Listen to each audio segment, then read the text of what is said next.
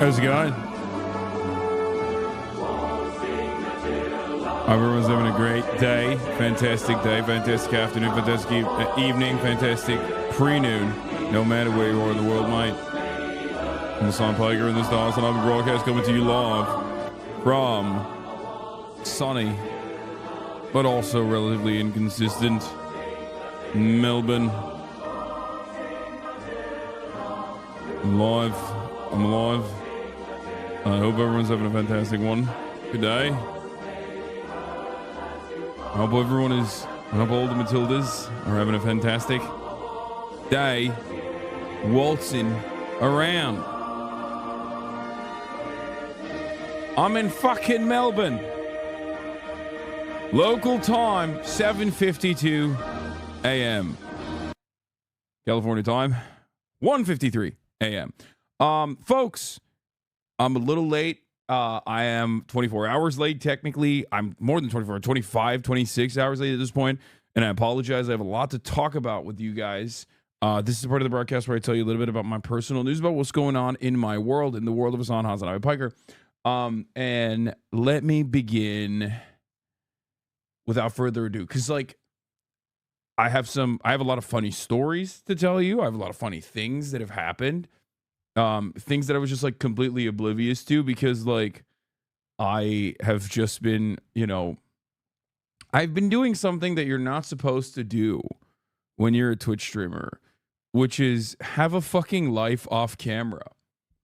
Yeah, that's right. It's just and not be online, which is pretty funny because I took 24 hours off from streaming, and people thought I was because they saw clips, or not even clips this time. They saw me responding to the biggest dumbasses in Discord being I'm going to kill myself.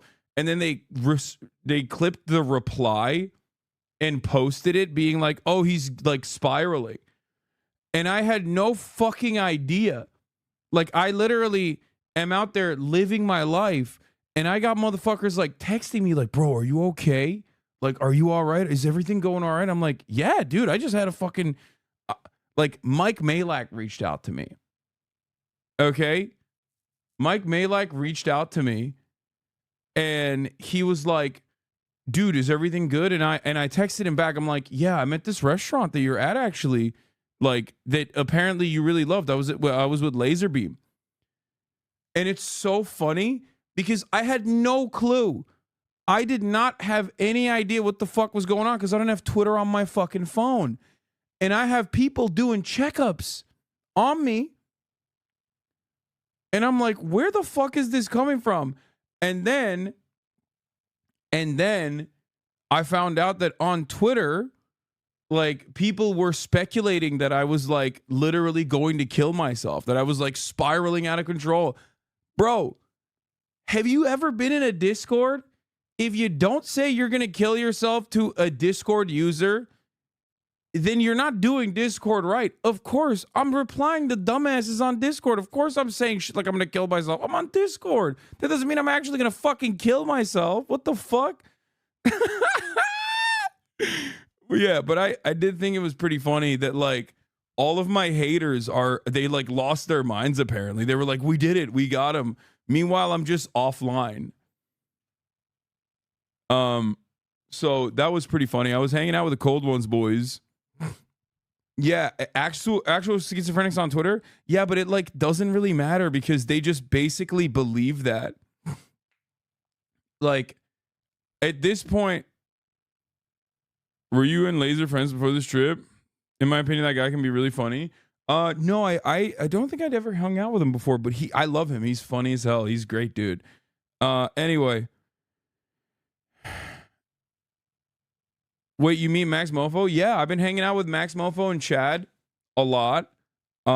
Here in Australia, obviously, like we're in Melbourne. It's like their city.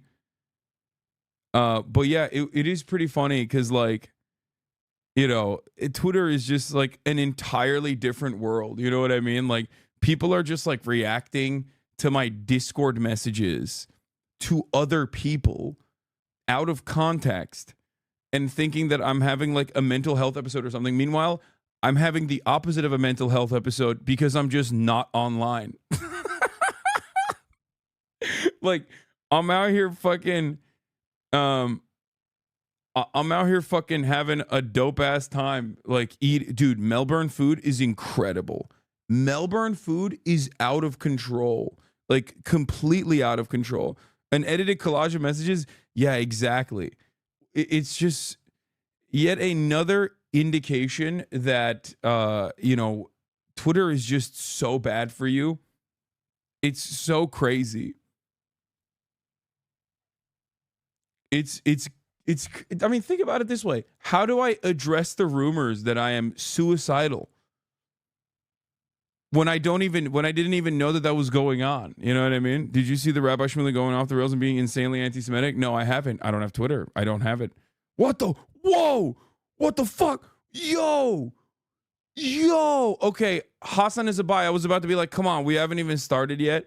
Like and you're already hitting me with something. Guys, I'm issuing a trigger warning. What the fuck? Dude. Bruh. What are you... Dude, what the fuck's he doing?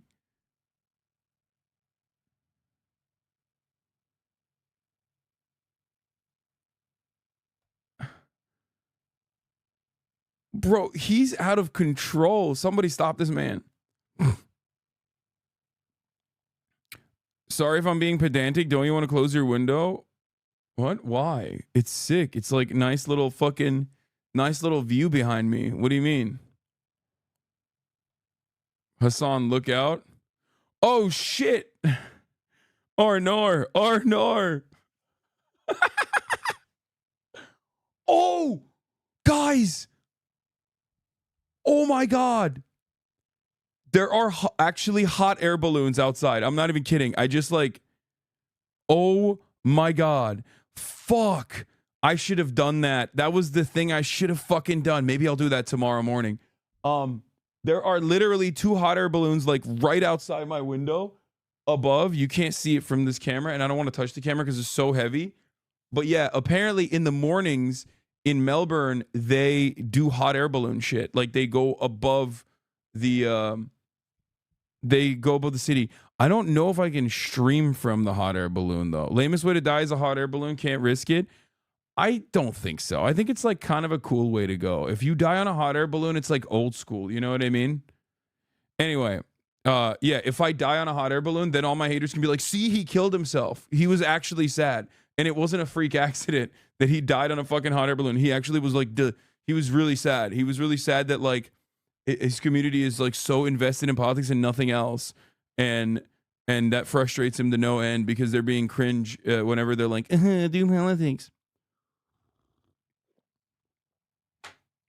The funniest thing I've seen so far is, can you do a pog face while pointing out the window and looking at the camera? What happened?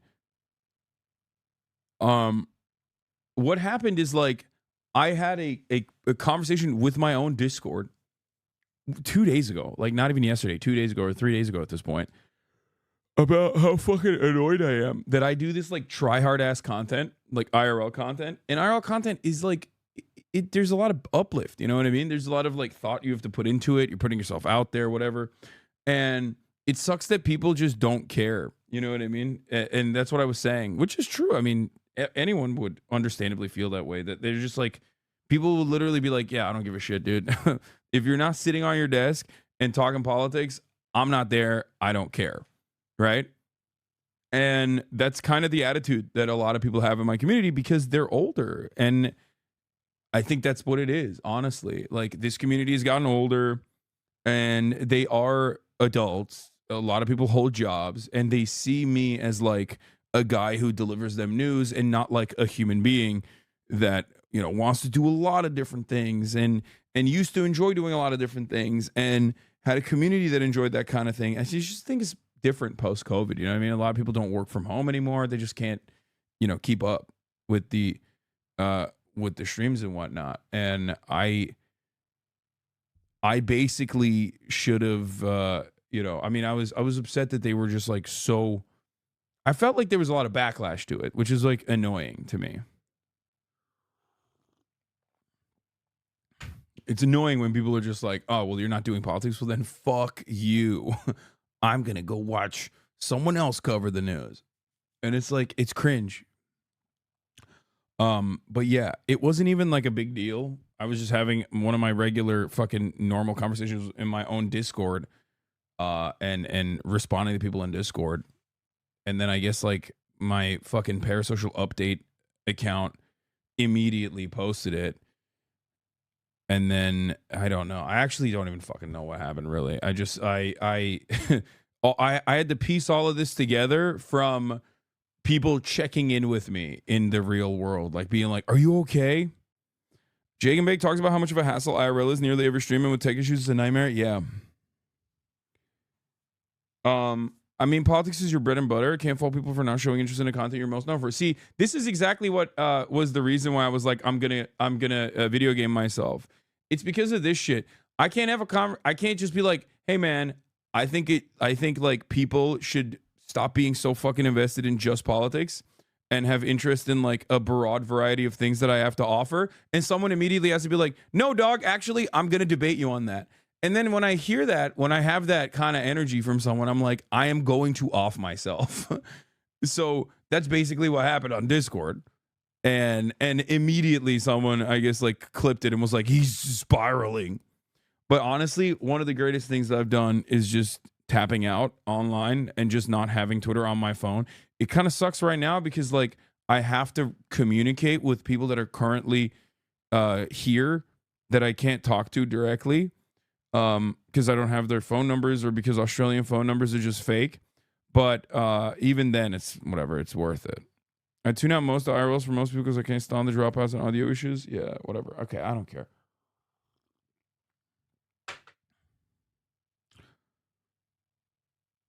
But yeah, ironic because I'm having like quitting streaming is what people think I was doing because I didn't stream for one day which is pretty funny. I think my haters love me more than like most of my fans do. Like they tune in every day, I think. They must. Like they'll go, "Oh, dude, he's not streaming today. He must have killed himself. I'm oh no, he did it." It's always such a strange coincidence that drama always happens when you're traveling and IRLing Monka Hum. Yeah, drama always happens when I'm IRLing and traveling because like I don't have the same way to respond.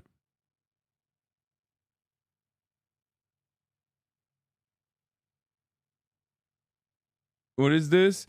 This is the order that the post went viral and posted in. So stupid. Even outsiders took it so far out of context. Yeah, this is a joke. We used to be a community that, like, I hate what my community is becoming. That's not a joke. I swear Twitch streaming isn't about the actual content. It's about whether when people pay attention to you and not cloud. All that shit was a banger and 30K watch like I'm fucking gaming at 8 p.m. I'm done. I hate this job. I'm not streaming today. I'm going to kill myself. I'm replying to someone, dude. Oh my God. Okay, I do have to say something. Hold on. Oh shit. We got the healthcare professionals here at the door. Hold on one second. Just kidding. I got coffee.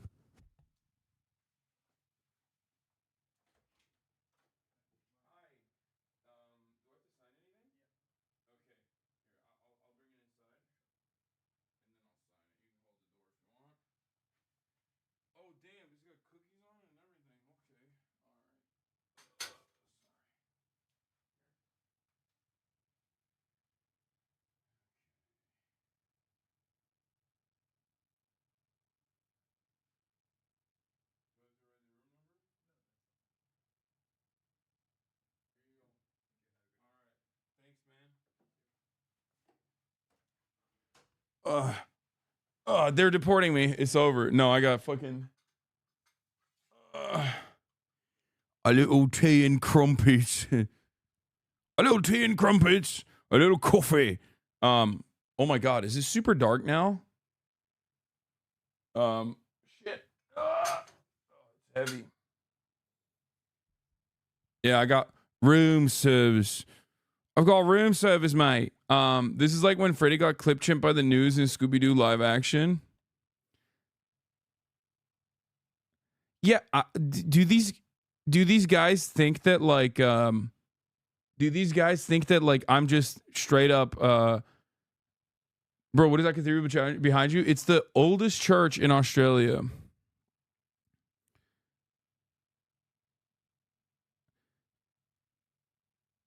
These loser freaks always shit on you for feeling literally anything.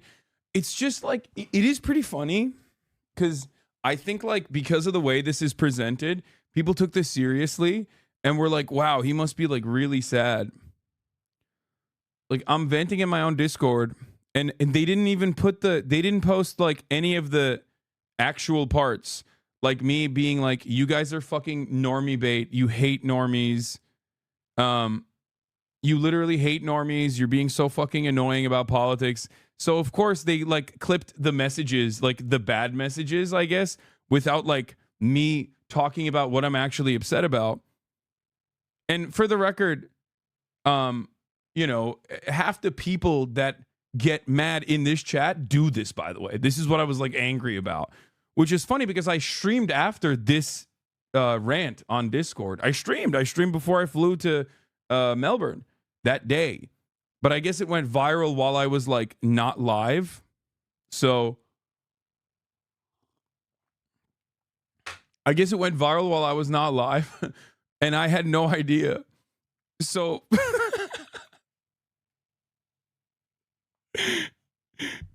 it's just not only was I not live, I was also not online and I don't have Twitter on my phone. So I just had no fucking clue that there was all these people that were like, oh, dude, this guy he's killing himself, man. He's really fucking sad. They edited this out. Oh, yeah, that's it.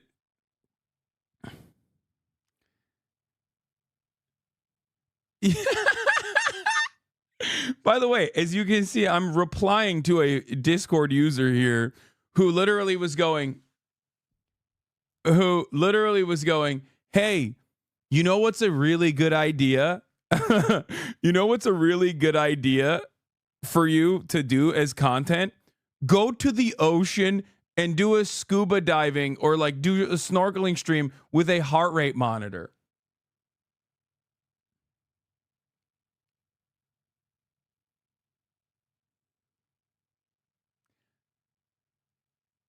While I was complaining about how I do all this fucking try hard content and you guys don't fucking watch, this person literally was like, "Here, I didn't watch, but here's an idea. What you did yesterday, the thing that you were ranting about that I didn't watch, you should do that and then I'll watch it."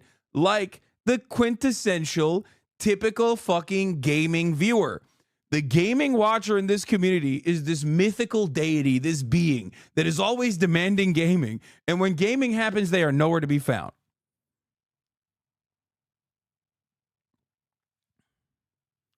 Okay. So I was like, this is crazy. You're describing to me what I should be doing as content when I'm in the process of complaining that I did it as content. And people were like, I don't really care. Anyway. But yes, contrary to popular opinion, I am not going to kill myself. I'm actually having a fucking phenomenal time in Melbourne because of the fact that I'm, one, not online as much, and two, the Cold Ones boys have been really hospitable. They've been really nice. And last but not least, the food.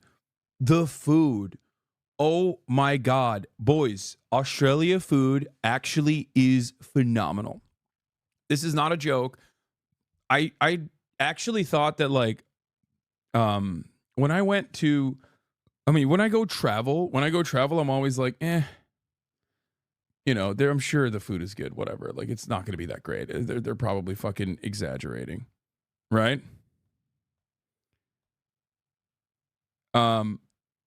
Australia food is very good. It has not like no misses so far. All hits. I'm shocked. Straight up. What is going on? I hate this fucking computer.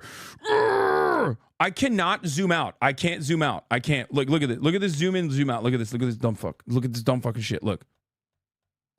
Wow, thank you for the massive zoom and massive zoom out. Thank you. Thank you. This seems really good. This seems like such a good amount of zooming in and zooming out. Okay. Press the magnifying glass at the end of the URL bar. Oh my God. I didn't know that was...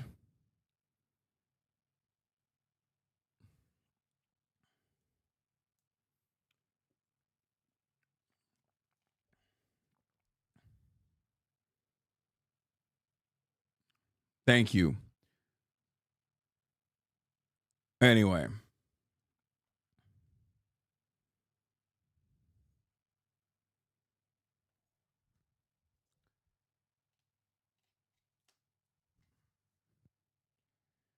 Are you going to name 100 women today? No, because I am not a feminist, okay? So I'm not going to do that.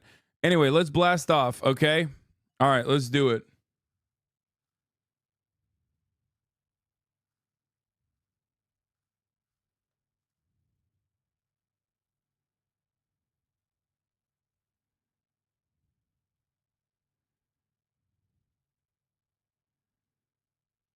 I am live and was totally oblivious to the drama on Twitter, worried about my well-being because I was offline. Lemao. Okay. Or maybe I should say I am live covering the Discord. Yeah. I'm live covering the Discord messages. You said clickbaited, but honestly, I don't want to clickbait it because like people literally don't care. They see the clickbait. You don't have to tweet that. They'll say you're coping. Yeah, but like, what do you mean? It's me. Like, this is the funniest part about it is that people will be like, no, dude, actually, I do know he's spiraling. And it's like, but I'm the person. Like, what? Why is your assessment that like I'm suicidal more important than like my existence? It's so stupid. People are like, no, dude, I actually know you are suicidal. Okay. You're lying. And they're going to say I'm coping anyway, which is so stupid. This is my point.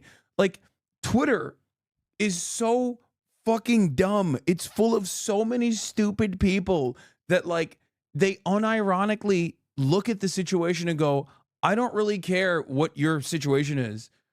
You didn't go live yesterday. You must have killed yourself, right? It's like, you're spiraling. And it's like, it's crazy. Like, what do you mean? I think I know what's going on internally better than you do. Anyway, staunching Aru. Staunching Aru. That's a funny way. They band together to increase their stupidity. Yeah. You went live after those messages, by the way. I know. That's the funniest part. Like all of that shit that was on Discord, I already had fucking ranted and vented about, and then I literally went live after before I flew to Melbourne. So that's the funniest part, is that like you could have seen what my opinion and my mood and my vibe was like at the time of me posting that shit, because I went live after I said I'm not going live today.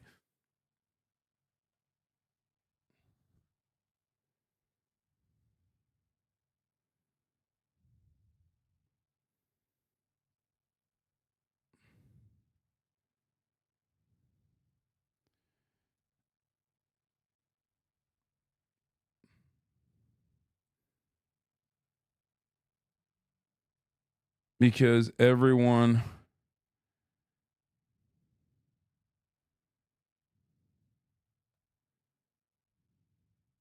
impression. I'm going to just post the I'm going to kill myself response.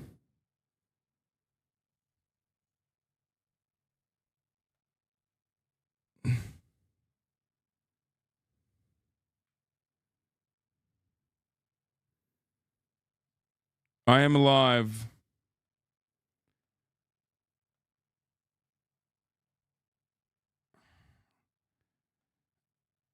Drama pervert. Impression farmers. Joe Lieberman pack. Talking Israel. Trump v. Biden. Whatever, buddy. You definitely offed yourself. Yeah. It's like, yeah, whatever, dude. You're actually sad. I promise. Genuinely seemed happier being with the Aussie boys crashing at their place. Made streams feel less college-esque. We always got to hear your little scared bitch about possible spiders. Yeah.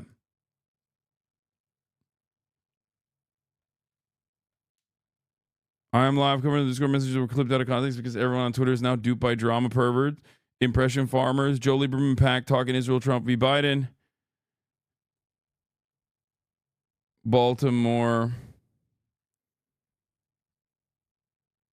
investigation, and more. Later, we learn about tradies. I know Lolo got a job at fucking Babylon Bee because he told me about it. He got offered a job at Babylon Bee. Okay, you know what? The tradie thing I'll delete. Anyway, there it is. I'm blasting off. Did y'all know that the spiders die after you put them outside? Always try not to kill them, but they die anyway? Good. Actually, spiders are kind of chill because they do eat all the other bugs and they're fucking annoying. Like, they eat all the other annoying bugs. So I guess they're fine. Are you Hillary's body double? Yeah, I'm Hassan's body double. Anyway, blast off, ladies and gentlemen. I'm actually Hassan's body double. Hassan killed himself. He was very sad and he killed himself. He was like, "Oh no, I only have a amount of viewership that like every single one of my haters would fucking kill themselves to have. That's so sad for me. I'm gonna kill myself now," is what I said, and then I died, and then I was replaced by a body double. It's so funny. People are like, "Oh, dude, he fell off." It's like, bro, if I fell off, then like, what is your favorite content creator at? He never fell on. He should think about falling on. You know what I mean? What's up with that? Why is he thinking about me falling off? He should fall on a little bit, and then we'll talk, you know? Jesus Christ. Fuck Joe Lieberman, by the way. Speaking of someone who's not alive, okay? Motherfucker fell and died, okay? We're going to be talking about that. Let me tell you. This is like wrestling fans arguing over TV ratings. Yeah, exactly. It's so fucking stupid. Are you going to cover Alice Springs being put under curfew? Wait, what?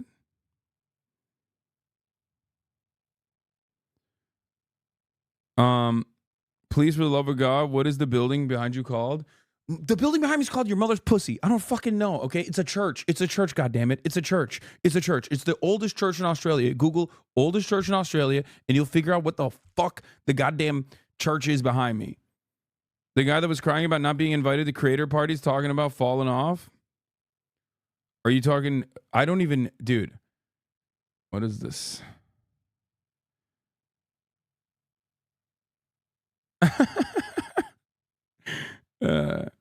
No, it's not. Well, that's what my driver said.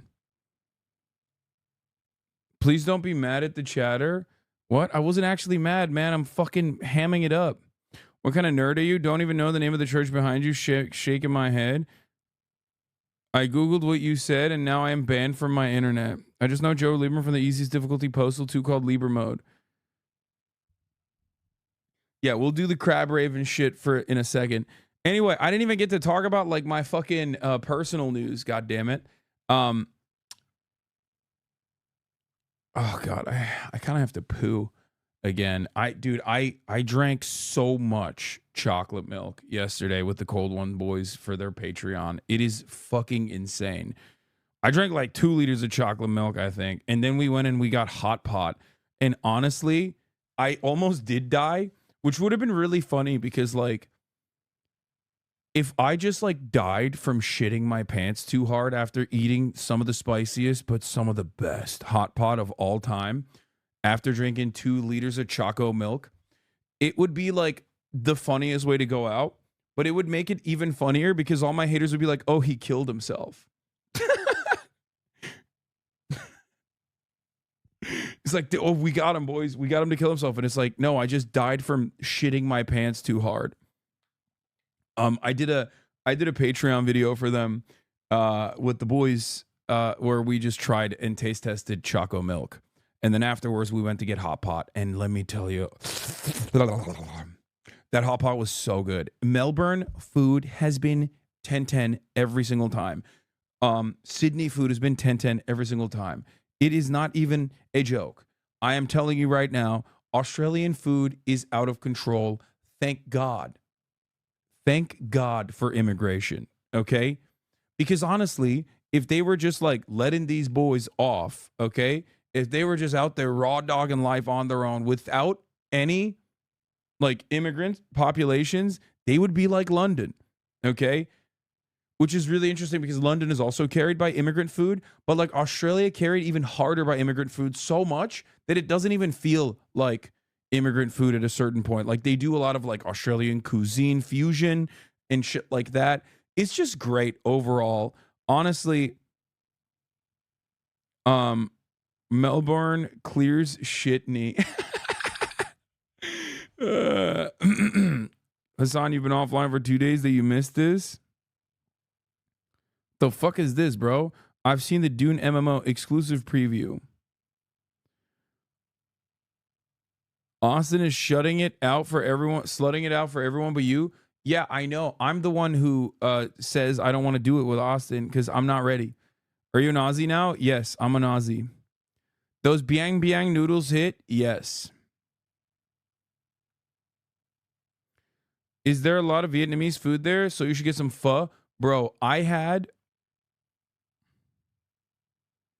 This is valid across sectors. The country is run by immigrant labor and ingenuity, and in return, they get vile racist treatment. Dude, I'm telling you right now, dude, the Vietnamese food out here is so fucking bomb. Oh my God. The Chinese food out here is so fucking bomb. It's out of control. It's so goddamn good.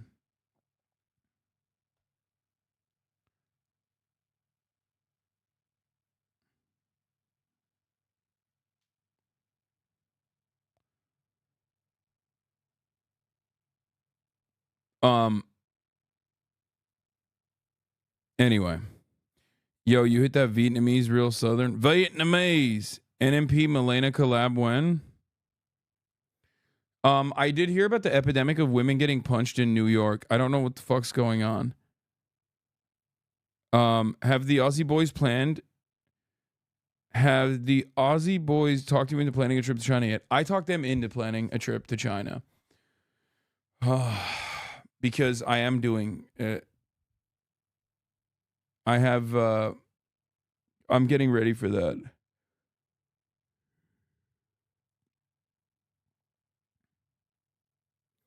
He's like a 30-minute drive from the largest concentration of Vietnamese people outside of Vietnam in North OC. He should be able to find plenty of good Viet food at home. Dude, like, Fango, what's wrong with you? Not everything has to be a debate, man. Like, why are you getting weird? He's literally mad that, like, I like the Vietnamese food in Australia. He's like, we have our own Vietnamese here in America, you fucking piece of shit. You stop that right now. You fucking... Don't say the Australian Vietnamese are better than American ones. It's like, chill, man. It's okay. I'm sorry that I haven't had the Vietnamese food in Los Angeles, bro. Chill. They're Vietnamese too, man. Chill out.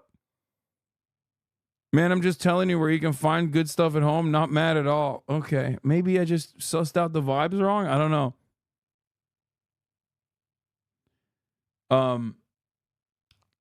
He owns a restaurant. Leave him alone. I'm lying. No, he doesn't own a restaurant. He's a fucking EV blogger, journalist guy.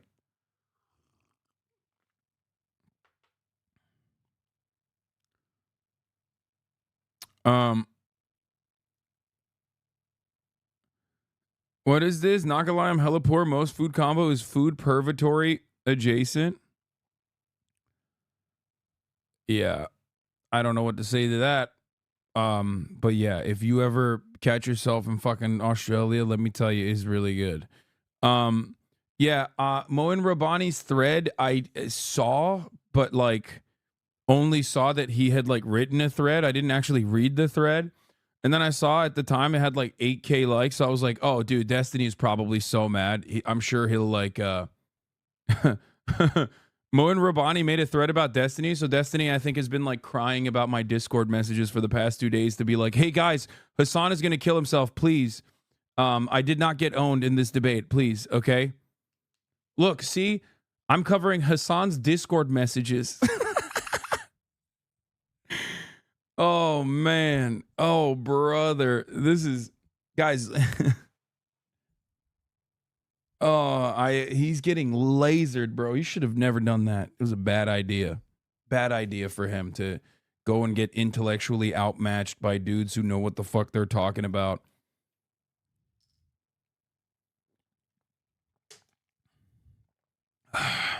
Waltzing Matilda.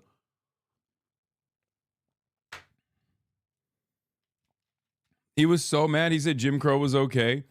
Yeah, if he doesn't, the thing is, like, here's a really cool idea. Okay, this is a free one for Destiny.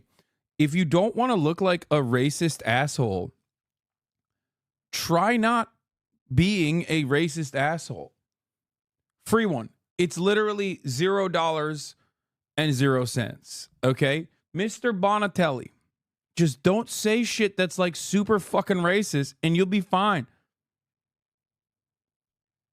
That's what I'm saying. You know what I mean? Maybe it's hard. Maybe it's really hard. I don't know. I just like, it shouldn't be though. Like, don't defend genocide. Like, this is a good way to start. I think you would probably feel better overall if you just didn't defend genocide anyway.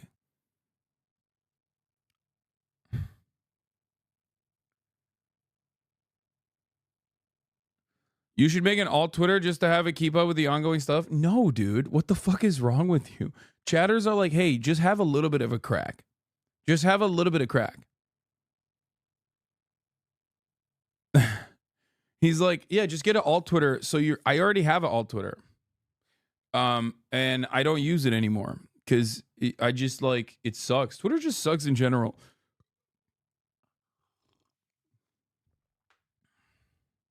There are like 1.5K people watching you say this, and they're sniffing their fingers sharply and then typing funny coming from the extremist. Love them. Yeah.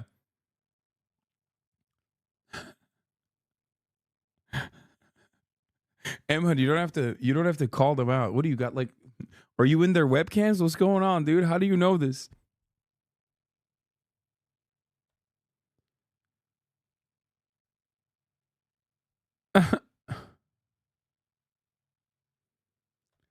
Anyway, speaking of Twitter, Lamau, the Moen Rabani thread.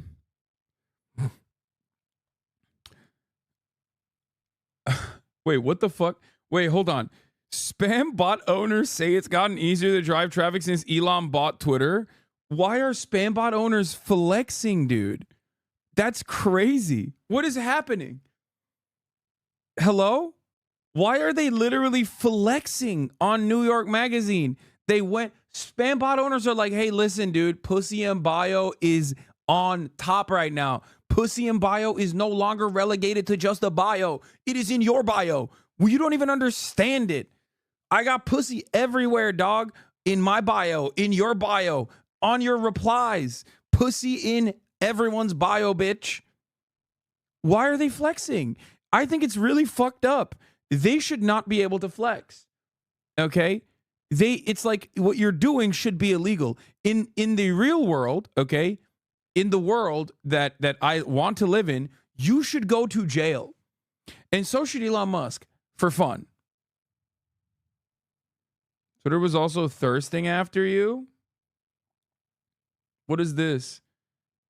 Is this just your bookmark? What? This is crazy. Wait, does this have 13,000 likes? What the fuck is happening? Did you just send me your fucking bookmark? And it has 13,000 likes? What is going on?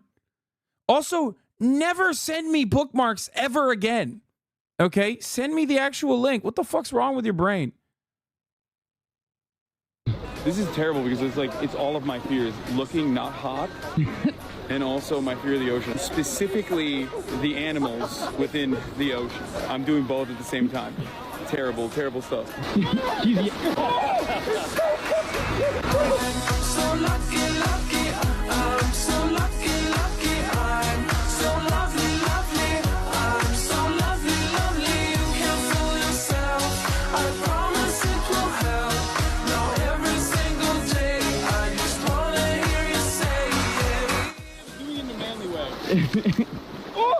Oh, that's your flipper. Dude. Dude, I was so not scared. I was just faking it. You guys believed it. You guys believed it because I was faking it, dude. I was not having, oh man. What? Wait, fuck off. Fuck off.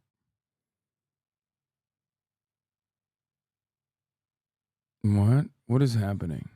Are you okay?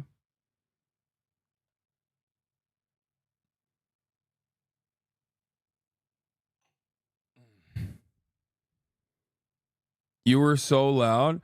Dude, I was loud because I was faking it. That's right. Don't believe it. I fucking hate. Nobody believed the thing that happened where I was scared. Bro's just mad that you look so good. Oh, nice.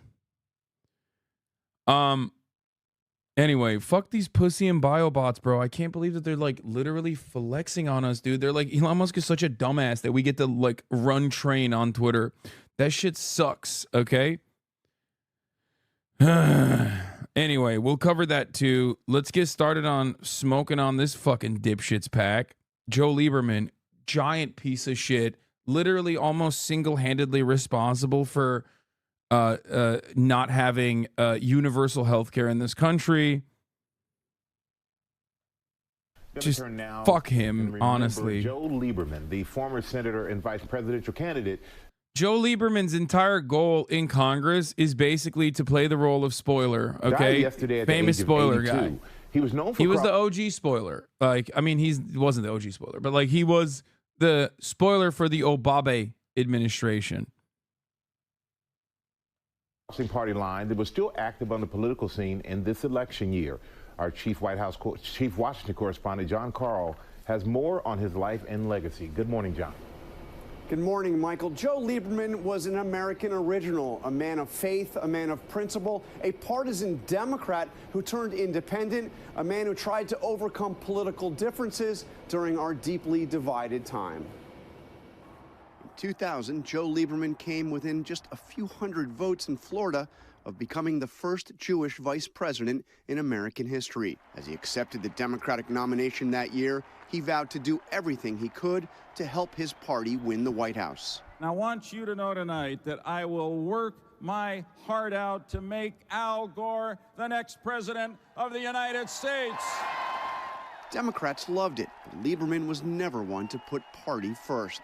And just 8 years later, he was once again center stage at a party convention. This time, the Republican convention, endorsing his friend John McCain. Being a Democrat or a Republican is important, but it is nowhere near as important as being an American. I hate this fucking piece of shit so goddamn much. Like OG, early Kristen Cinema ass, dumbass, bullshit ass, bitch ass motherfucker. Just absolute piece of shit. There was a bot that was trying to get interaction by asking if they should send you news so you won't video game yourself. That's awesome. What has become of the world? What has become of Twitter?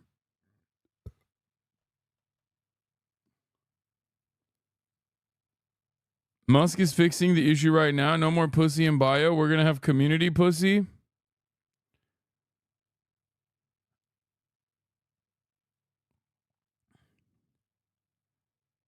Ay, ay, ay.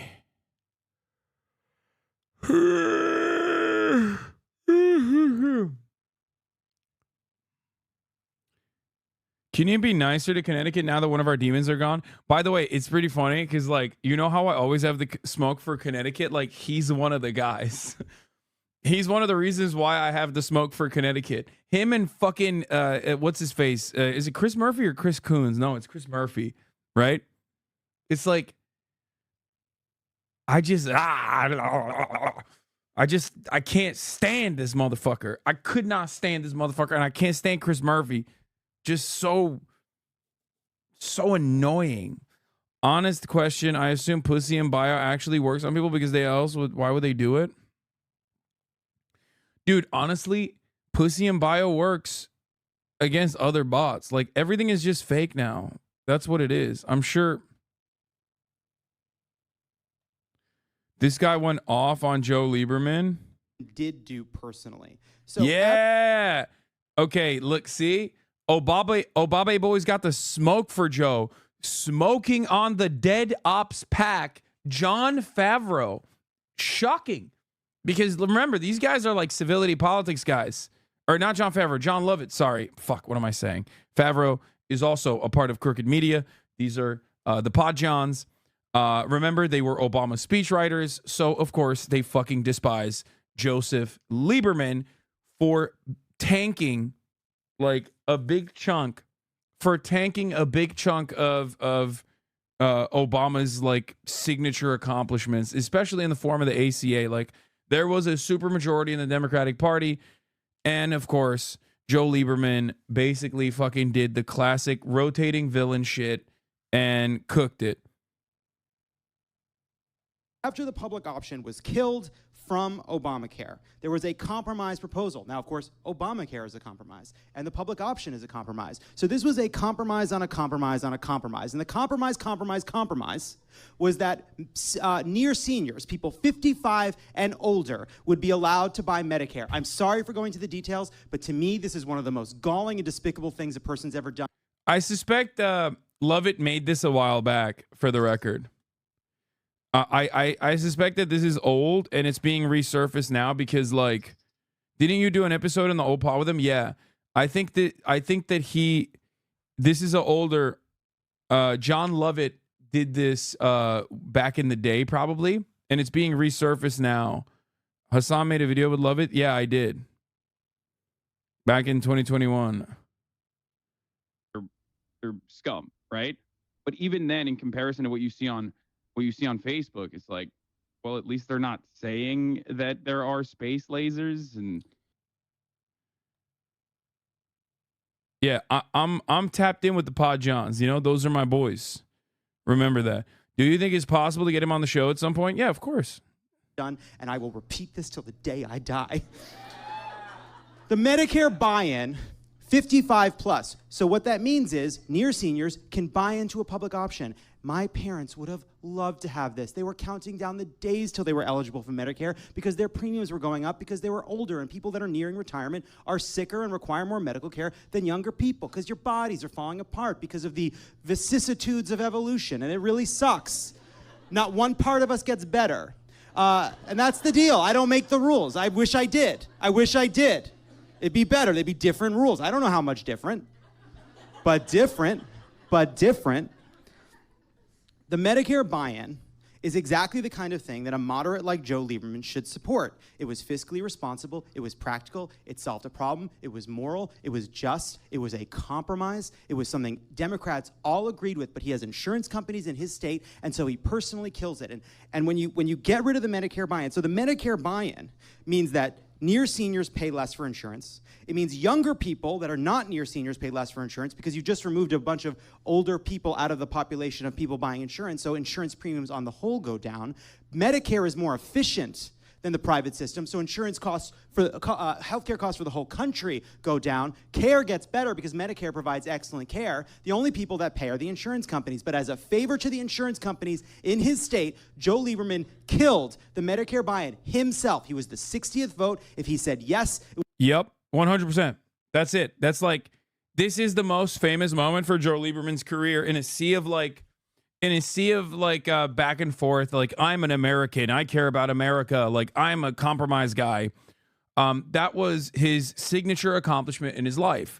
And honestly, that's just pure evil, even though it doesn't track as pure evil. This is the problem, right?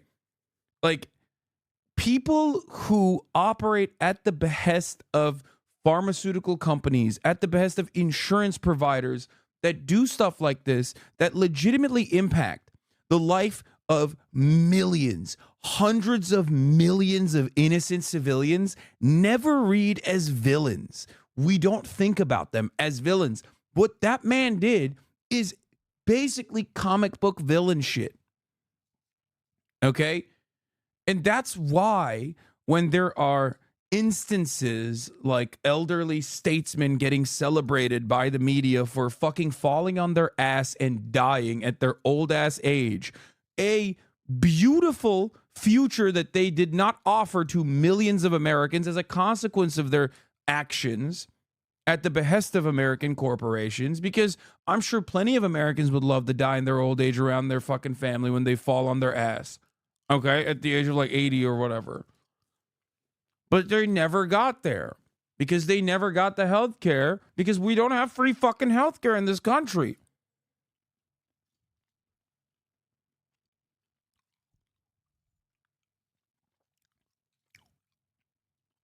Fuck that guy. Actual villain.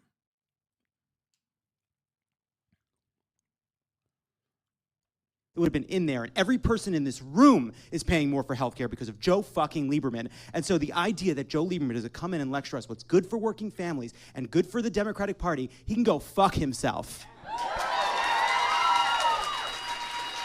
Joe, like, that's it. He's right. Wait, he literally fell and died, dude. Fuck him, Lamau. That owns. That's what I heard. I don't know. I heard he fell and died from NPR, and I don't think NPR is lying to me. It's because his villainy has been alienated and safely separated from the actual harm to the point that he appears civil instead of him using a pen to kill millions of people. Imagine if someone did that physically, like used a pen as a weapon. Much more gruesome and easy to comprehend. No, because our system is designed to churn out these fucking results, and because of the division of labor in every aspect of our existence, it doesn't track as like a singular person being evil. But that is exactly what it is. And it's not even like a singular person. There's a lot of people that are also just as evil. But it's like kind of crazy to think about, because like this guy's got bodies, but we don't ever fucking think about it like that. We don't think about like this guy having bodies, okay, to his name.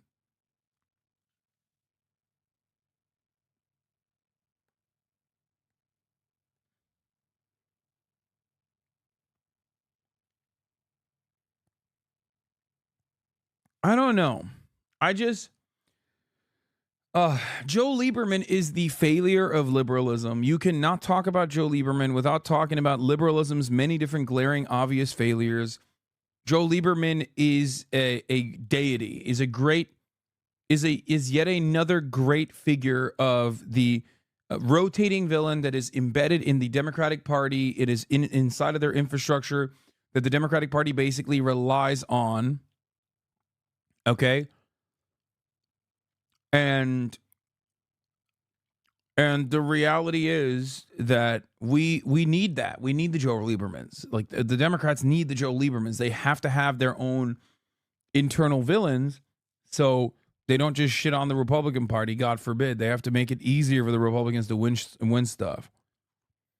And yeah, Joe Lieberman, Kirsten Sinema, Joe Manchin. Here's my warning to all the up-and-comer rotating villain Democrats out there, like that sexy mechanic lady from what's his face from, I think she was from Colorado with the tattoos, like the alt chick, the John Fettermans. She's not even a mechanic. She owns an auto shop. What the fuck was her name? Anyway, you'll know more about her in the future. Yeah, thank you, Marie Glusenkamp Perez, the Problem Solvers Caucus, John Fetterman. Okay, let me tell you, she's not from Colorado. She's from Washington. Okay, you will be remembered in infamy, but not in a good way, but exactly in the same way that we're shitting on Joe fucking Lieberman. Okay. Many of you think you'll make a name for yourselves and you'll live comfortably and, you know, that you will be remembered fondly. You will not be remembered fondly. We will shit on your fucking graves once you are long gone for all of the crimes, for all of the villainous behavior that you subjected the American population to, you subjected the global population to. We will remember them and we'll shit on you. You will not be remembered fondly. So, if that's all you care about, and many of these fucking dipshits are self-interested and they do care about that, if you don't want to have a graveyard soaked in piss, then figure it out. Get your shit together. Okay? Lieberman says in this that Joe Crowley's reelection would be evidence that Democrats are capable of governing again. Fuck you. We are the only governing party this country has had, and the problem with the sleazy people like Joe Lieberman who do no labels and all that bullshit is they look at our politics right now and they would rather say that both parties are to blame than admit the truth, which is we have one party that's lost its fucking mind.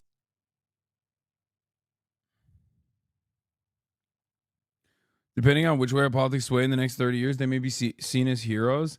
Not really. They're still like seen as partisan by the fucking Republicans who will say like, oh, well, he was a Democrat, so he's like a baby eating vampire. It's just like the Democratic Party itself will most likely not hail them as heroes because their job is to be a ruiner of the agenda.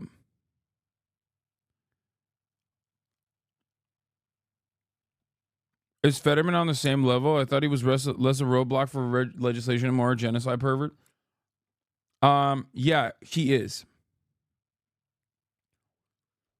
I mean, look at his attitude on immigration and shit. You know what I mean? McCain later said he came close to picking Lieberman to be his running mate. Joe Lieberman served 24 years in the Senate, representing his home state of Connecticut. He was a progressive on most domestic issues and a hawk on foreign policy, a strong supporter of both wars in Iraq. He was a deeply religious man, the oldest of 3 children in an Orthodox Jewish family.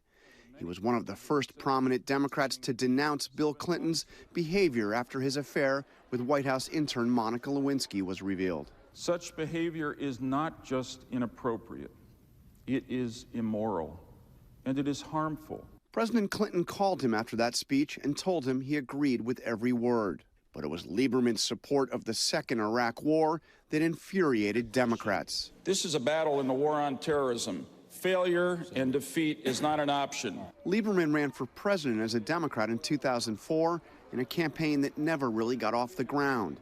And when he ran for his 4th Senate term in 2006, he lost the Democratic primary. Undeterred, he ran for re-election anyway and won decisively as an independent. He retired from the Senate in 2012 but remained active in politics, supporting both Hillary Clinton and Joe Biden in their campaigns against Donald Trump. But this time, he has helped lead the effort by No Labels, a group he co-founded to run a bipartisan third-party ticket to take on both Trump and Biden. In an interview just last week, appearing a little weaker, but his conviction as strong as ever, he made the case for a bipartisan presidential ticket. We'll begin to solve our problems, and we'll stop fighting each other all the time, which is what the Republicans and Democrats. Yeah, we got to stop fighting each other all the time and just fight more Muslims. Fucking ghoul, bro. Sucks dick and ass. Here. Iraq. Joe Lieberman was a public servant who clearly cared about America and cared about his family and friends. If we're assessing legacies, however, like, Mehdi doesn't, you don't have to fucking suck his cock, man. You don't work at MSNBC anymore, okay? I just hate this, like, civility bullshit. He, like, literally has to do that. Oh, he cared about Americans. It's like, no, he was not a public servant, okay? He was a public villain. Fuck that guy. Like, actual piece of shit. Actual piece of shit. Ugh. Anyway, yeah, here. No remorse for the Iraq war by this fucking ghoul. I got to ask you about Iraq. We just saw the 20th anniversary of 9/11, the end of the Afghan war. You have someone like Chris Murphy now representing Connecticut that you sat in for the Senate. He's very critical of the Iraq war. Have you disowned it? You know, as recently as 2015, 2016, you were still saying you thought it was.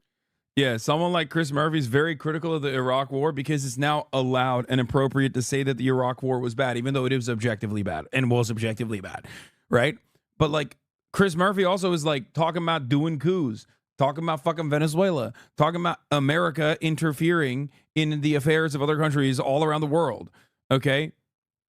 Like, Chris Murphy, I'm sure, is you know, he's the type of dude who's not very upset about what's going on in Gaza, for example.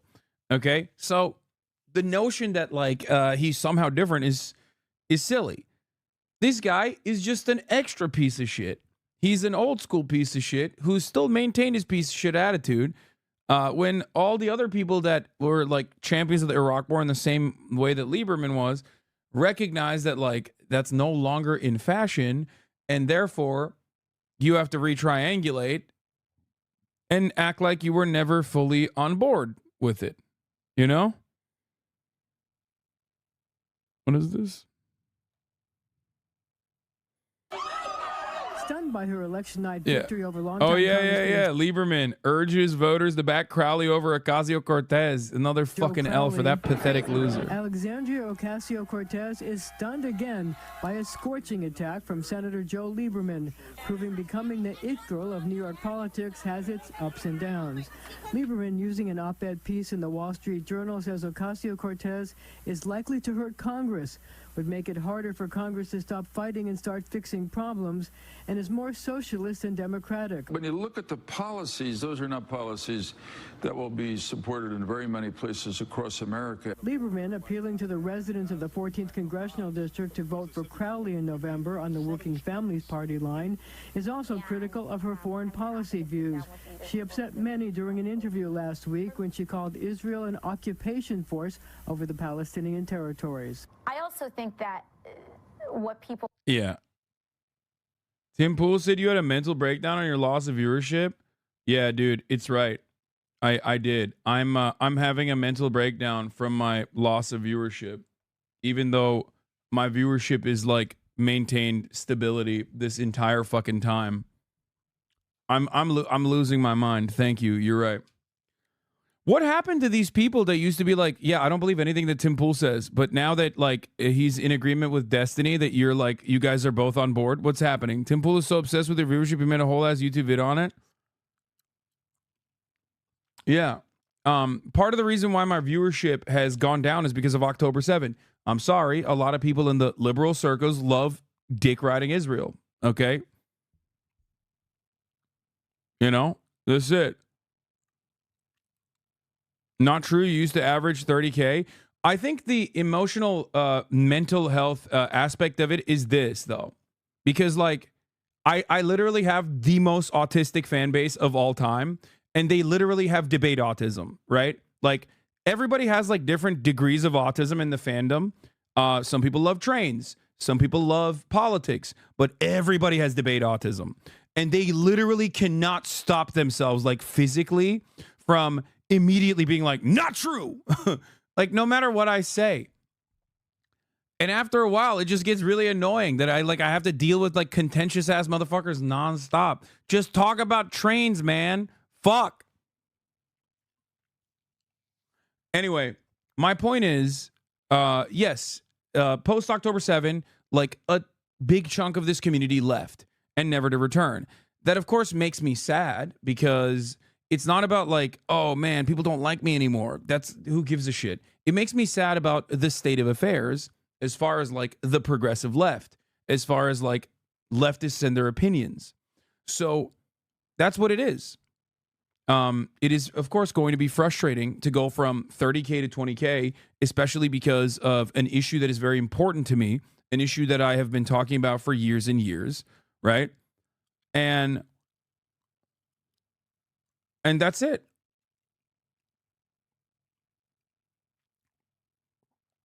That's what makes me sad about it.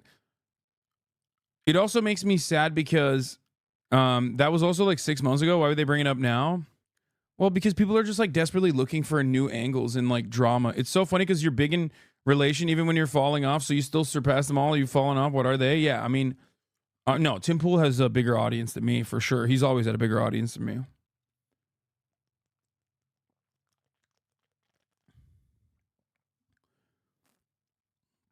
I remember my ex, who's never watched you, was telling me to stop watching your content because you have bad takes. And when I asked them what those takes were, they couldn't answer.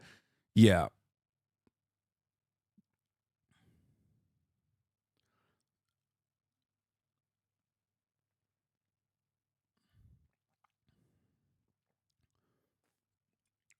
Do you think liberals who left will eventually realize your position on ad breaks is and was correct?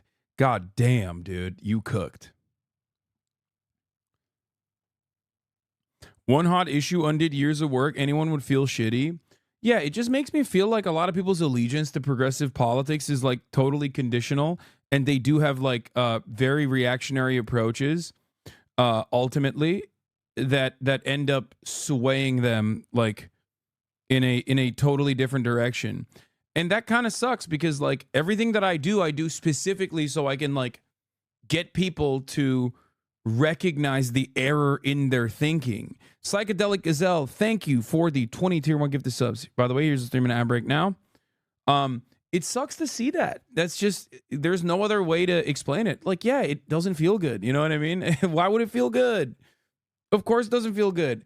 I'm not like dying or anything. But it is weird because like, I think what is really shitty is not necessarily like losing a third of your audience because of your opinion on, Israel's active genocide campaign.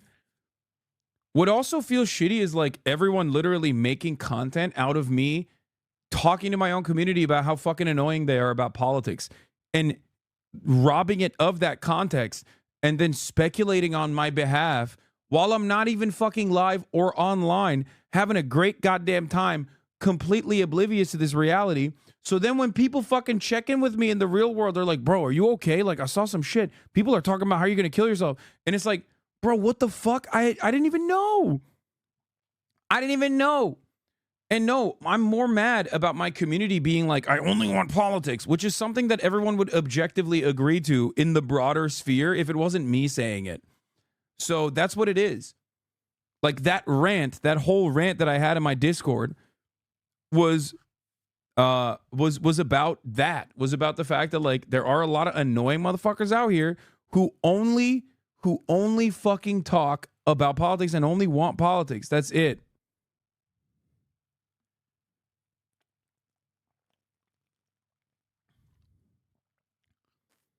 You're like the lady that took a flight and landed infamous? Yeah.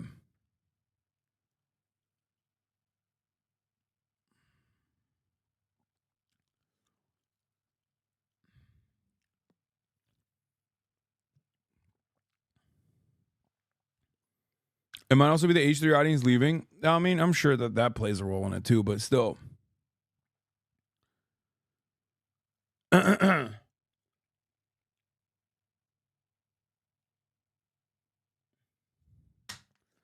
But it does blow my mind. What? Damn, my bridge request was ill-timed then? What do you mean?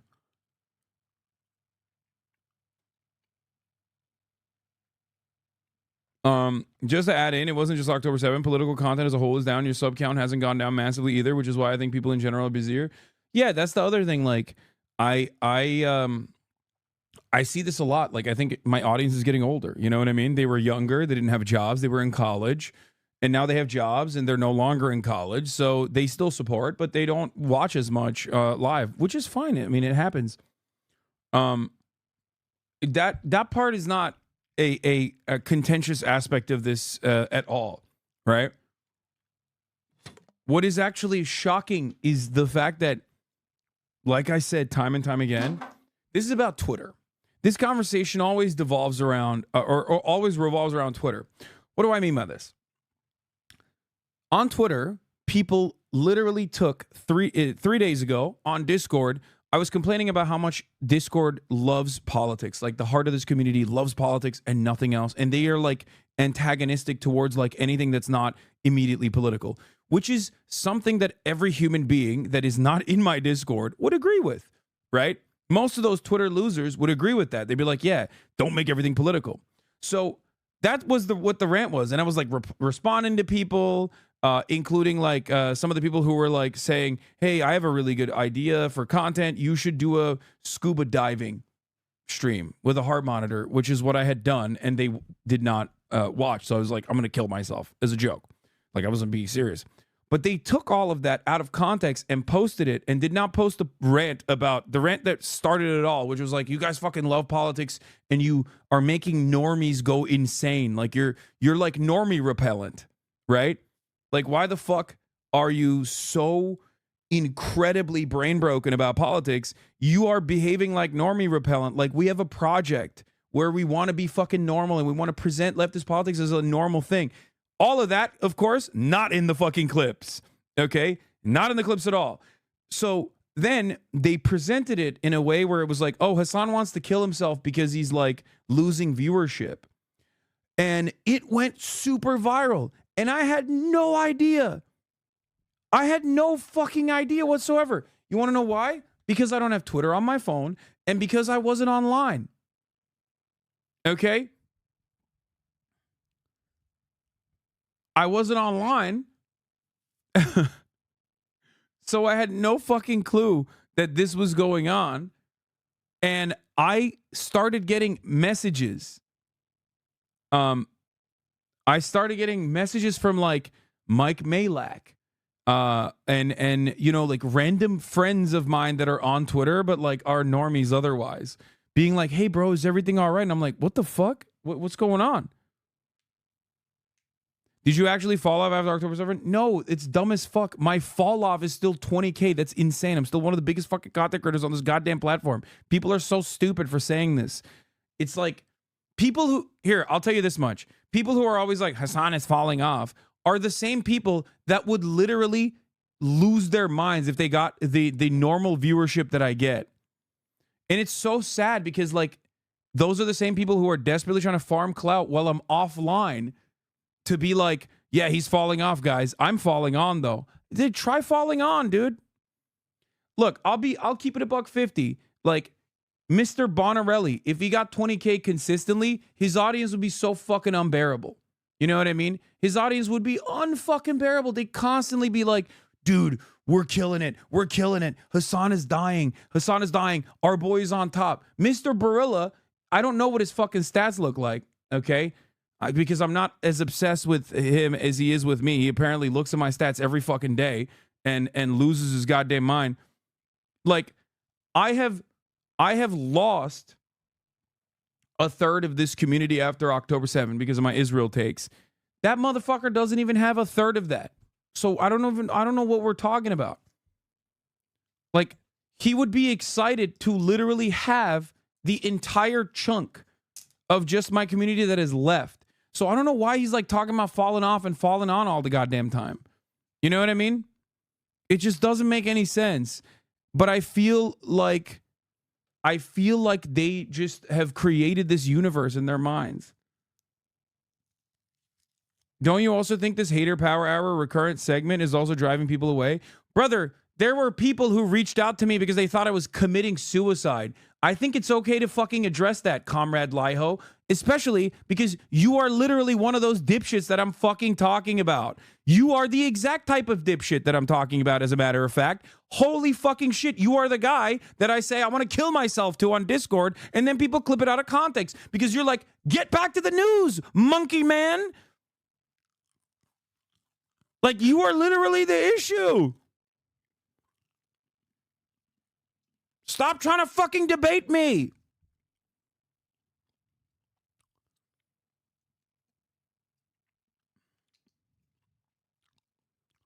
This is what I'm saying. You don't have to fucking debate everything. You don't have to debate everything. You're like, your lowest views is the highest ever. Fuck that dirty asshole. Yeah. Yeah, it's a multitude of different things. Most boring election cycle of all time. People genuinely hating like the Israel-Palestine takes or the coverage in general. But who gives a shit?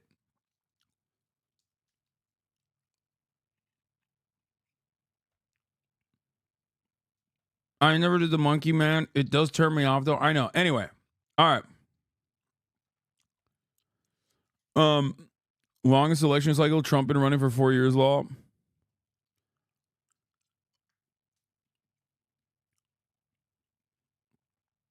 To be honest, your feelings make a lot of sense. You deal with a very gaslighty group of people. Yeah, my point wasn't even about like Mr. Bonnaroo or anything like that. My point more so is that like on Twitter, someone could be like, Hassan is having a bad day today. And people want to believe that, so they just like upvote it. They like it. And they go, yeah, he is. And I don't even know it is not the truth. And I don't even know that that is what's going on. And then I wake up to like people being like, dude, I heard you're having a really bad time. And it's like, what? No, I'm not. I'm having a really good time because I'm not fucking online. But when you're not online, I think when you're not online, people just like think that you're dead, or they can just like make shit up about you. And there's a shit ton of people who are looking into believing that. And I don't know how to defend myself that I'm like actually having a good time. It's such a weird thing to do. And it's so strange. And people would, I think people would just rather believe the lies than know what the truth is. You know what I mean?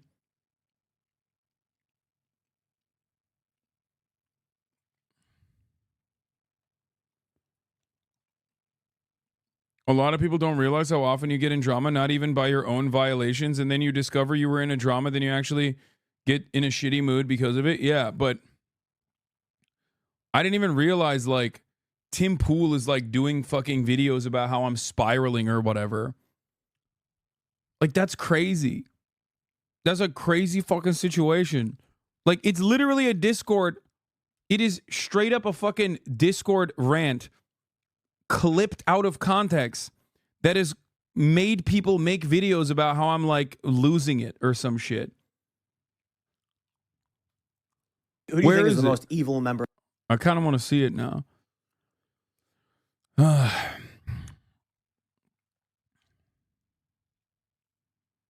All the worst people eating, but there's nothing I can do about it. You know what I mean? There's like,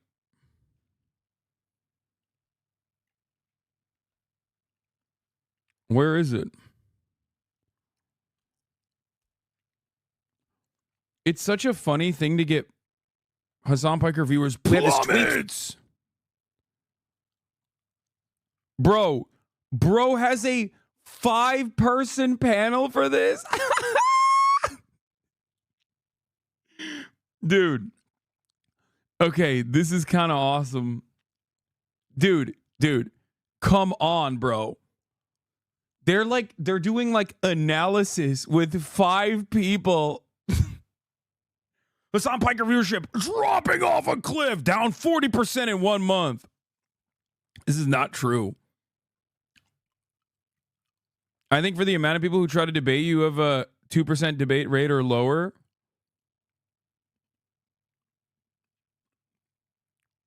They have like graphs and shit. I would love to fall off the way you do, Azan Lamau. Yeah, this is crazy that they're doing like, why is this commentary? For a socialist, Hassan Piker sure loves money. I'm shocked that he even had an audience to begin with. Nothing he says makes sense. His 12-year-old fans turned 13 and realized being a weetard isn't cool anymore. Bro, you wrote weetard. What? Like, you should be euthanized. What is happening? Like, just fucking write it with the R at that point. Like, what is this? Is this 2008? What the fuck? That's so stupid. You literally medically are in need of a lobotomy, like immediately. Okay.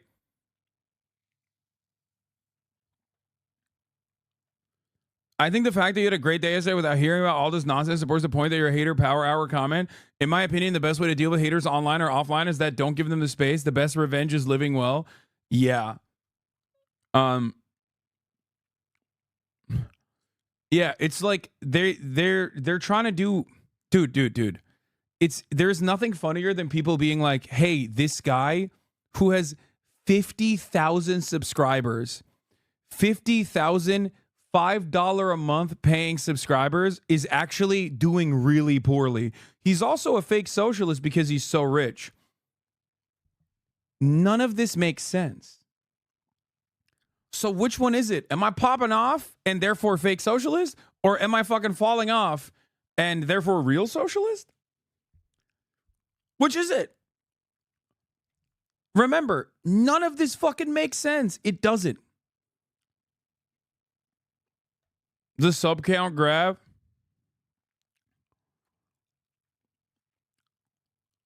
Anyway.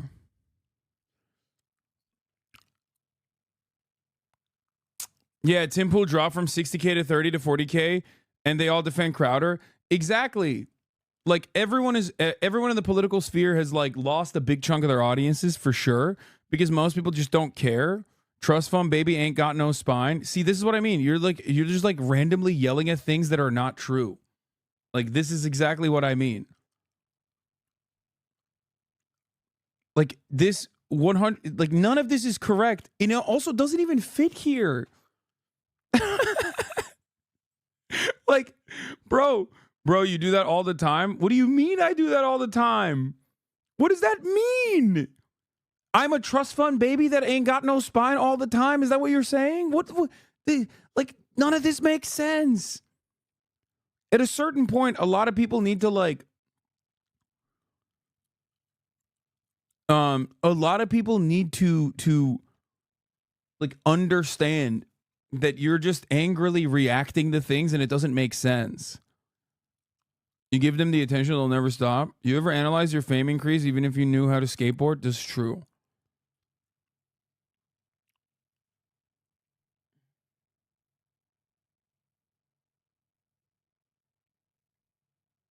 Anyway, Did you see Scumart's last post? Yeah, I did not see it because I did not have Twitter, but Alexa showed it to me.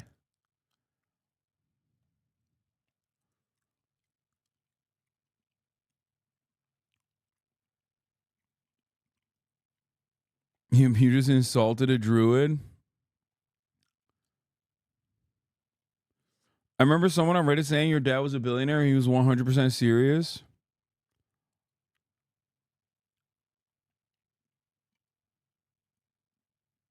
Have Maya teach you how to kickflip?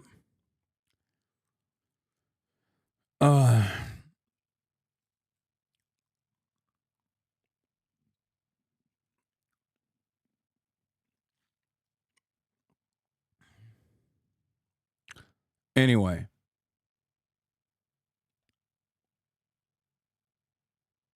The title is dumb too because I feel like most Gen Z lean left more Lamau. Yeah, all right. What is this? It's never been more over for Anna Kasparian. Oh, what? There ain't no fucking way. Is this real?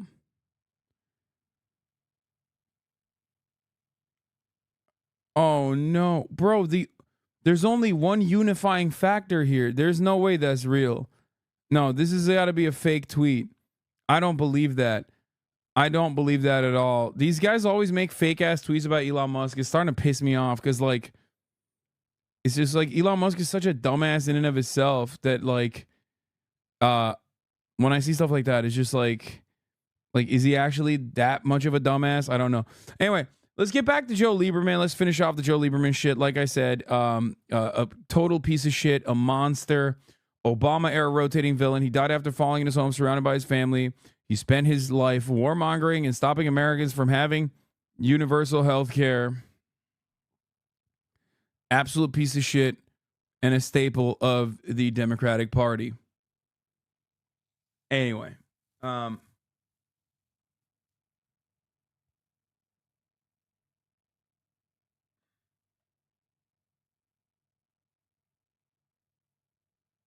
Hassan, you didn't know, but Anna really turned right. I know she like unfollowed me and stuff, and I think doesn't like me anymore. 20K more viewers are looking like this. Bro, come on. Do you just hate all old people? No, just like evil old people. I think you misunderstand.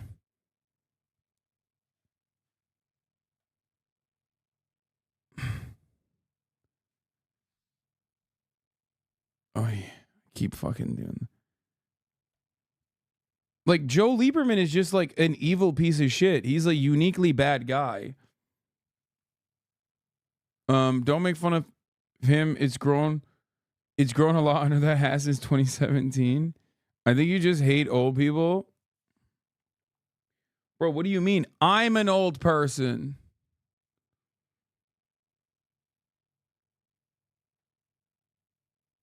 My entire community is old. Also, you know who actually hates old people? Joe Lieberman. Because guess what, dude? He worked tirelessly to deny them health care. Hello? What are we talking about? Let me tell you who actually fucking despises old people. A guy who worked tirelessly to ensure that they don't get the most comprehensive health coverage. Like, what the fuck? Who do you think hates old people more?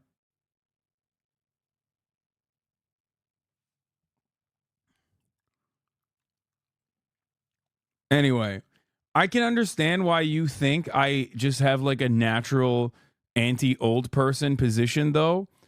Because like a lot of people that do live to be old and get fame are kind of evil under capitalism. So you do basically see me shit on old people that recently died all the time. Because a lot of those guys who get like positive media coverage are unfortunately getting positive media coverage because they're fucking evil. That's it. Maybe I should do like a power hour of like the good old people that pass away. You know what I mean? My dad was a Democratic superdelegate for years. None of what Hasanabi is saying is out of pocket. Joe Lieberman was a piece of shit. Yeah, it's funny because like old school Democrats kind of despise him too. Like Democrats that have been around and are like partisan party loyalists also fucking hate him because of what he has done. It's like, imagine all the anger and resentment you feel towards Kirsten Sinema. That's Joe Lieberman. Maggie Hassan, Kirsten Sinema, Joe Manchin. These are all the Joe Liebermans of today. Joe Lieberman is the Kirsten Sinema of yesteryear. That's it. So like a lot of the party loyalists also hate him for understandable reasons because he fucking sucks.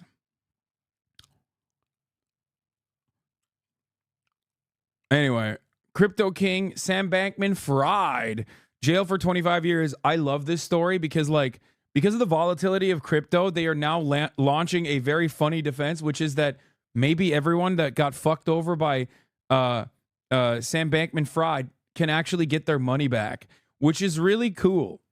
Yeah, Sam Brokman-Fraud, jail for 25 years. Let's take a look. Welcome to Verified Live. Let's start with Verified Live. All right, I got to piss. New York, where in the last few minutes, Sam Bankman-Fried has been sentenced to 25 years for what's been called one of the biggest financial crimes in U.S. history. These are the live pictures from outside of the court. The 32-year-old founded the cryptocurrency exchange FTX, which made him a billionaire before it collapsed in spectacular fashion. He's just been found guilty of fraud and money laundering, or sentenced for fraud and money laundering. And these, the pictures from the court. We will get reaction as the various parties emerge from that courthouse. But let's get straight to New York and our business correspondent, Erin Delmore. She is outside the courthouse, was inside for that moment of sentencing, and described what that was like. Matthew, it was very impactful. Everybody in the room was on tenterhooks, just waiting to see what decision the judge would hand down. And it came after a lengthy preamble by Judge Lewis Kaplan here in this New York courthouse, talking about Sam Bankman-Fried's actions and his behaviors, pointing not only to the crimes that a jury decided Sam Bankman-Fried had committed during the trial, which ended 5 months ago, but also talking about Mr. Bankman-Fried's demeanor, his likelihood of recommitting crimes if he were released early or with a smaller prison sentence, and talking about his lack of contrition, showing that while Bankman-Fried would say something like mistakes were made, he wouldn't take responsibility. And the judge said that that continued up until this day. And in terms of what is likely to happen, is there any sort of indication from his defense team of any sort of appeal? Oh my God. Well, what we know. This is a really funny. I feel like I'm cooked here.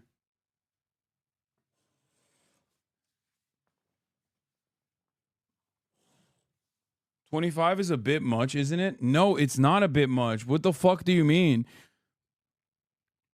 What are we talking about?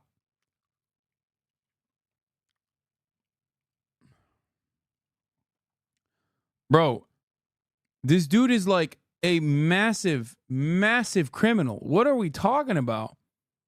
Like, we're talking billions of dollars, man. This is exactly the fucking type of crime that we should get more punishments out of. Like, I think it's fine in general. I will say this much. I don't think anybody fucking deserves 25 years. I mean it. Like, seriously. I don't think anybody deserves it. That's like super, super, super bad. And the reason why Sam Bankman-Fried is getting it is because he fucked over rich people, not because he fucked over poor people. That's one. Number two, if we are comparing his crimes and his punishment to like the normal modus operandi of the American criminal justice system, then he's getting off scot-free.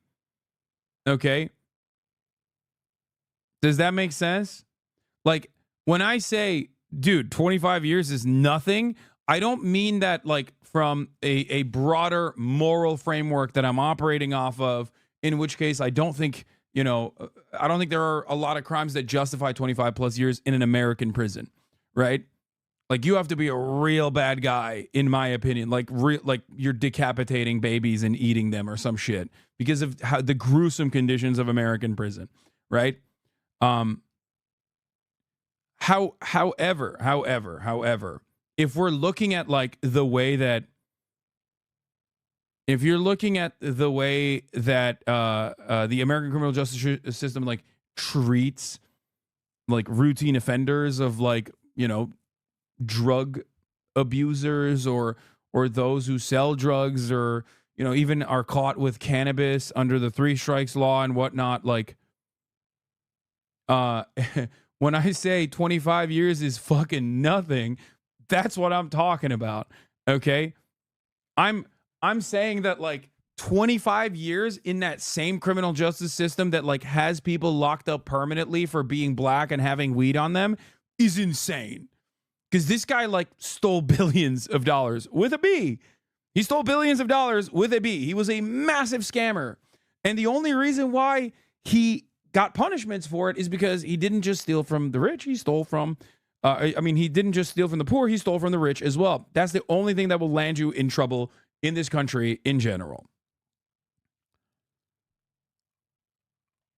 Know right now is that a sentence of 25 years has been handed down by the judge, including some years of supervisory release, 3 to be sure. And part of what the judge said amounted to that sentence was losses, he said, that totaled more than $11 billion. This is how he calculated his decision. Now, as you know, Matthew, the defense have been asking for far less, just 5 to 6 years.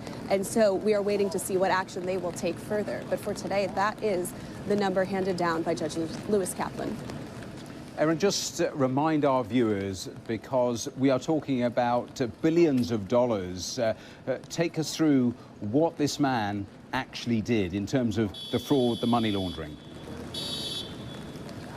Yeah, speaking of which, yet another incredible prediction from the man famous for incredible predictions, of course, and being like a big brain genius that everybody loves. Elon Musk, remember, said in 2022, SBF was a major Dem donor, so no investigation. Now, of course, will Elon Musk ever get yelled at or laughed at for having the wrong opinion on every fucking take? Of course not. Of course not. Just like when he said COVID would be done by April, but didn't say which April, I guess, technically. So, you know, just more fun stuff from Elon. Our boy Elon doing the damn thing over and over again. By the way, Lewis Kaplan was also the judge who presided over the E. Jean Carroll trial. Sam Bankman-Fried was crypto's golden boy. He was the founder of the FTX cryptocurrency exchange, where customers could come trade their dollars and their pounds for cryptocurrency. And he assured those customers, as his FTX crypto exchange was collapsing, that their money was safe. But when customers went to withdraw their funds in November 2022, the funds were not there. And a jury found that money... Bro, he has so many monitors. How could this guy be a fraud? I don't understand. He looks like he's got the good kind of autism. He is like fried. Look at his fucking hair. He's like a guy who's a numbers cruncher. You know what I mean? Like, I trust this guy. What is going on? You know what I mean? And then you find out he plays League and you're like, oh, dude, put him in jail permanently. Put him under the jail. Okay? That should have been your first inclination, that like, oh no, he doesn't have the good kind of autism. He's a bad kind. Okay? Very bad kind. It's called playing League.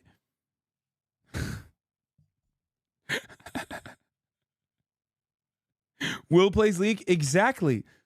Will calls League of Legends depression. Like, he will literally be like, yo, you want to play depression? And he still does it. He fucking still does it.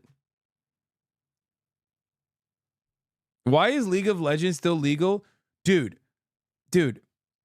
my manager, who I love, David, okay, sat there before dinner and got a fucking League game out. I'm telling you guys, this is not normal. I can't steer them from this path. They just sat there, him and chat, and fucking played League before dinner. They were like, "Oh, we should like queue up one fucking game before we leave." Just banged one out. And they were so excited because they won. And they were like, "Oh man, what a fun thing that we did." Just one out. Just banging a league game out. Quick dub. Feel great. It's basically self-harm. And we just sit there. We just sit there and we watch our friends and our loved ones basically cutting. Okay? And we just go, no, that's normal.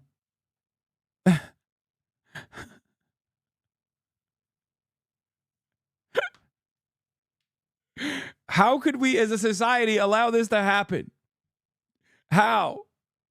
It's like fucking literally watching someone just like roll, just find a fucking vein right in front of you, okay? And just like, boom, slam a little bit of fucking opiates directly in front of you. And you're like, that's fine. Okay. Money had been moved to a hedge fund, an investment fund called Alameda Research, and that Sam Bankman-Fried used that money to enrich himself in his inner circle. What is going on with this animation? Charitable contributions to buy luxury real estate. And so when customers went to pull their money out, it wasn't there. Erin, for now, thanks very much. That is our correspondent there at the courthouse. If there's more reaction in New York, we will return there. But let's bring in our cyber correspondent, Joe Tidy, who was the last person to actually interview Bankman-Fried before he was arrested in December 2022. Let's start there, Joe, because when you did that interview back then, what was he like? Well, he was the same as he's been throughout this trial. He was saying sorry, and he was saying all the right things in terms of showing remorse, but never admitting to any deliberate criminal guilt. He said, I made some terrible business mistakes, none of it was deliberate, and I asked him, well, it's either incompetence or fraudulence, which one was it? And he leaned towards incompetence without actually saying that. And that's the kind of defence that he and his team have portrayed all throughout this trial, the idea that he was a maths geek who was just completely out of his depth, didn't know what he was doing, really bad records. That course sketch was fucked up, but like, it's kind of worth going to prison for 25 years. If someone is drawing you like a fucking Giga Chad like that, it's got to make it feel a little bit better. I'm just saying.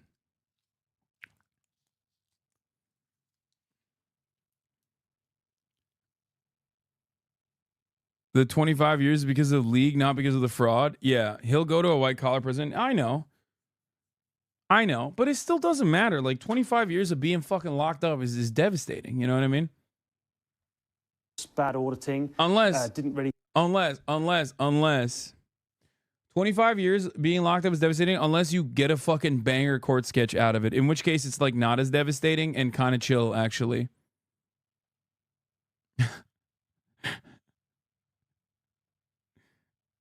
Like they make you objectively hotter. The courtroom artist makes you objectively hotter. You're like, it doesn't feel as bad now. I'll take the little victories. Keep a record of where the money was and where it was going. That was the claim. But throughout the case, we heard from a queue of different people who worked for him at FTX or Alameda, including his ex-girlfriend, in fact, saying that he did know what he was doing. It was all deliberate. He knew exactly what he was doing with people's money, and that he had a wish to become rich and powerful, in spite of what he was portraying to the public as being a shabby person not really interested in personal wealth and more interested in giving to charity. Authorities in the U.S. city. Hold on, let's do more of the SBF shit. This was SBF's game plan for how not to go to jail from the released court documents. It's crazy reading it. Notes from Sam Bankman-Fried. These are all random and probably bad ideas that aren't vetted, confidential. Filed the doc with problems about Chapter 11 process. Newer draft here. Go with the lawyers were in a shitty situation. I feel really bad about that. Wait, this is a joke, right? Wait, oh no, it is actually a document from US v. Sam Bankman-Fried, 2023.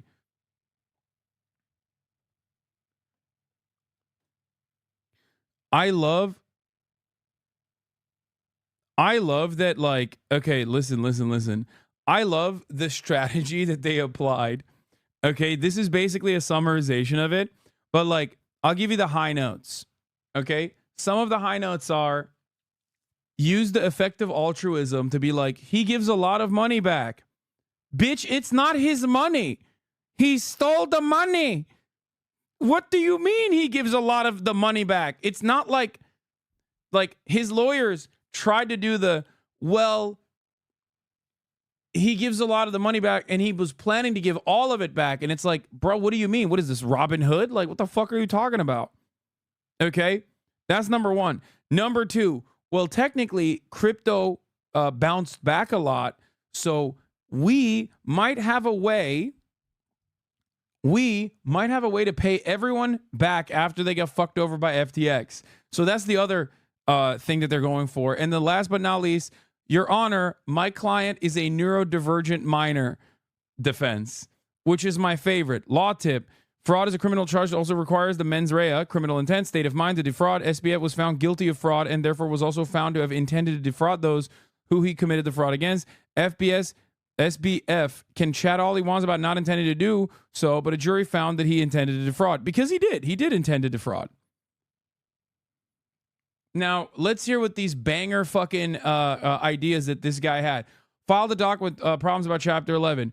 Go with the lawyers were in a shitty situation, and I feel really bad about that. And like most people do, they've reacted poorly to difficult circumstances narrative. Go on Tucker Carlson. Come out as a Republican.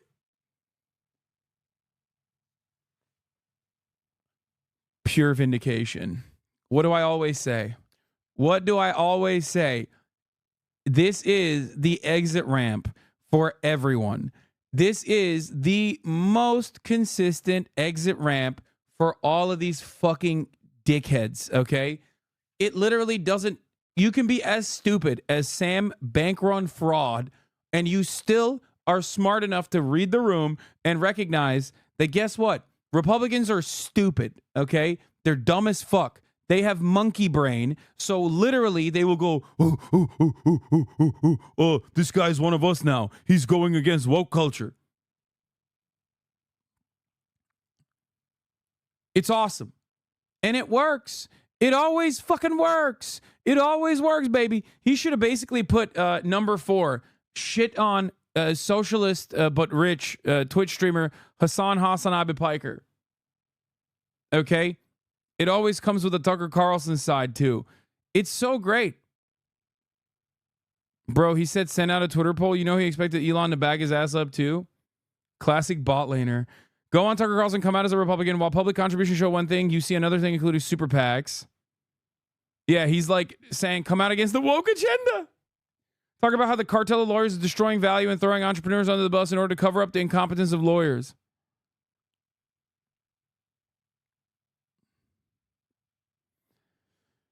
Leak out this document to press. Fulcrum lawyers and Chapter 11 are broken. Focus almost exclusively on the fact that we could have given value back to the customers and the Chapter 11 team is destroying it.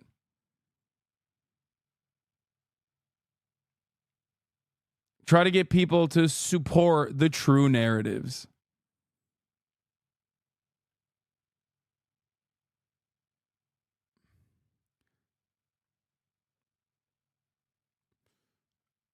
Come out as pro-crypto, pro-freedom. Focus on the fact that Chapter 11 team has no idea how to run FTX, is colonial, run by a cartel of lawyers. Come out as extremely pro-crypto, pro-freedom. Come out with a strong anti-Binance message. Go strong with the message of, I have funding ready to make customers whole. If only the Chapter 11 team would care about customers.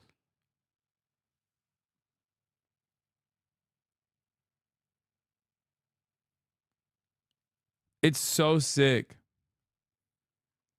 It's so sick. Number 18, send out a Twitter poll asking people what to do.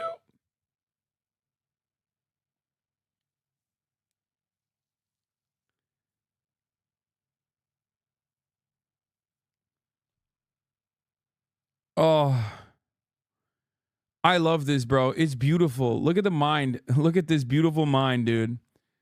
Yet another indication, yet another glaring, obvious example that these guys are so fucking stupid.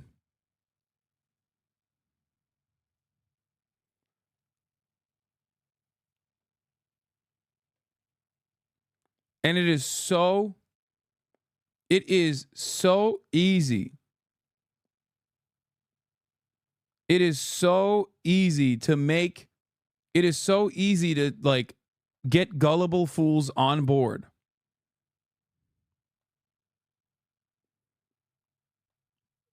Your Honor, League of Legends death penalty. Did you stock up on grog? Pubs are shut. Wait, what do you mean? You think they'll have to wean him off League in jail so he doesn't die? Like give him a few ARAMs a couple weeks?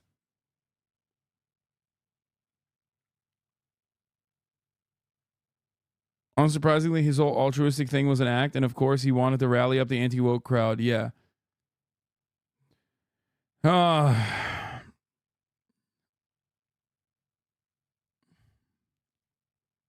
He means that there's no alcohol sales over Easter. It'll be fine. Grog is Max and Chaz drink. Yeah. So I've been hanging out with the Cold One boys, and it's really funny seeing their like original assessment of me from like Twitter clips that they've seen basically. And like them thinking I'm some like super woke joy killer, woke scold that is going to constantly do this to them. Like, no. You know what I mean? And then being absolutely shocked at like absolutely being shocked at the things that I was saying. Like it is pretty funny that they like, it's always funny when they see people who are like, wait, this guy isn't just like a super serious, super woke guy who's like always fucking angry. Anyway, when is it coming out? So I don't even know if we'll be able to end up shooting the Cold Ones one because unfortunately, I came during Easter. I came during Easter. We haven't shot it yet. And it's like they have a lot of people that, yeah, I came during Easter like Jesus. And they have a lot of people that are, yeah, we'll see what happens. But yeah, I didn't realize that there are people who like actually care about Easter because this is one of those things where it's like, I didn't grow up in America and I'm Muslim, so I didn't know that like Easter was a thing that people do stuff with the family over.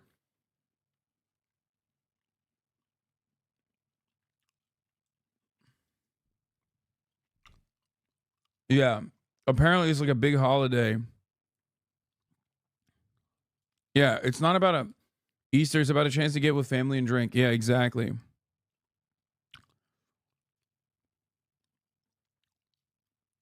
Easter is a big Prody holiday.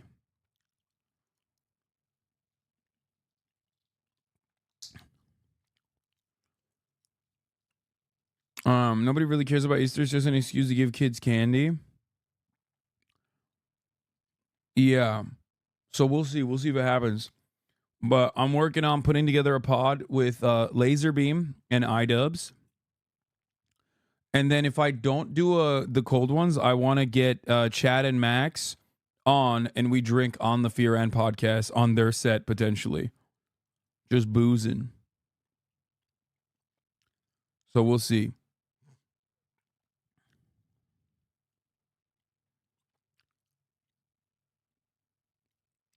I start a big fight every Easter with my family. It's kind of tradition I usually start with. So you think this asshole was really dead for 3 days?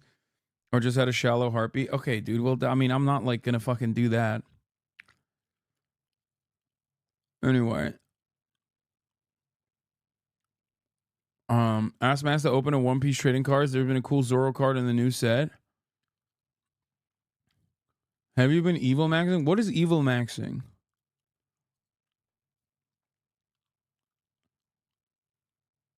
What the fuck is evil maxing?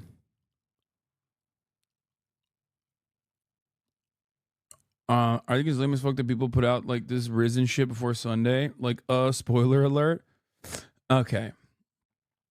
I called Fraud's doctor and had his autism diagnosis revoked. It's in that tweet on screen. Wait, what? Hassan Piker viewership dropping off a cliff, down 40% in the month. I used to like him when he was a standard Bernie guy, but then he decided to go full tanky. He laughed about China invading Taiwan, defended October 7 massacre. He's been evil maxing. From Drew Pavlau. I'm not super familiar with who this individual is, but this tweet is going is being passed around. Hassan Piker, for those that aren't familiar, he was the most prominent leftist streamer on Twitch. What do you mean was, bitch? Who is that? Like, my man said was. Okay, who is then? What's going on here? He is, how does he describe, is he a socialist? Is that how he describes himself? I mean, he's a himbo socialist, yeah. Himbo socialist, is that what he says? Well, no, he doesn't say that. That's me mocking him. Oh, okay. But Wait, I do say that. What is this guy? Who is this guy? Why is this divorced dad saying, I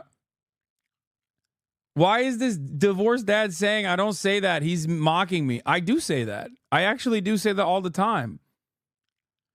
Okay, these guys are like, I assume they're like secret admirers, right? Is that what's going on? Bro is a fan? Okay.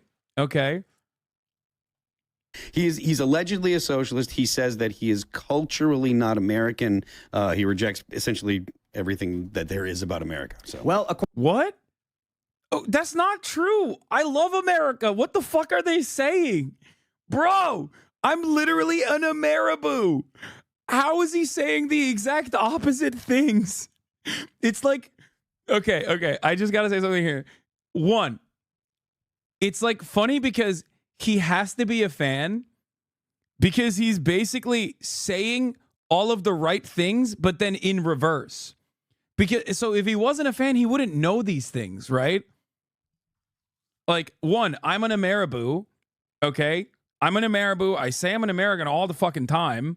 And I love American culture, literally why I sound and look and know all the fucking things about American culture. And I also do say I'm a himbo socialist. What the fuck? According to this tweet, his viewership is down 40% in 1 month, from averaging 49,000 viewers to 27,438. And I think the issue here. Wait, what is happening? What, is this? I don't know what these numbers are, but I don't really understand what these numbers are actually from. But like, I don't have 27,000 live viewers right now. I'm pretty sure this is sub count. Oh, wait, they're so dumb. I don't have oh no, they think, oh no, these guys are talking about my sub count, which has stayed consistent the entire time.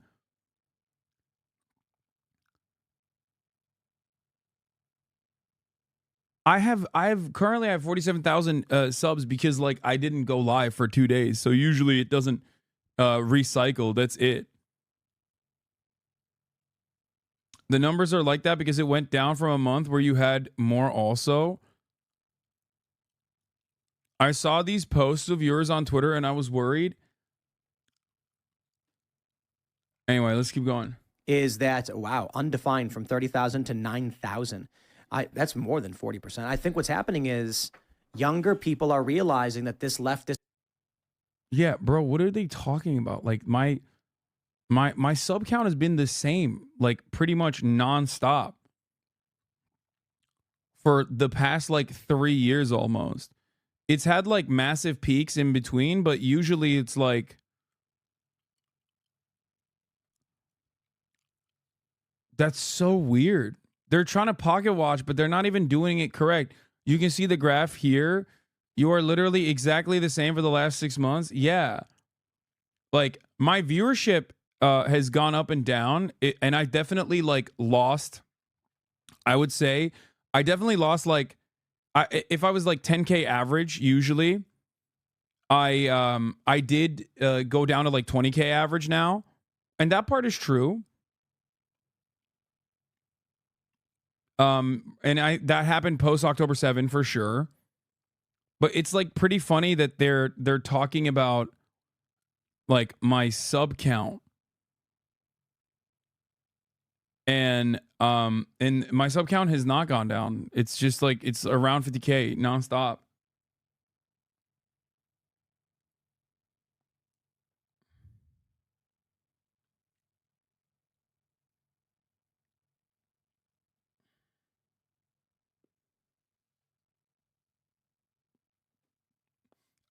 Dude, they did such bad math here while they were covering this that I literally had a hard time. I have to investigate how they fucked this up so bad. Like, this is hilarious. This is one of those things that's like pretty fucking easy to do math on. You know what I mean? You just look at the numbers and you go, okay, here's where he's like, here's where he's had a drop off. Here's where he hasn't. And they did such a bad job with this information that like I had a hard time trying to investigate what their investigation was done on. These people are sub till the date they took the numbers. If you took them in the middle of the month, half these people didn't renew it. Yeah, I don't really understand why they...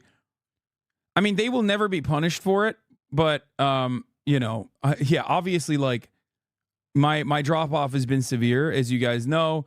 I'm dead. I'm dying. I think that, like...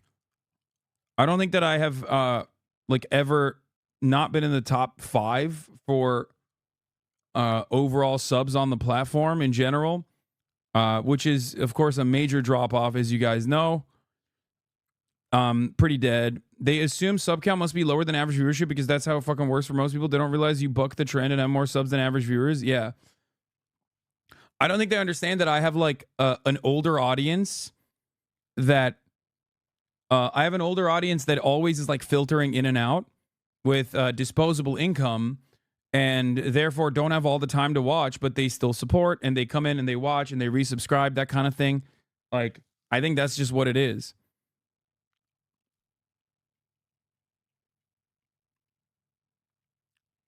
But still.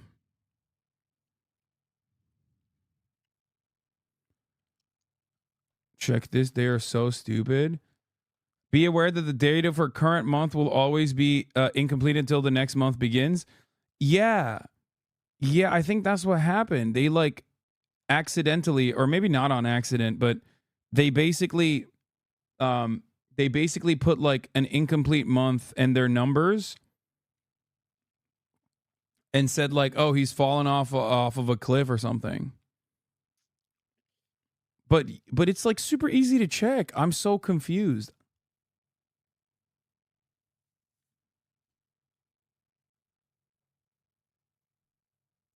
Anyway, there's never been a moment in my life where I feel like my haters don't fucking like clip me out of context consistently. This grift is just that. It's a grift. Here's a guy who, and so I do love Tim Pool saying I'm a grifter when he grifts as a guy with hair. Like that's his like overarching position every day when you see him. He's literally grifting as a dude who actually has a full set of hair when everybody knows that he's not. You know what I mean? Everybody knows. As Asmongold said, if Hassan is such a bad guy, why do you have to make stuff up about him? I know. It's so weird. Also, love to be... I mean, listen, if Tim Pool is calling you a grifter, then you must be because he is the king at grifting. To get to the gist of it, because I know it may be a bit esoteric to people who don't pay attention to the sphere of politics, but this guy's massively he was massively influential among young people. And now he's seeming to fall off. At the same time, we're seeing numerous polls that Gen Z is shifting right. Gen Z no longer... What is happening? Bro. This is news to me, dude. He's like, no, dude, he's dead. He's dying. He's in the ditch. Let me tell you guys, I promise he's fucking falling off pretty hard, okay? It's just, nobody's watching him. Absolutely nobody. Support same-sex marriage at the same levels as millennials. It's now lower than that of boomers. And I think 65% said they thought Trump would do more to fix this country if elected. These are shocking poll results we're seeing. At the same time, one of the most prominent streamers to a young leftist audience is dropping in viewership. It all starts to correlate. I think young people, as I mentioned, he's not wrong about one aspect of this. I don't think Gen Z is like more right-wing than before. I just think that Gen Z is more invested in TikTok, and I don't have like a massive TikTok presence. I mean, I'm still one of the largest leftist commentators out there, obviously.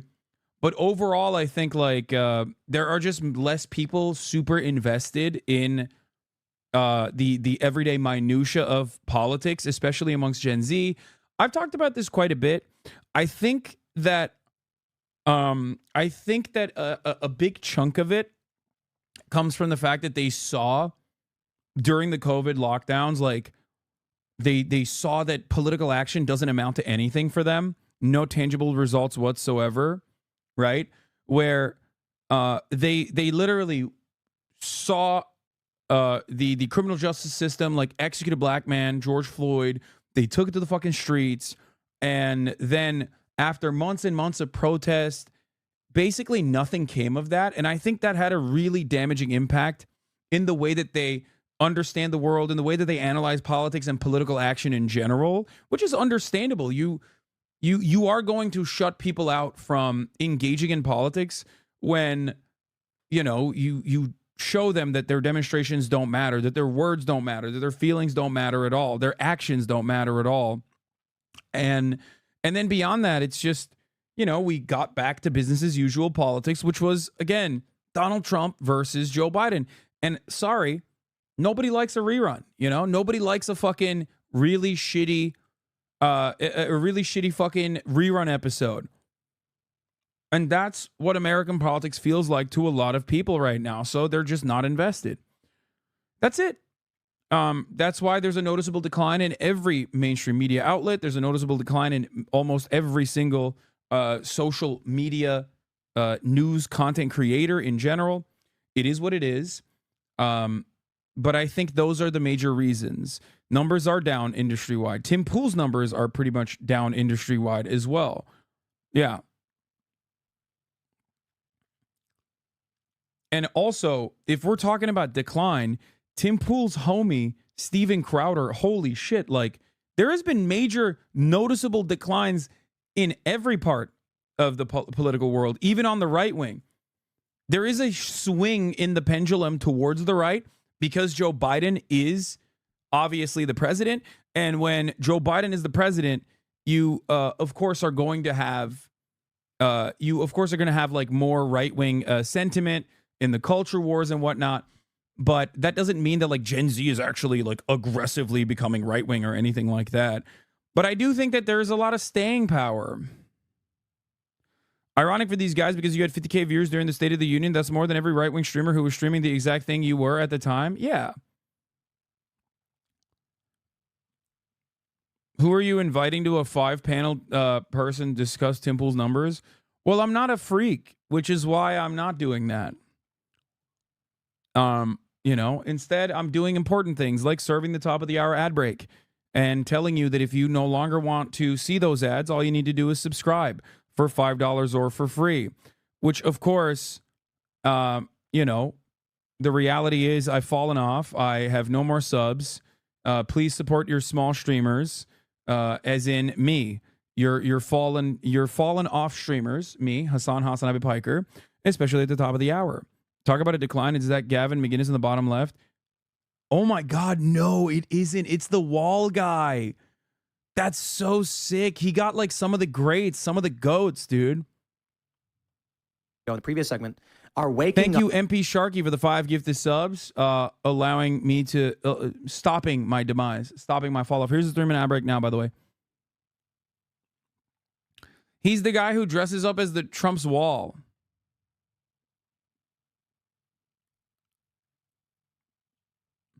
Bro, quit talking about this. No one cares. Honestly, I think this is good content. Like, I think this is like a funny thing. It's the best way to address this because it's obviously someone who is diametrically opposed to my worldview and they're doing an embarrassing fucking job at like covering it. And I'm having a good time covering it, especially because you have like 5 divorced dads sitting together, including fucking a dude that is known for dressing up as Trump's wall, talking about how my fucking numbers are, talking about how my numbers have diminished and I'm dying and irrelevant. I'm sorry, but this excites me a little bit. This is awesome. It's so much better than like having dipshits like Mr. Bonarelli and Bonnaroo talking about this shit. Because like the reality is a lot of people are not smart enough to recognize when someone is actually just a reactionary right-winger, especially if they say they are progressive. Mr. Bonnaroo is one of those people that can mask themselves as a progressive and talk about me from the progressive point of view, even though he's progressively defending genocide, progressively defending the idea that like white supremacy should mow down Black Lives Matter protesters, progressively shitting on trans people, doing all of that under the auspices of progressivism. right? And a lot of people are silly and they don't get it. But most people understand that Tim Pool is a right-winger who's a grifter who says that they're a liberal. So Tim Pool is basically, in many respects, very similar to Mr. Bonarcelli, except Mr. Bonarcelli does a better job of like hiding his more reactionary sentiment, I guess, or basically claiming that they are legitimately progressive.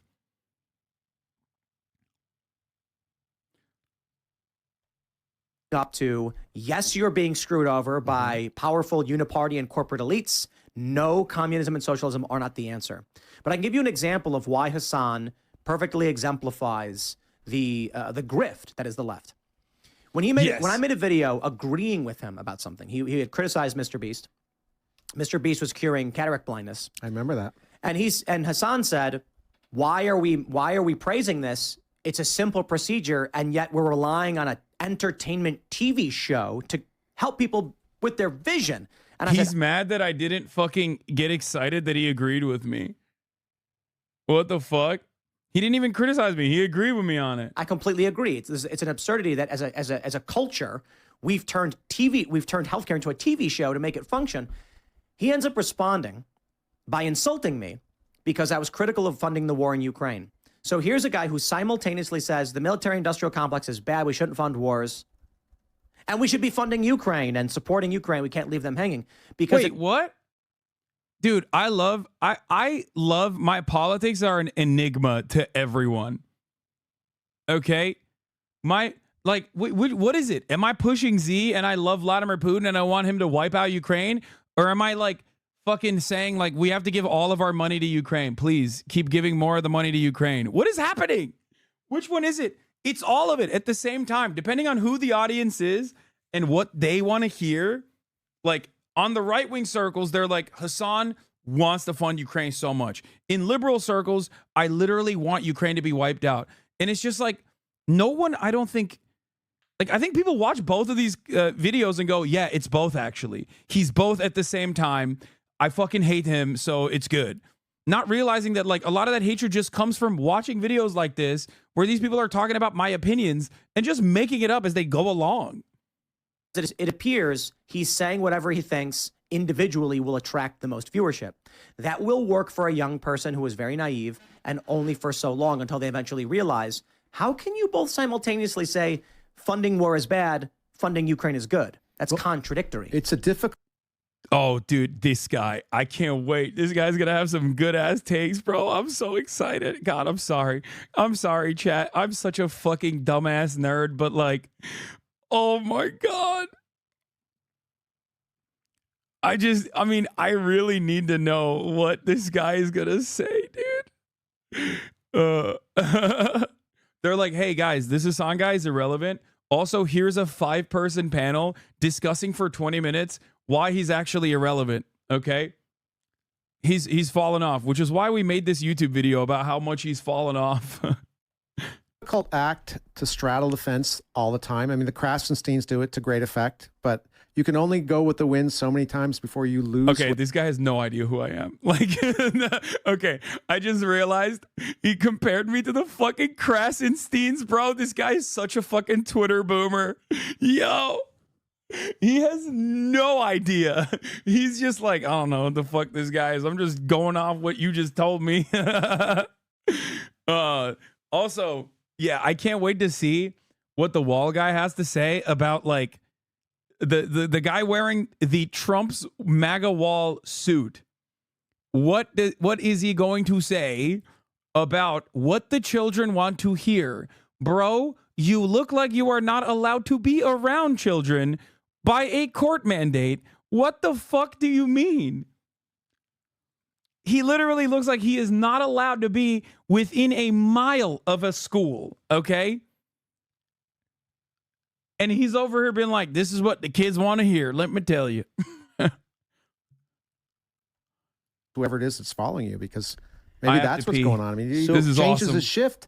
He shifts his thing and it drops 40% in a month. That's cratering. It's worse. And so I want to address this next one sensitively, but also stress, I don't have confirmation on these posts. They're going viral. Many different accounts are sharing this post that allege to be from Hassan in his Discord server. Camelcast official says Hassan Piker is melting down because only 13,000 people watched him on a recent stream. According to this image, which purports to be from his Discord, he said, "I'm so sad. I think the streams are bangers, but people just don't see them. We used to be a community. I hate what my community is becoming. I swear Twitch streaming isn't about the actual content. It's about whether people want to pay attention to you or not and clout. All that ish was a banger and 13K watched, like I'm effing gaming at 8 p.m. I'm done. I hate this job. I'm not streaming today. I'm going to..." He then threatened self-harm. So I certainly hope that's not true and he's not actually threatening self-harm. I hope he's okay. But man, there's a couple things to address here. I think that... Bro, oh no. Oh no, dude, they clip chipped my Discord, dude. Oh, dude, I was pissing. I had the fucking rum bag in here.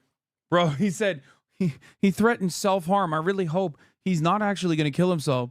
Dude, here's what's really funny about this. And I talked about this already, but like I'll probably make a YouTube video about this, so I'll repeat it one more time.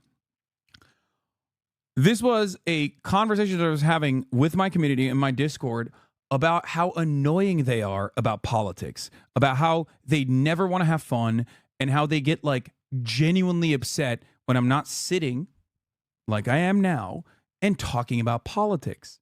Okay? And that part of the conversation, of course, was not mentioned in the Discord clips that were clipped out of context, where I was talking about how like my community has become this normie repellent, right? Where like normies come in and they're like, "Oh yeah, I like this Hassan guy. Like, what's happening here?" And then they yell at every fucking normie where they're like, "You like this Hassan guy? Well, he's not doing politics right now, so fuck you." And they have this approach where they think like anything and everything that is not like immediate political revolution is basically counter-revolutionary, reactionary, bourgeois decadence, right? And your community fucks up the vibe so much. Exactly. Which is something that a lot of people, I think, would agree with.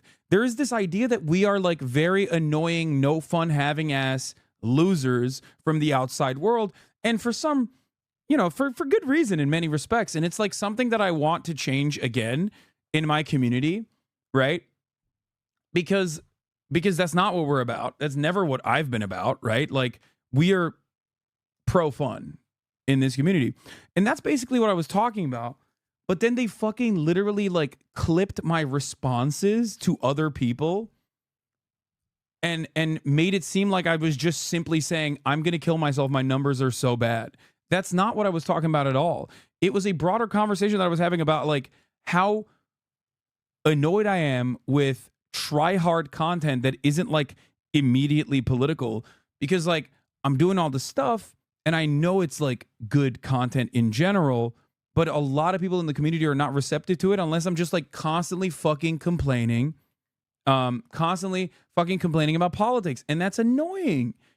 And it's ironic because all of these people that if they saw that and didn't realize that I was saying it would probably agree with that assessment. You know what I mean?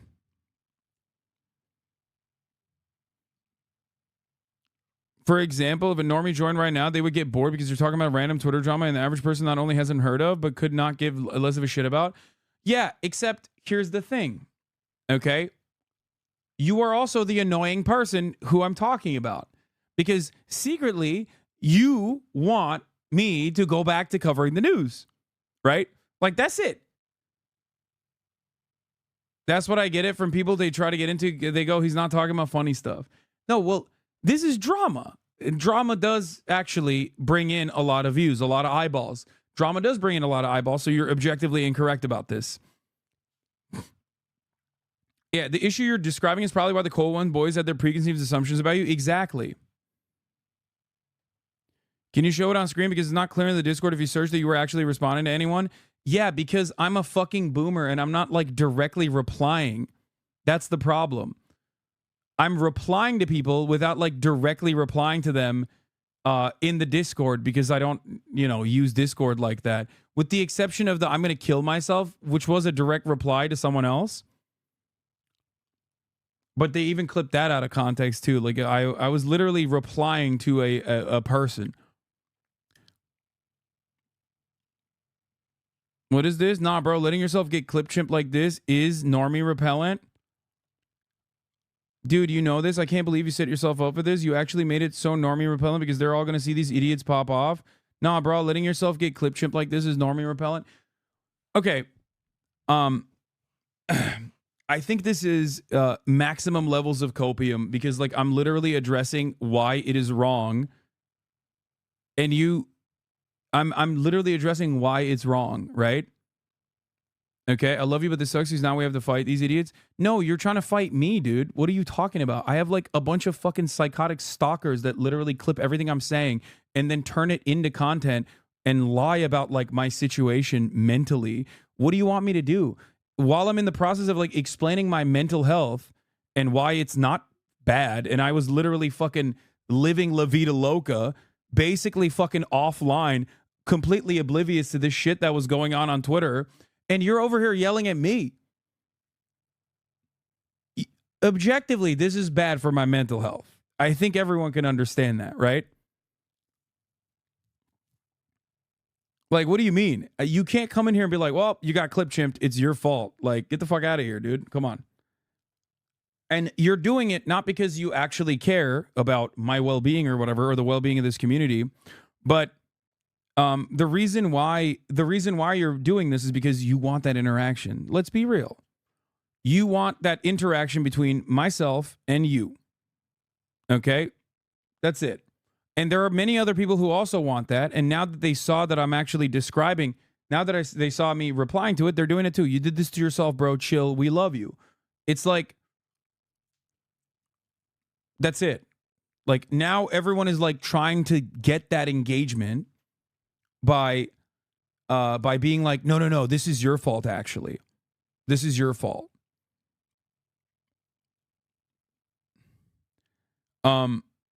Anyway.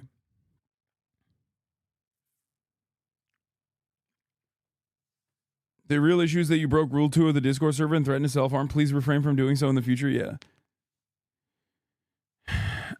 Yeah, I did not think that, like, my Discord venting, especially, like, talking to chatters about, like, community cleanup, which is something I engage in on a regular basis and I have in cycles over and over again over the course of the past couple of fucking years. It's a tough business. What I do? Like, I did not realize that would be unhappy with me right now. I just think that what people would like weaponize that in a really stupid way too, in like the dumbest way possible. That's like super easy to fucking immediately destroy that narrative.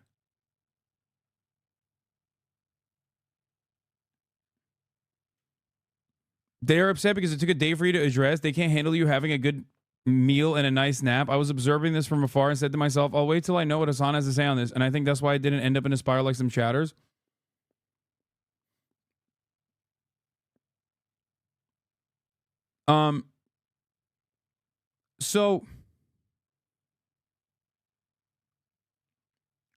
So what's really funny about this, like I was trying to explain before, people were like butting in and saying like it's actually my fault for not accounting for like having extremely online psychopathic cyber stalkers who will just like try to power farm as much impression as they possibly can by just lying about my situation.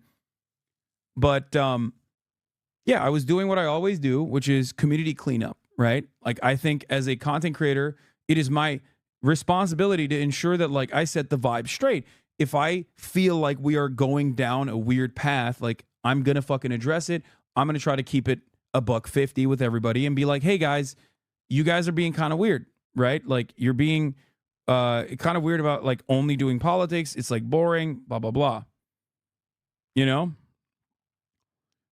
when you don't want to do anything that is when you only want to cover politics, like it gets really fucking annoying, and like normies don't like that. They want to watch like normal, cool IRL shit, whatever.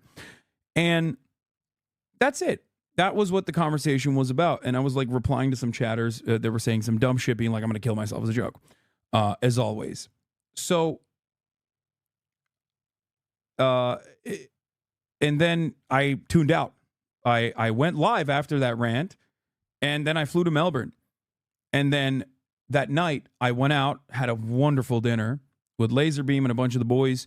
linked up and met Chad and Max Mofo, and we drank until like 2, and I had a lot of sleep debt that basically caught up to me. I slept for like 8 hours over the course of like 3 days, basically, before that. So I just fucking passed out. I woke up, I was ready to stream, and then I passed the fuck out again, right? And then I woke up, and it was way too late. I woke up at like 1 p.m. my time, so it was like 8 p.m. or something, or 8 or 9 p.m. in California. So I was like, all right, well, too late. We took an L on that day. We can't stream. But because I was offline, because I was fucking offline, this shit popped off because a bunch of psychos were like, oh, he's going to kill himself finally. and it's so weird because like I unironically, as a consequence of not being online and not having Twitter on my phone, was probably having the best time I've had in a long time.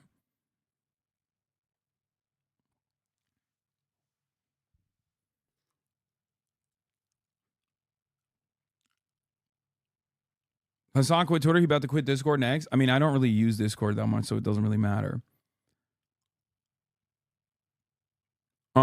What is this? I'm new to watching Twitch, and you are the only streamer I watch. I enjoy you as a person and how your brain thinks and your POV on all things in life. I'm glad you are enjoying life both offline and online. Your values makes this place called Earth better. Aw, thank you, chatter.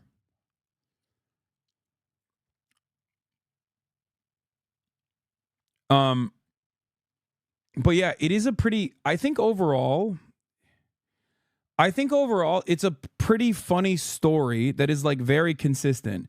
A story is very consistent is that like Twitter is not real.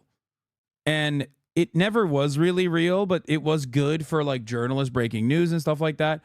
But nowadays it's extra not real.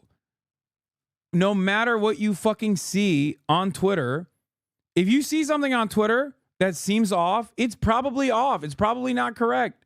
And that's something you should probably remember. That's my point. There's nothing funnier as an example of this reality than what we experienced, what I experienced, and what this community, I guess, thought was going on over the course of the past 24 hours. People thinking that like, oh, what the fuck? I keep hitting the shit. What is happening? Oh, God, I'm fucking this up. Hold on. People thinking that I'm like having a really bad time. People thinking that I'm like breaking down. People thinking that I have like a mental health episode or some shit. When I was literally eating delicious fucking hot pot and slamming fucking brewskis with the boys, having a great time. And also catching up on sleep.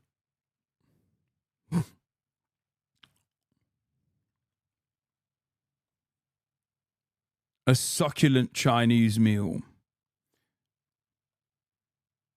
So yeah, just something to consider for everybody. I haven't had a VB long neck yet, but I'm very excited to inevitably slam back a VB long neck like a real fucking proper brogan.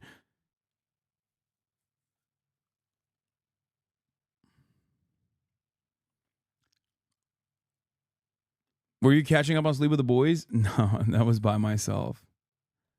The important thing politically is the shift away from the leftist grift. But I also want to highlight the social media depression that happens to people when their viewership declines and they have no mental fortitude. So I'll just say this to Hassan, who may end up seeing this. In November of 2020, we were getting over 100,000 concurrent viewers every night. Wait, me too. September. Me too. Same, King. No worries. You know, me too. It doesn't feel great. I won't lie. Of course it doesn't feel great. But, like, I'm doing fine. I had Ale Cooper's Pale Ale. It was really good. Over 120 million views per month for that period. Into the next year, it went down to maybe 50K. And then there was a period in 2022 where we were averaging around 29 or 30,000 per episode. Not once did I have a mental breakdown or threaten self-harm or go, oh no, what happened? You just do your show. You just do the work. Viewership fluctuates, but if you like what you do and you believe in what you do, this shouldn't be an issue, and you shouldn't threaten self-harm over it because 13,000 people. He filled a stadium Well, okay, he filled a decent size. I mean, what's 13,000? Yeah, college basketball arena. College basketball That's arena. so kind that they're like being nice about my viewership. 13,000 is a great number for the record. I'm just annoyed that it's 20. The point wasn't even like I'm getting 13,000. The point is 20,000 people want politics, but they leave immediately when I'm doing something that's not like immediately about politics. That's it. And it's like annoying that people, it's annoying that my people are, my community is like now so politically focused and so politically inclined. That's it. That's the only point I was making.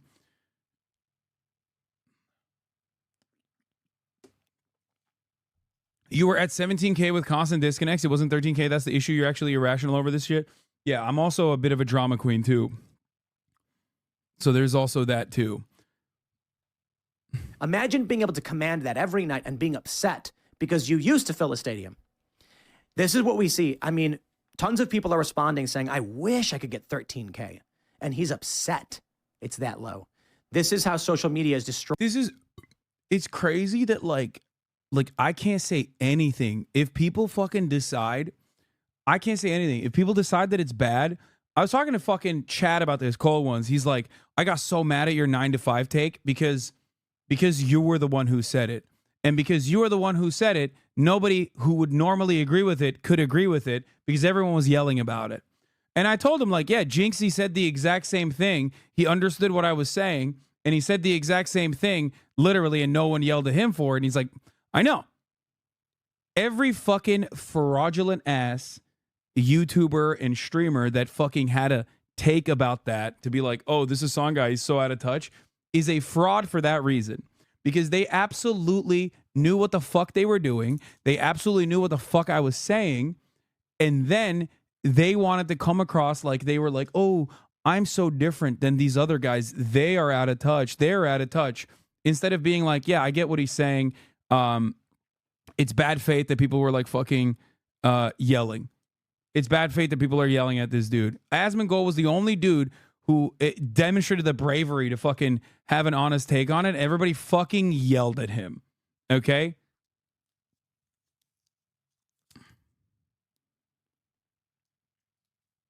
That's it.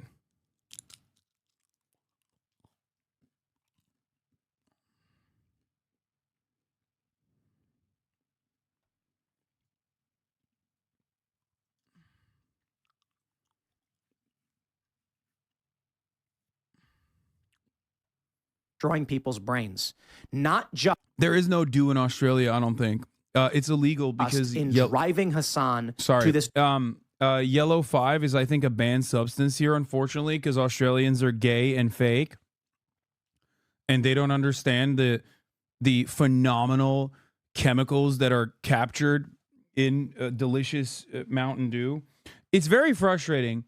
I do have to say, Australians, you are gay and fake. I will say it. I'm not afraid to say it. For not having the delicious chemical substances that you desperately fucking need. Oh, shit. Maurizio.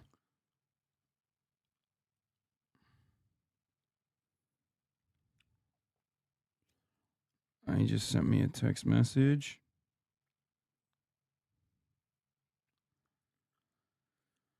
I got a notey. Sorry, I'm texting my brother too. Hasanabi updates on Twitter cause all this, by the way. Yeah, Hasanabi updates. Don't yell at him. You don't yell at them too much. They should probably exercise a little bit more caution when like posting stuff that I post on Discord. Like thinking about how it will get presented to a broader audience. I don't think they meant harm when they were doing it. They were just being a little silly Billy, okay? But yeah.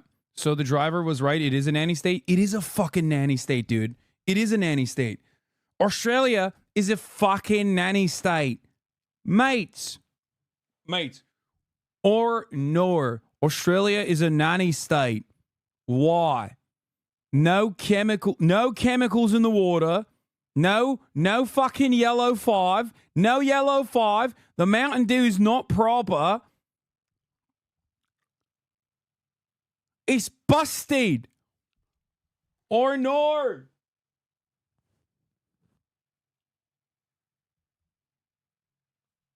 I'd like to fucking slam back a proper Mountain Dew, and I can't even fucking do it, mate.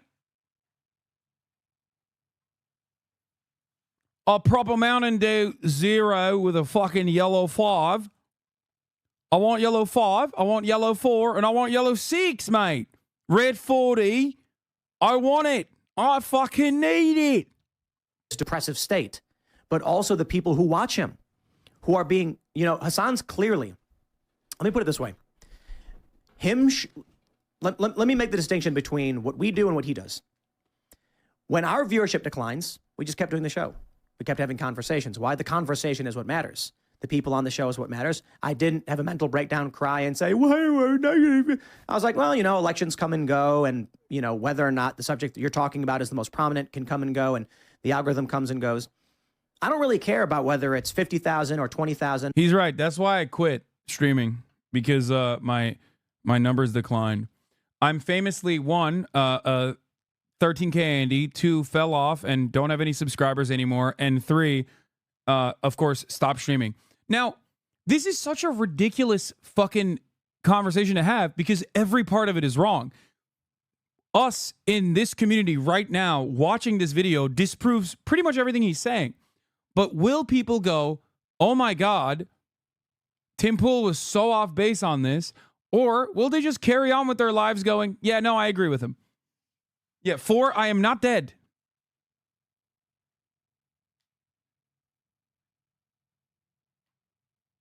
The rumors of my demise have been greatly exaggerated, but it doesn't matter.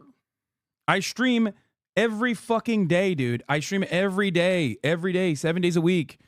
I literally fucking streamed in Los Angeles, flew to Australia, streamed the next day from Australia. It is crazy that people think I'm done streaming or will stop. I'm a fucking psycho. I love streaming. I love my community. I love streaming. I'm addicted to it. I enjoy it greatly. It is so strange that people can just like make this shit up without even like thinking about it. Not realizing that like my existence will disprove it almost instantaneously. This happens every couple of months. Drama purpose stirs shit up. Then you have to address it. And then people chirp at you for addressing it. I know. But like the address itself doesn't actually matter usually because I think most people... I think the addressing it doesn't necessarily matter all that much because I don't think people care about the truth. I think people just care about the vibes. And the vibes are that they kind of want this demise to occur.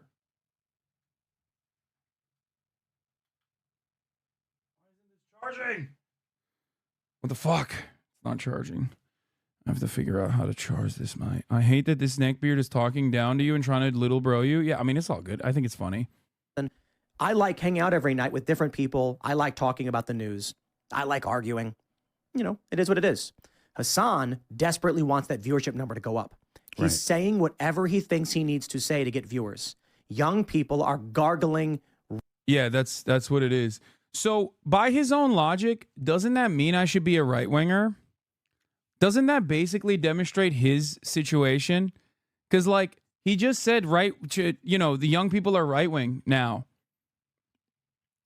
Like I don't get it.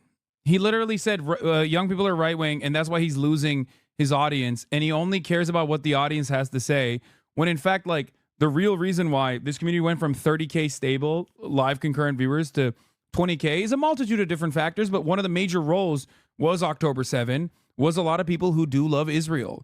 And, honestly, I think that there was a liberal Zionist position that I could have taken very easily, that I didn't. And because I didn't pander to, like, people's expectations and said what I truly believe, right?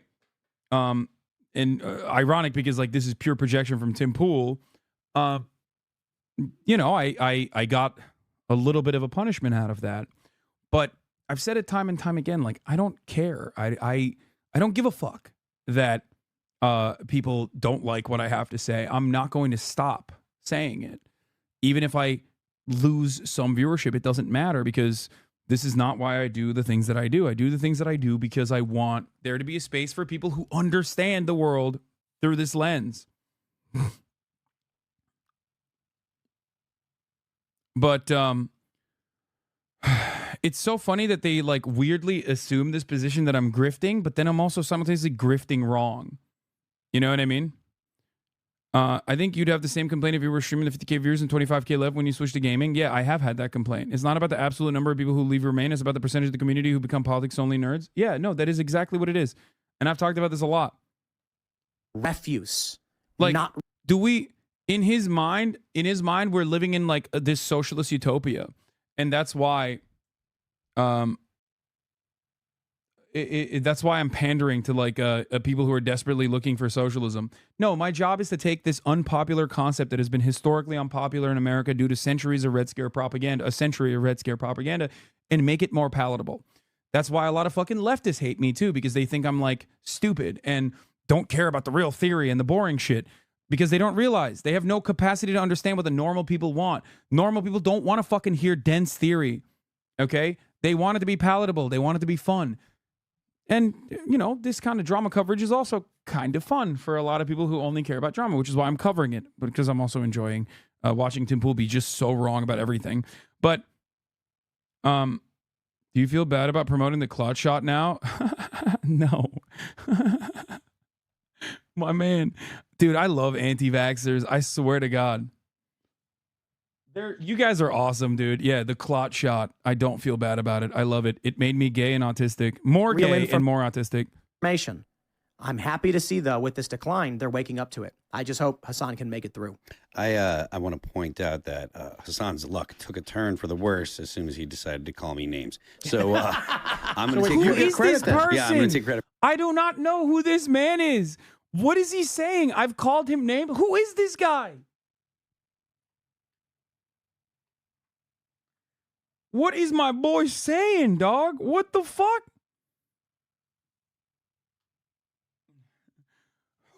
Who is this person? What is happening? What, like, I feel like this is like discount. This is like discount right-wing Andrew Huberman. Like, what the fuck's happening here? He's just a divorced dad, it seems. He called me names? What did I say? Dude, there are so many fucking beefs I have with people that I do not know they exist. It's awesome. I am the king of one-sided beefs. I swear to God. At least I know who Tim Pool is. You know, we beef. We beef openly. You know what I mean? You called him divorced? He is the chatter who defended Dan Schneider? No, I didn't block that guy. Credit for that. I'm going to take credit for that. Why did he call you names? What happened? He said that I was a very failed musician. That's where. That's where that came from. That's where that came from. Oh, yeah. He said that he's like Tim Pool's. He said one of Tim Pool's commanders is what he called me. And so, wait, who did I? Who is this guy? Do you guys have the tweet? Like, I assume I said it on Twitter, I guess. You called him this. You found the clip? I feel like this is like discount. This is like discount right-wing Andrew Huberman. Like, he's a vocalist to a metal band. I used to be a big fan of them. Wait, really? Lamau, but like that's not even mean and they find it funny. It was like a joke and they found it funny and they're so annoyed.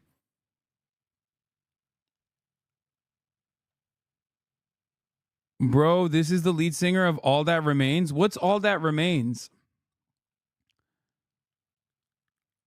Philip Labonte? Labunt. He's a fucking loser. Dude, I have no idea what All That Remains is. Do you guys think I listen to fucking music, dog? I don't. Not really a joiner. All That Remains. Timcast, failed musician guy. Wait, what? This guy... Wait, I called him a failed musician and he put it in his Twitter bio? What is happening? Yo, bro.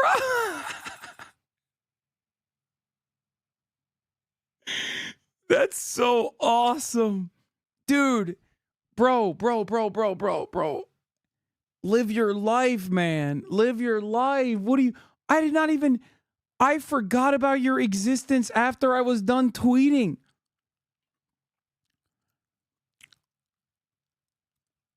Oh, this is it? This is what he's like mad about? No, I don't think Tim Pool did anything. Absolutely. But one of his commanders, the guy who's like always the really weird like failed musician guy. Oh my God. Dude.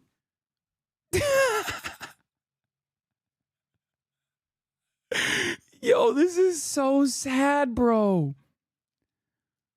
Bro, that's like, even in the clip, it basically is showing everyone that I have no fucking clue who this dude is. This guy tried saying you make bad music, but it was just the AI music you made for a contest. Oh my God. It's worth losing the check for a few days to let people know that I am now Commander Phil LeBont. Bro. Dude, I'm gonna be honest, dude. Sometimes I get a little scared. This is one of those moments where I'm a little scared about like how seriously people take a lot of the offhanded remarks I make. Because like, it seems as though my random comment about a person who I don't think about at all, who I don't know anything about, altered this divorced dad's life trajectory dramatically. Like he redefined, March is right, he refined his identity. He went back to the drawing board and was like, I'm the guy that this fucking dumb himbo on a Leftovers podcast, on an episode of the Leftovers podcast called A Failed Musician. Those 10 seconds were 10 seconds that has now changed this dude's vibes. Like, what the fuck?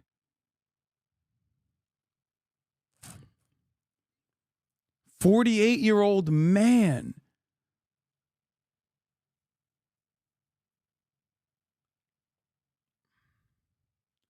You called me a failed musician guy. It was the worst day of my life, but for me, it was Tuesday.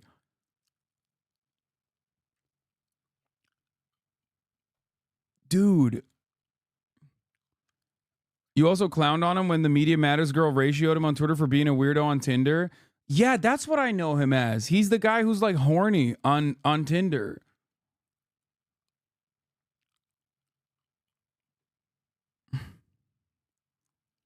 You need to understand that you wield billionaire level power when it comes to divorced dads. Dude, like Sneeko, Aiden Ross to a certain degree, Andrew Tate, Phil LeBonte, like so many men have been broken by just like something that I just threw out there in the orbit without ever thinking about it. Like I just never looked back. I just said something randomly and just moved on. Oh, Mr. Bonarelli. It is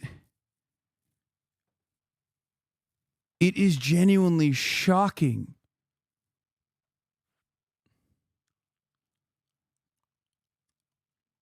Yeah, I remember this. I remember this one. This is like, that's my girl Kat.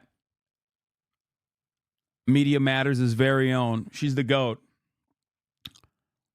Getting super liked by a horn dog over here. Oh yeah, I'm not trying to be a Media Matters hit piece. I did send her a message like, yo, Tinder is fucking with me. I haven't gotten to the keys.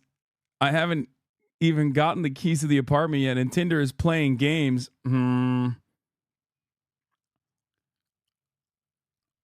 Hit her with a super like.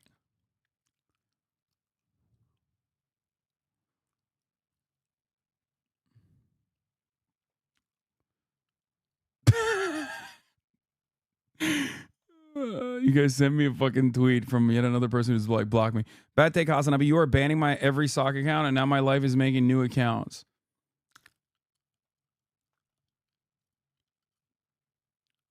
I can think of one billionaire divorced dad you might have busted. Oh, we know that one too. We know that one too. Elon motherfucking Musk, baby.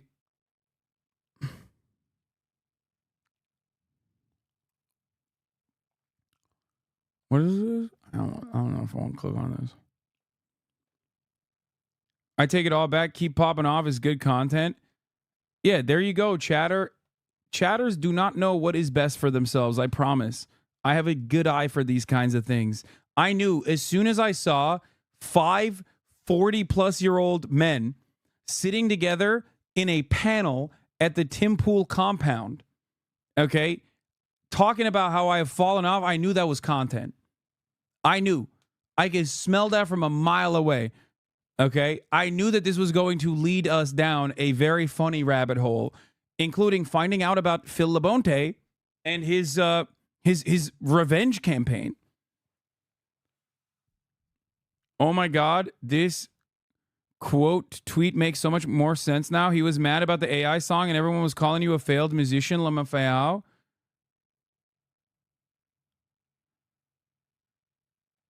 Period. Thank you. What? Thank you for your consideration. Play the EP. All right, here we go. Wait, this guy thinks I seriously was making music? Bro, he's retweeting Haas Twitter fan accounts. He's retweeting Vorlo.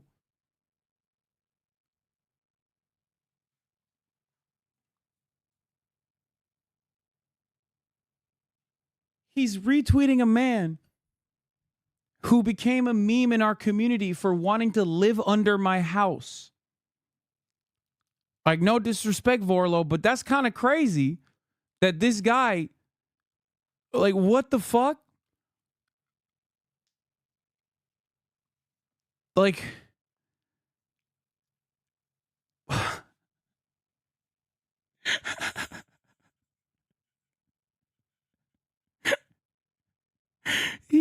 he fucking thought that I was like genuinely trying to be a musician. You just gave him enough attention to obsess over a lifetime. I don't think he stopped obsessing over a lifetime, Themasius. I think he was already doing that, and I'm now finding out that he was doing this for the past year, dude. What the fuck? Also, can we just admit that, you know, obviously City of Sultan is a banger, like, and is better than anything that he's ever made. Phil Labonte hasn't come after Megaphonics music.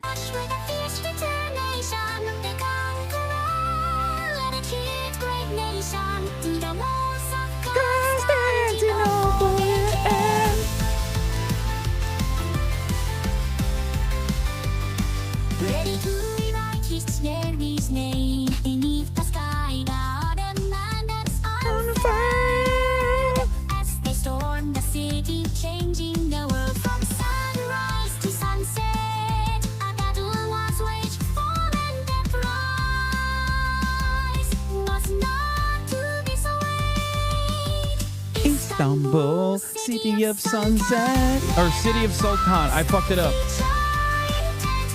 Thank you for your. That's awesome. Bro sees you hitting the goofy gritty with your dog and gets filled with rage and cringe. This man is 48. Wow. Mixing right now. The first mix of this first single tomorrow. I mean, it's kind of catchy. Oh, let's go. Blue check marks. Always finding. This is why I take TRT every 3 days. And he calls you a failed musician. If I were in a dirty warehouse at 4 a.m. on 5 hits of Molly, then I'd love it. Wait, it backfired on him. Wait. Half of his community liked it. Bro.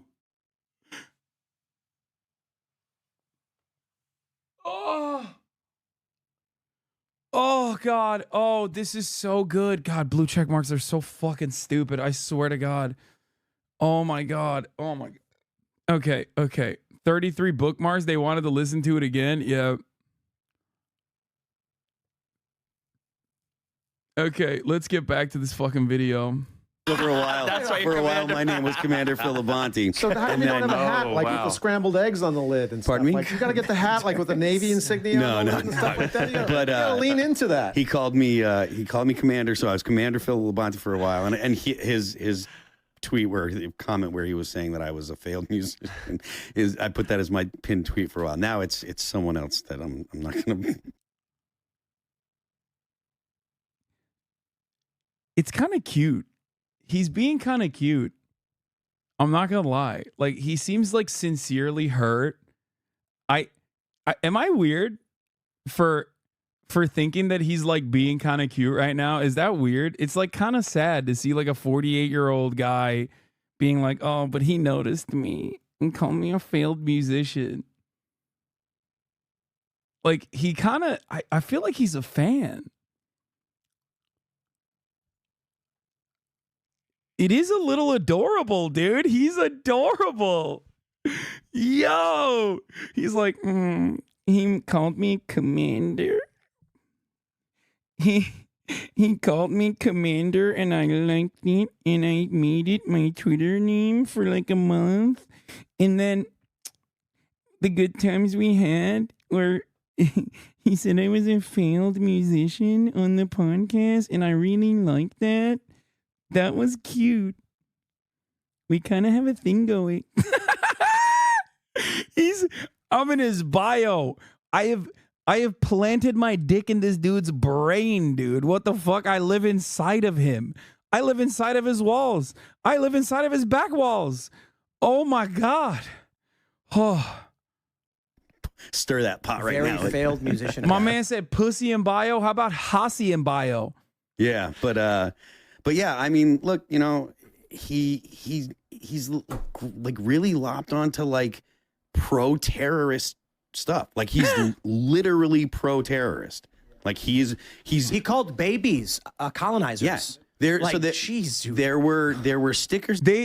7 minutes and 36 seconds. There has yet to be one actually real take, except for the love-hate relationship that I apparently have with Phil Labonte that I didn't fucking know, who I didn't know existed. That's so funny. Yeah, dude, I said baby colonizers deserve to get the smoke. You know what I mean? That were being put up in. Yeah, he's saying he's a bad boy. In Times Square that were probably mocking the Palestinians and mocking. Okay, at least he's not stupid enough to recognize that. He literally is like saying that that's those stickers were like a fucking bullshit psyop. Hassan, but they were saying that, you know, babies are the settlers too and stuff, and it's like that's really gross stuff. And like I said, it was probably mocking them, but Hassan said it, and Hassan, being the absolute imbecile that he is, because he is. I like that they're just like, yeah, he said it. We're not wrong. We're not stupid for thinking this. He's the one who's an imbecile for saying this thing that he didn't actually say. Okay. As dumb as a shoe. But he literally was like, you know, Ethan, babies are settlers too. And he wasn't being ironic about it. It was. Yeah. My point literally was, it is fucked up to kill them. It is fucked up to kill settlers. I don't even think that we can successfully relocate 750,000 settlers. That's why I think, that's why I believe in a one-state solution. Your anti-baby song. It's kind of crazy that they just like say the same stuff over and over again. But my point is, it doesn't matter. What the truth doesn't matter. What the truth is doesn't matter. What I've said doesn't matter, because like people would rather believe what I haven't said. Kalu Rittenhouse and Phil Laboner from All That Rogaines. What a duo. Absolute idiocy falling out of his face. So, and I really think that people are just like, oh, this guy's an idiot. He's pro-communist. Have you considered that he maybe probably only saw a clip out of context? No, I do consider that, but like, I think when you see a clip out of context, like it is kind of on you to do a little bit of a deeper dive into it, right? Obviously, after like the 10,000th clip out of context, I'm sure you think like I have all the wrong opinions on everything. But that's why I always say, like, when people inevitably do come in here from those clips to be like, oh, I'm going to go in there and like make fun of him for wanting to kill himself or whatever, what I perceive is like what's going on right now. then they come in here and they're like, oh, fuck, that was not correct at all. The point at that moment, what you should do, because I don't fault you for being duped, right? Because everyone does it. It's like a massive industry at this point. I don't fault you for being duped. But like at that point, it's on you to be like, okay, maybe these people that are feeding me this information are not honest brokers, right? So if you're coming in here, for example, being like, oh, Hasan, he's like really sad. He's fallen off. He lost so much of his audience or whatever. And then you see that I haven't. And then you see that I'm not like, mentally struggling or whatever. It is on you to then go, maybe these guys that have been telling me this shit are actually just wrong. You know what I mean? Because they are. People just want to take a position. They won't put in the effort. Yeah. And he's pro-terrorist, all just because America bad. That's the only reason. It's because America bad. And he's a moron. He's the guy that said, the U.S. I love that. I love that these guys are basically saying the exact same thing that like liberals have been saying about my criticisms, because it is an inherently reactionary position. So I'm very happy that it's like a bunch of fucking dumb right-wingers saying this right now.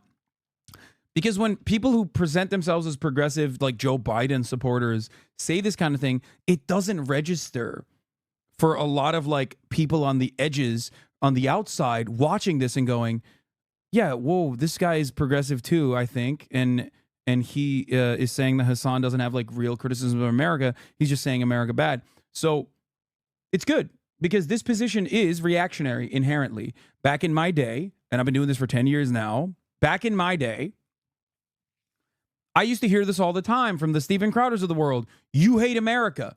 You have no arguments. Your only argument is that you hate America. It was a way to just stop discourse entirely. And intellectually curious people would move a little bit further than that. And they would move away from the right, move away from this reactionary perspective. Nowadays, a lot of people who present themselves as Democrats, progressives, liberals in general, also do that exact same kind of argumentation, which is inherently a right-wing framing of the conversation. Dude, you hate America. You don't have a good argument. Your entire argument is just hating America. No, I don't. I love America. I love the promise of America. I love what America could be. If I hated America, I wouldn't live in America, right? I would live somewhere else. I have the money to go and live somewhere else. I choose to live in America. And basically that's it. And I really do hope that although our discourse has been more and more poisoned over the course of the past couple of years, I do wish that a lot of those guys will inevitably snap out of it and go, yeah, maybe I'm just like angrily reacting to this dude because I've been primed into hating him. And I've been primed into hating this level of argumentation by other people that I trusted when they led me astray, when they basically sedated me with intellectual incuriosity. Deserved 9/11. Yeah. Now, whatever you feel about the U.S. foreign policy prior to 2001, it was definitely different to the U.S. foreign policy post 2001. Wrong, but that's because you're not smart. And no, American foreign policy pre 9/11 is literally directly the reason why 9/11 happened. And post 9/11, we use that momentum to do more of the same kind of foreign policy. That's it. But if you knew anything about what I had talked about with respect to 9/11, you would understand the concept of blowback. You would understand that like our actions are the reason why 9/11 happened. It's so weird that these guys want to be like edgy and different. Like they're not like the regular Fox News conservatives, right? Like, so they desperately want to come across like anti-government and they assume the position of like Donald Rumsfeld. You know what I mean? It's just like, that's it. You're not any different. You're not unique. You don't have a moral framework that's like genuinely different than like the average Fox News watcher. Your format is different in the sense that like you're online, but you're doing the exact same thing. You're basically saying the exact same shit that fucking Ann Coulter says, that Laura Ingraham says, that all these people say in general. That's all this is. Or not even Ann Coulter. Ann Coulter's a little bit more, I would say, charismatic, even though she's a piece of shit. And it certainly wasn't a situation where the 3,000 people that were in the towers that day deserved to die because of the United States foreign policy. So he's a kind of a just like bad person generally, basically against anyone that he politically doesn't agree with, and that justifies it, which is typical leftist in my opinion. So that's my bit on the song.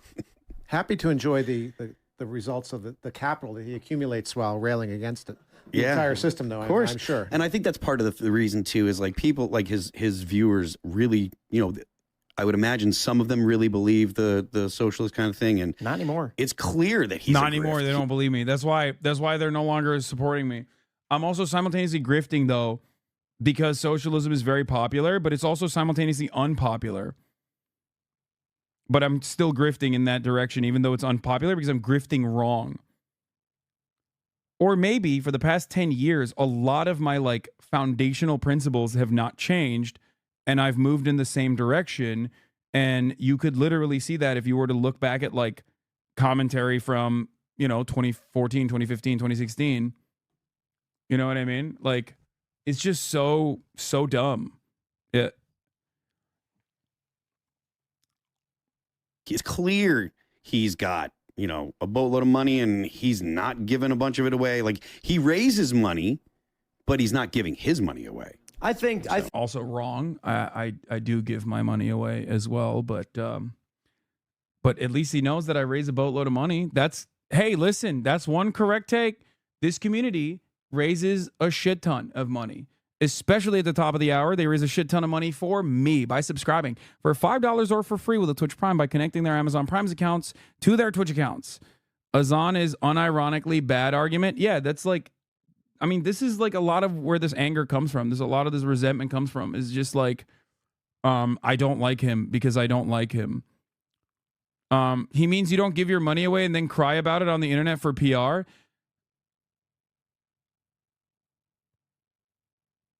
Yeah, maybe they're just like, maybe they're really fucking out of touch and they think like 50 grand to a charity here and there is like not a lot of money. Like they might be. I don't know how much money they make. Maybe they're like super caked up and think that like $50,000 is like, not that much, broke boy, that kind of thing. They want you to be poor. You cannot be a rich socialist, period. Exactly. Yeah, and there's not really... What the fuck? The fuck was that chatter? That was crazy. Her şey gambling dramasıyla başladı. Sana karşı nefret tweetleri botlar like atıyor olmasınlar. Bazı tweetler 30k oluyor. Altında yorumlar 10 falan oluyor. Yeah. Evet doğru. Bu dediğin doğru kardeş. Yeah, no, a lot of the Twitter farming actually works because like normies see it, but a lot of that is botted for sure, and it's all like the kick orbit. Tim Pool claims his company makes 8 figures a year. Jesus Christ, that's a lot of figures, man. We make a lot of money at timcast.com. I've never talked about our members. But hey, guess what, dude? He's honest. Highly recommend visiting the 888 Monument and Trades Hall in Melbourne. DOD in early talks to fund a peacekeeping force in Gaza. Oh, shit.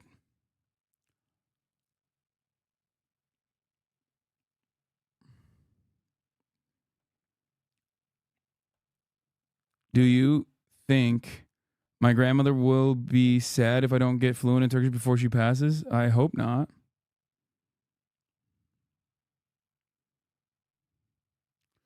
Reddit mods are in a Reddit thread right now discussing removing any discourse or posts that are directed towards you and D. They want to do a separation where it's either content from you or D or nothing at all. I would like to be removed from live stream fails. If they're discussing that, then I'm perfectly happy with it. Because, like, honestly, it is very one-sided. Like, I talk about Mr. Bonercelli very little. And when I do, it doesn't, like, make it to fucking live stream fails. But like, look at this, dude. I mean, this is Destiny explains why he thinks Hasan is falling off. Destiny says he hates Hasan and thinks he's an evil person. Like, why is that relevant? You know what I mean? Like, why is that relevant? This is the first time I've been on LSF.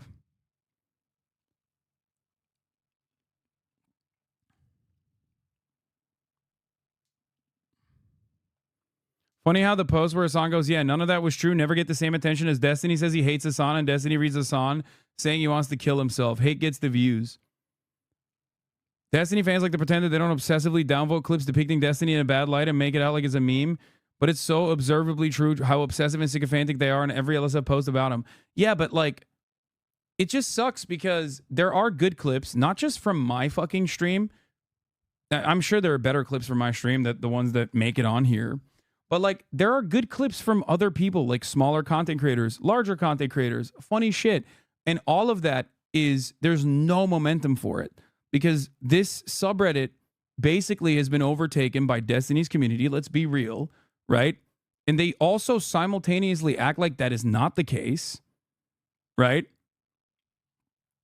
And it's pretty crazy that, like, not only do they fucking brigade, but they simultaneously brigade about people saying that you're brigading. And I think, like, for normal people from the outside, maybe it has the capacity to make people think like, wow, this Hasan guy I sure despise. But I think for many people, if they spend enough time on the subreddit, they realize, like, this shit sucks, dude. It's just... You know, they're literally constantly fucking flaming this shit. How did Destiny take his message out of context? Was Hasan not upset about his viewership? See, and then they like try to debate the merits of it. Like they're like, oh no, he was actually upset. He did want to kill himself. And it's like, how do you have a conversation with this person? He is trying to literally fucking debate you on something that is objectively untrue. It's basically like trying to debate someone and be like, oh, dude, this Hasan guy, he hates the taste of apples. And then I'm literally eating an apple in the clip being like, I love the taste of apples. Everyone is wrong about this, actually. And the guy in the chat is like, no, actually, he's faking his love for apples. We know he hates apples. It's like, what do you mean? I'm the guy you're talking about. What do you mean you know better than me about what I am doing?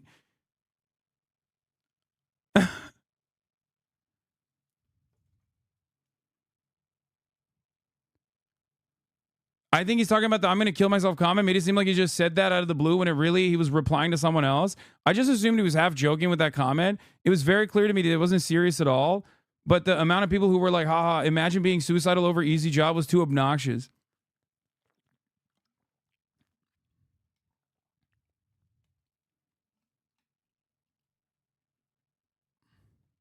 Yeah. Hasan wasn't saying he was going to kill himself seriously or even over viewership. It was a joke in response to another person riffing about what he was talking about. People requesting to do fun streams even though he just did them yesterday and he didn't watch it.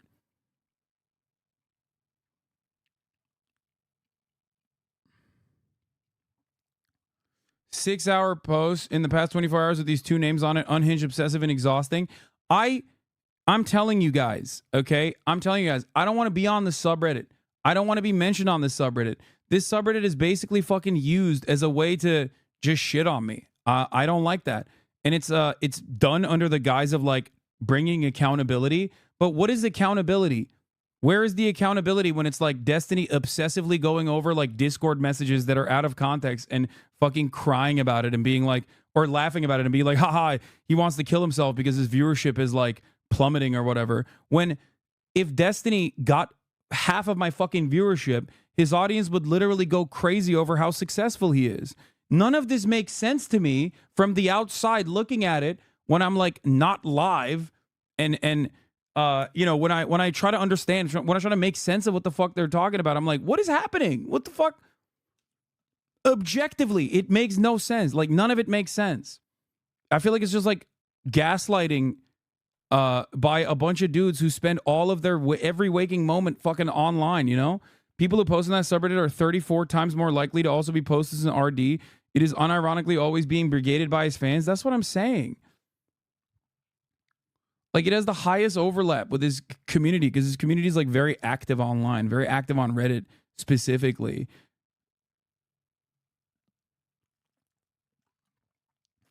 It is funny though, because like they farmed it too hard though.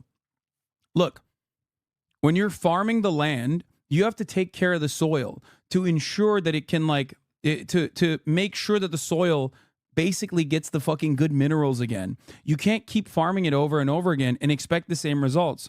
So what ironically happened is they farmed it so hard that it doesn't hit as hard anymore. You're basically hitting a smaller and smaller audience every single time you do this. And you have to rotate the crop out. And it's so strange. Just so you know, they're considering this only because these communities actively reducing traffic more than they're contributing to it. It literally got that bad. Yeah. What ended up happening is they captured it and they used it and they farmed it so much that like the subreddit literally, unless it's talking about me in some regard, doesn't break fucking 10K viewers. And now, even when the subreddit has like good drama content about me, it still doesn't break 10K viewers. They got too horny. They killed the fucking vibes. Ain't nobody wants to hear. Even if you think I'm the most evil person on the planet, I'm sure you don't want to constantly fucking hear about like every little thing that has happened in my life. After a certain point, everyone's like, man, this is obsessive as fuck. Chill out.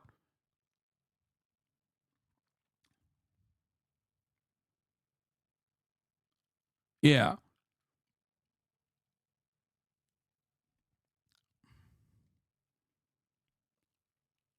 It's crazy. And they're like still debating it. They're like, no, man, it's actually real. He's like really sad. He's really sad. We got him. It's very odd. And it's also very unhealthy in general. Okay. I don't think they're real. People like the bot thing got worse under Elon. Yeah. But that's different. That subreddit knows that if they ban you, they see a drop in traffic to that place. They're so desperate to see big numbers. Ironic, because if they banned me and they like focused on revitalizing the subreddit by like posting other shit, they would probably pop off.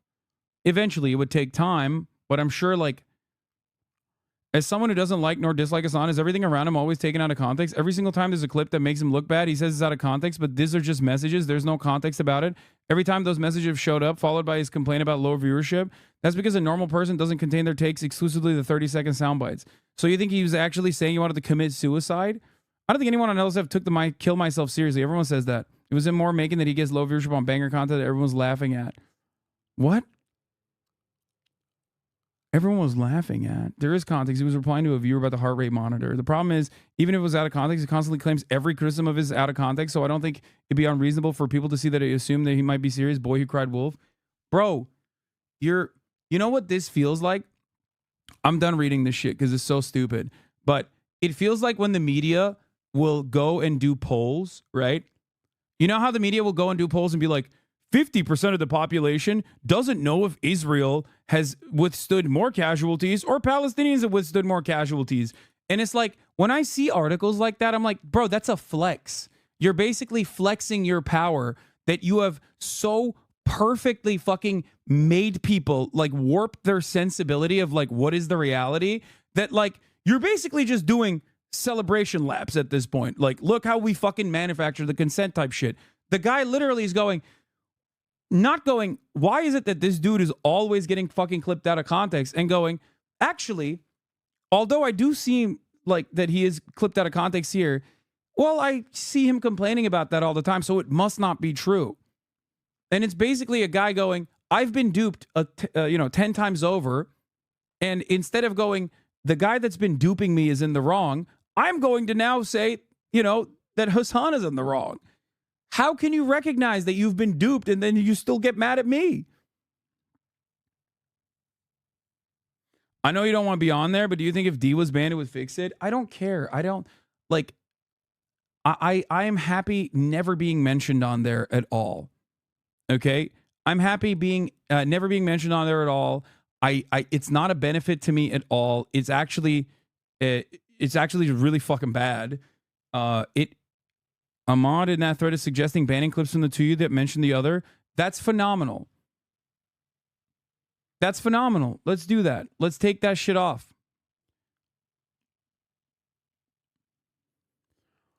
If LSF did a fraction of PR and promised no Hassan content, streamers would start looking at it. Streamers could start looking at it again. Yeah, exactly.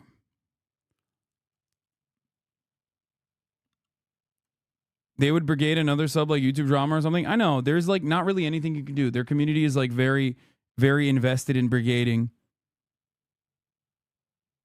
Anyway, also I did forget to run the top of the hour ad break after I said I was going to run it.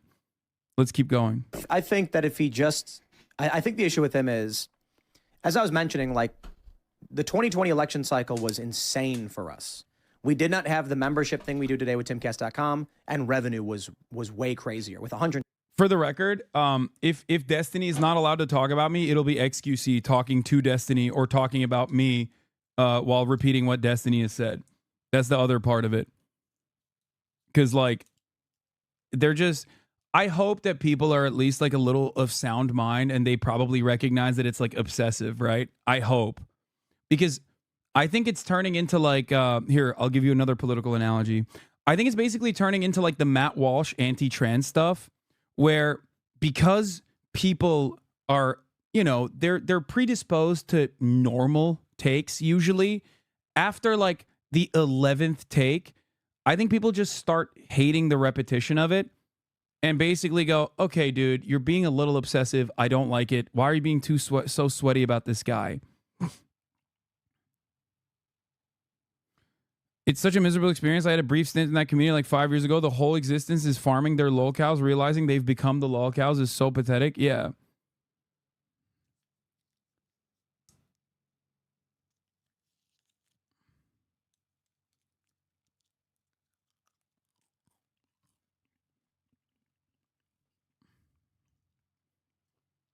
Like, I think that, I hope that normal people see that and they go, ugh, that's obsessive, because it really is. You must not allow yourself to normalize like this as anything but cyber stalking, because it is. It's like obsessive. It's weird. I know that like they try to justify it internally by being like, he's a big political commentator and we're actually doing political commentary. It's not. You're not doing political commentary when you get a clip out of context about like me saying that there are downsides to fucking streaming. You're not doing that at all. You're just shit stirring and creating drama. You're not doing political commentary when you say I'm a genuinely evil person. You know what I mean? That's it. Like, you're not invested in politics at all. You're just saying that it's politics so you can moralize the obsessive cyber stalking behavior that you're engaging in. 120 million views, you can only imagine. And then as things started to go down, it's just whether I have 100 million or 20 million, I was like, I don't know. You know, we hang out every night. We talk about what we care about. I think the issue for Hasan is his whole thing was community, as he describes it. What that really means is people just shut up to hang out.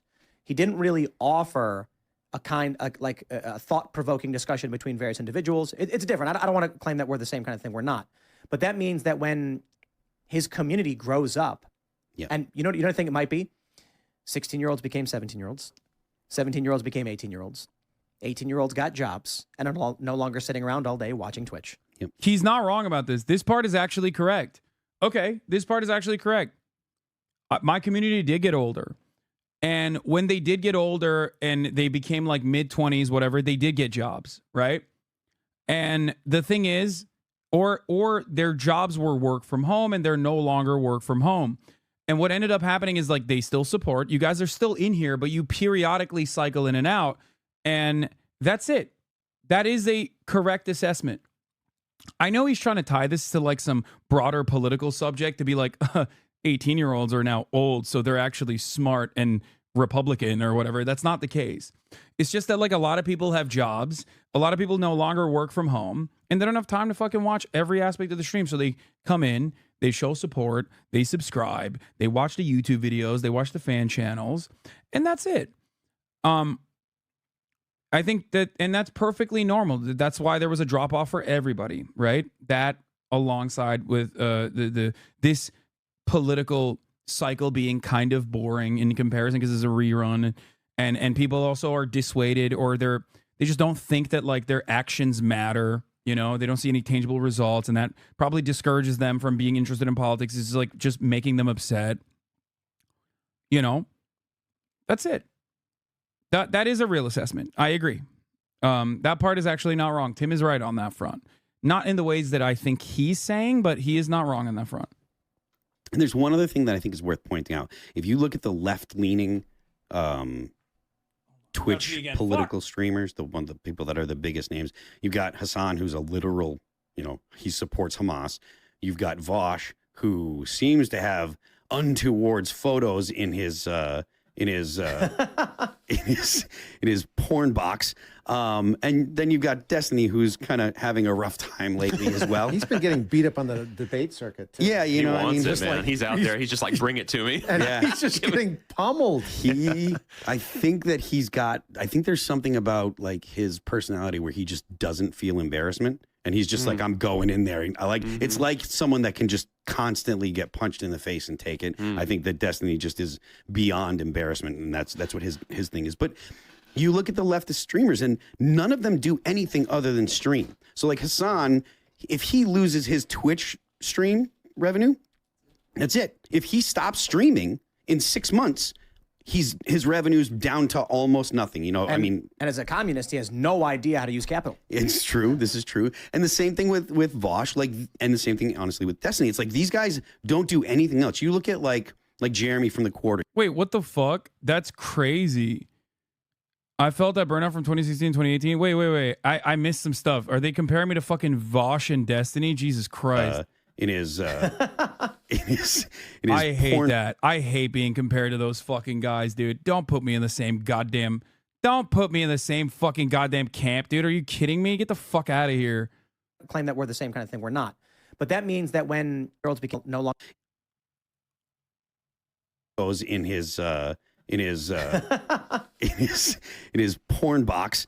And then you've got Destiny, who's kind of having a rough time lately as well. He's been getting beat up on the debate circuit, too. Yeah, he wants it, just man. like, he's out there. He's just like, bring it to me. And he's just getting pummeled. I think there's something about. I'm confused. Why are they making fun of Destiny getting his fucking ass handed to him? Don't they literally agree with him? Go back further. Shut the fuck up, Chad. I was here when he was saying those things. Like, what?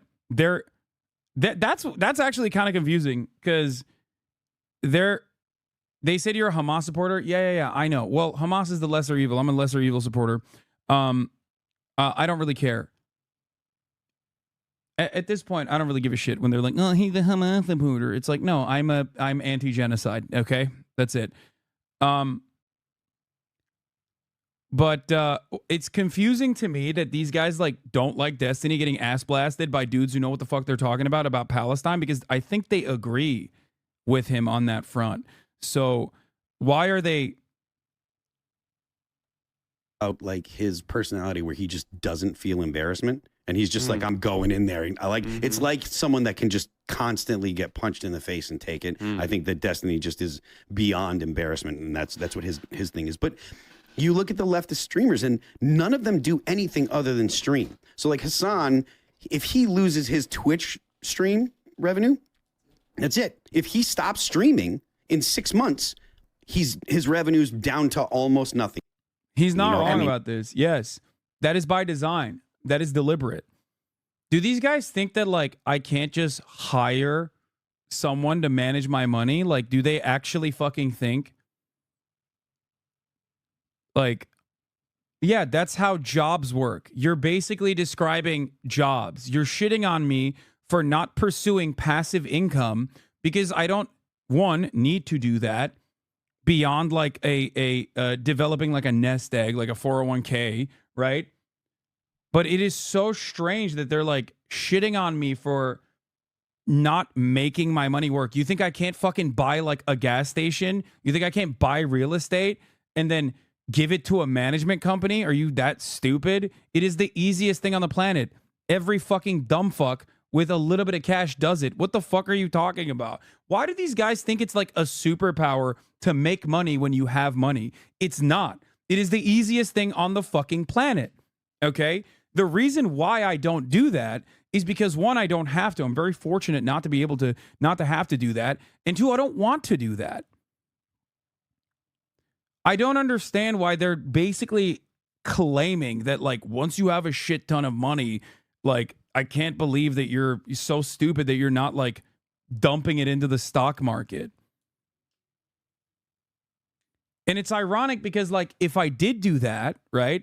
If I did actually invest and I don't know, like, buy a bunch of fucking real estate or whatever, I would unironically be going against my fucking values. So I don't really get it. Like, how can you be like, well, this fucking dumbass communist doesn't fucking have a diverse portfolio? Because they are capitalists, they can't wrap their minds about not wanting to accumulate more capital. Like, it's not even necessarily that I don't want to accumulate more capital, right? Like, I want to be comfortable. I like nice things, right? I want to be able to buy those things. I have that now, right? I have all of that. I could make a shit ton more money with the money that I have currently, but I don't feel the need to do so because I'm already incredibly comfortable. And it's weird because, like, they constantly shit on the aspect that I make money by, like, selling merchandise, for example. And they go, dude, he's a communist, but he's selling merchandise and he's making money, while simultaneously shitting on me for not making even more money by just doing passive income. Yeah, they're shitting on me for being anti-capitalist, but then shitting on me for engaging in capitalist activities. And it all stems from the same weird energy of, like, he's a grifter, but he's not grifting properly. And I don't get it. For the life of me, I will never understand this. You know what I mean? It's like, not every, like, they're like, his viewership is going down. It's not, right? It's like stayed stable once that fucking drop off occurred post October 7. They're like, he wants to make more money, but he's a grifter, and that's why he's, like, grifted to the left. But now he's, like, grifting wrong. It's not that complicated. They actually paid $5,000 for a what? Hassan? What? Latest drama? Someone paid a deorbiter $5,000 to make a Hassan hit piece? What? I don't believe that. That's so stupid.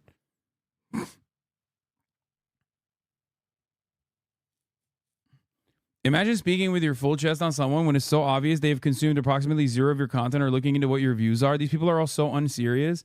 Well, because a lot of the criticism towards me comes from people who have a very limited understanding of the world of politics, these guys included, and you guys in this community included as well. That's why a lot of people just, like, care about drama more than they care about the actual political actions and the impact that it has. Because politics is boring. And politics is oftentimes very unchanging. So that shit sucks. So what do? You focus on something that actually moves the needle. What moves the needle? Drama between political commentators, streamers.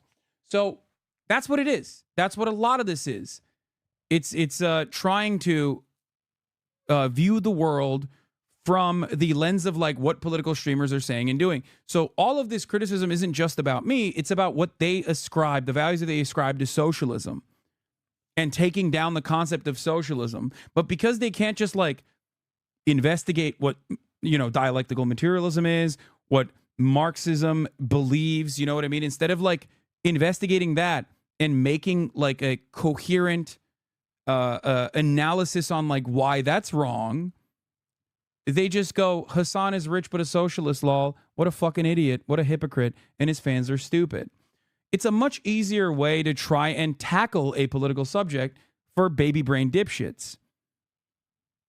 This is the major difference that I also regularly try not to do, I guess. Like, when I am looking at a Ben Shapiro video, I don't just talk about Ben Shapiro being short.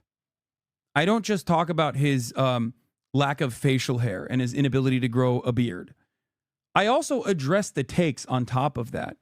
They never address the takes.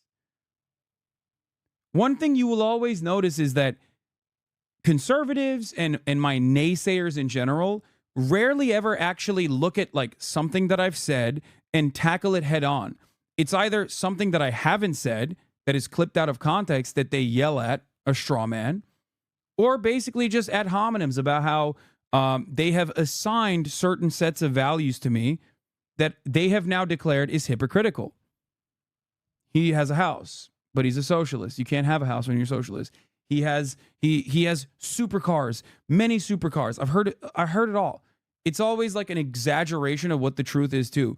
I have many supercars. I have a fucking mega mansion. My father is a billionaire. Like, none of that is true. And they're just basically fucking yelling at things that aren't true at all. He takes private jets all the time. You know what I mean?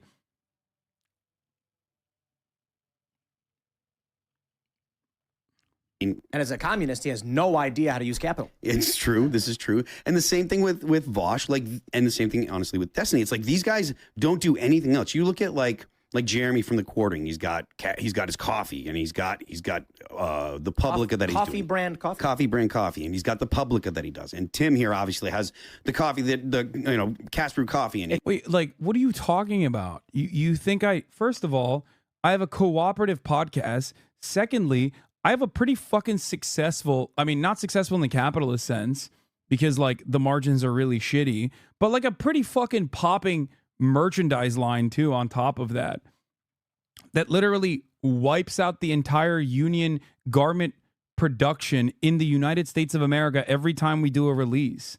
It's kind of fucking crazy that he's saying this. So even on that sense, even on that framework, even on that sensibility, I do have other things that I'm engaging in that are very fucking successful.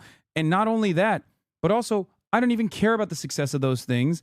I care about the impact that my community has. I care about the fact that we can raise $1.3 million in a span of a month for Palestinians after October 8th. I care about the fact that there are community organizers that reach out to me and say like, hey, we need some help here. I care about the fact that I attend, YDSA meetings. I care about the fact that I talk to labor union organizers on a regular basis. I care about the fact that I've been able to get people to join unions and unionize their workplaces. That is the impact that actually makes all of this worth it. You in this community and the actions that you take make all of this worth it. And I find it really strange that these guys immediately cast that aside, partially because it doesn't suit their argument that I'm like some fake, phony bullshit guy, right? But it's like, it's not, this is a stupid way to make this argument entirely.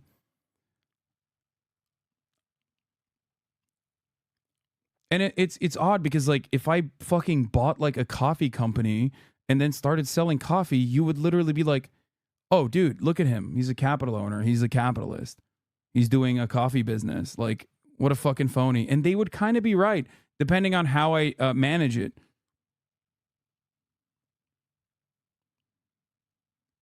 Anyway, unlike these fucking bozos, by the way, I do actually care about American workers, which is why I work with American manufacturers in companies that are unionized, okay? I produce my merchandise with unionized garment manufacturing shops in the United States of America. And I still sell it at the same fucking price point that these dipshits sell it at. $35 for a fucking t-shirt, for the record. Think about that. Think about that. I sell my t-shirts at ideology.shop. Okay. We have some, we have like a little bit left at this point on back order. Okay. For $35.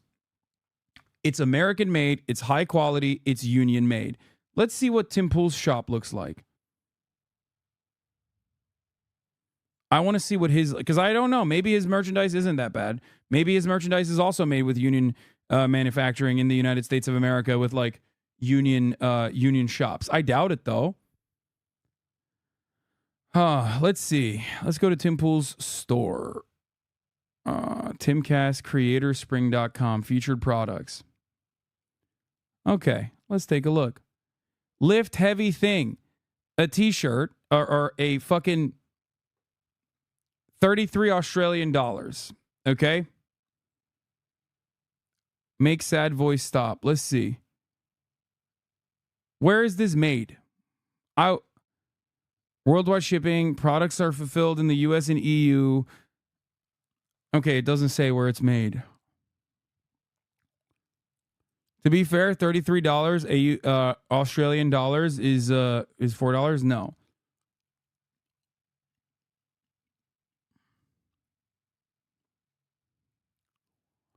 I doubt it, since if it was union made, he'd never be able to get anything else since you're constantly clearing the entire US domestic market. It's true.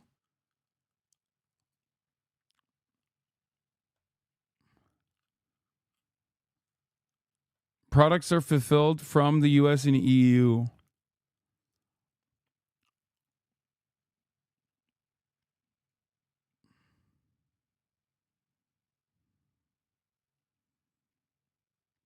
What is this? Definitely drama, but 100% true. The 5K hit piece was supposed to resemble I don't understand what the V is unironically evil video, but never got put out. Demediated the fallout on Discord. Wait, what? Are we just mad because somebody went public, or? Yeah, I think Doomer's a little mad that somebody went public after there was an agreement to keep it private and do this payment plan. That counts as some form of repayment. Let's say 1K. Let's just focus on 2,800 for the Hassan video. I intend to repay him 3K. What is happening here? These guys are actually like giving money to each other to make YouTube videos.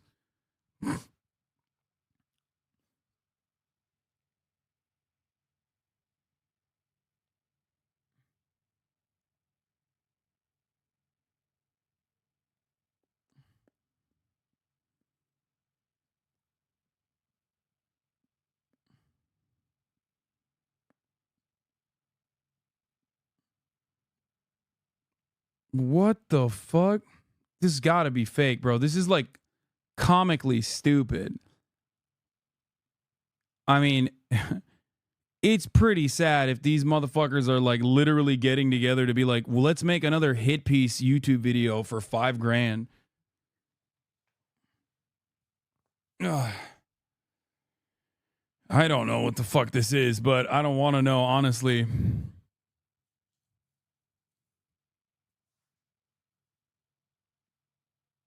Black market Hassan dealing. No life or mutual aid. Yeah. It just has to be fake because honestly, it has to be fake because it's so stupid. Like I don't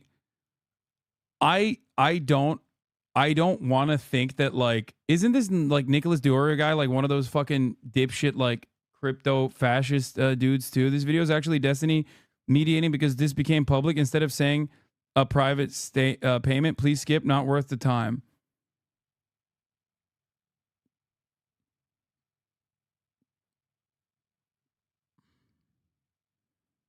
So they're more mad that he didn't actually make the video or something? Like, I don't get it. Probably would be good to damage their reputations over the fact that they're literally paid shills that are taking money to make these hate videos, even if it's fake, Lamau. No, I don't give a shit. He was paid to make the video and didn't even do it. Now he owes the money and is salty. I think it's pretty valid and awesome if they were like, yeah, I'll make a Hassan hate video, and then you just got a cool 5-stack and you didn't actually fucking make the video. Good for you, King. Get your fucking money up, dog. What is happening here? It's not because it was drama because they wouldn't pay. Bro, that's fucking sick. Actually, get your licks in, King. Fuck yeah. No, you should, because that's where a lot of the other ones came from.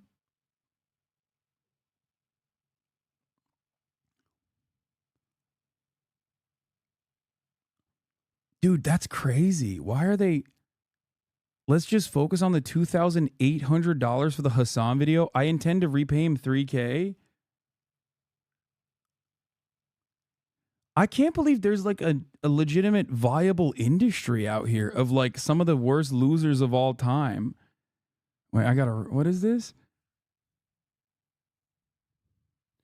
I will drop everything. They don't want to talk to me. I will pay him back within 6 months. I partially pay back the initial amount, but it's been a while. I intend to repay the whole thing.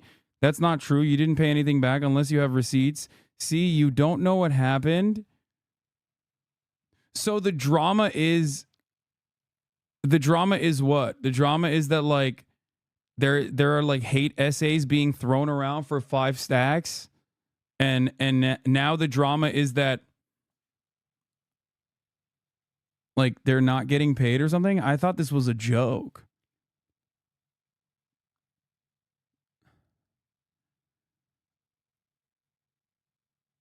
I'm gonna be honest, I'll make a hit video on you for 2.8K.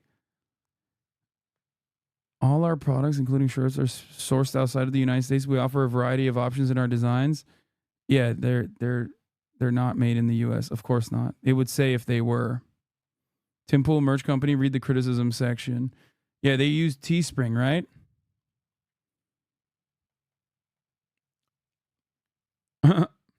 Black women are trash. They made a t-shirt saying, what the fuck? Daily Dot.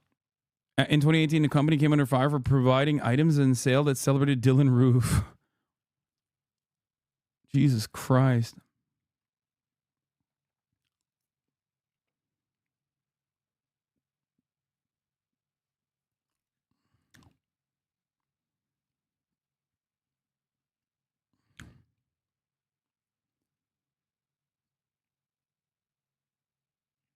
This seems like an awful lot of coincidences. I can't understand what is happening unless it's projected on some tight shorts. Yeah.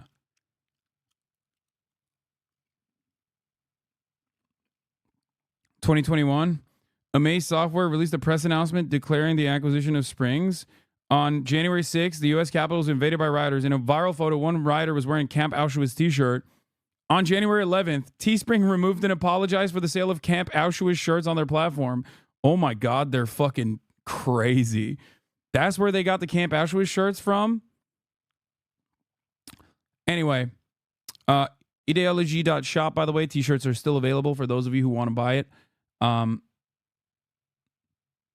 are you so unaware about how they intentionally try to drive you insane constantly? They talk about it all fucking day on Twitter and Discord circles. You fall for it pretty regularly too, so it makes sense why they keep doing it. Well, don't you realize that it doesn't actually work if I am completely oblivious to it? Like, what do you mean?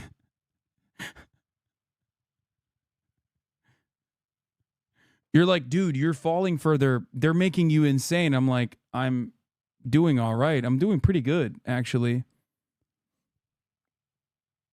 This guy's so mad that you're not falling for the bait. Yeah. Are you okay, man? Are you okay? Sock them 1293.4?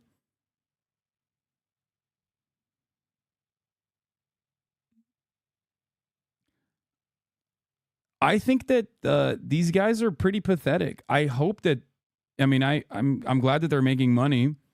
I wish them well. But I do think that I don't know if I'm the insane person. If I'm just like out here kind of going about my day, you know, covering the news, covering politics, looking at a little bit of drama. And they're the ones who are like sweatily typing in Discord circles about how like they didn't get their 5K back. So I don't know.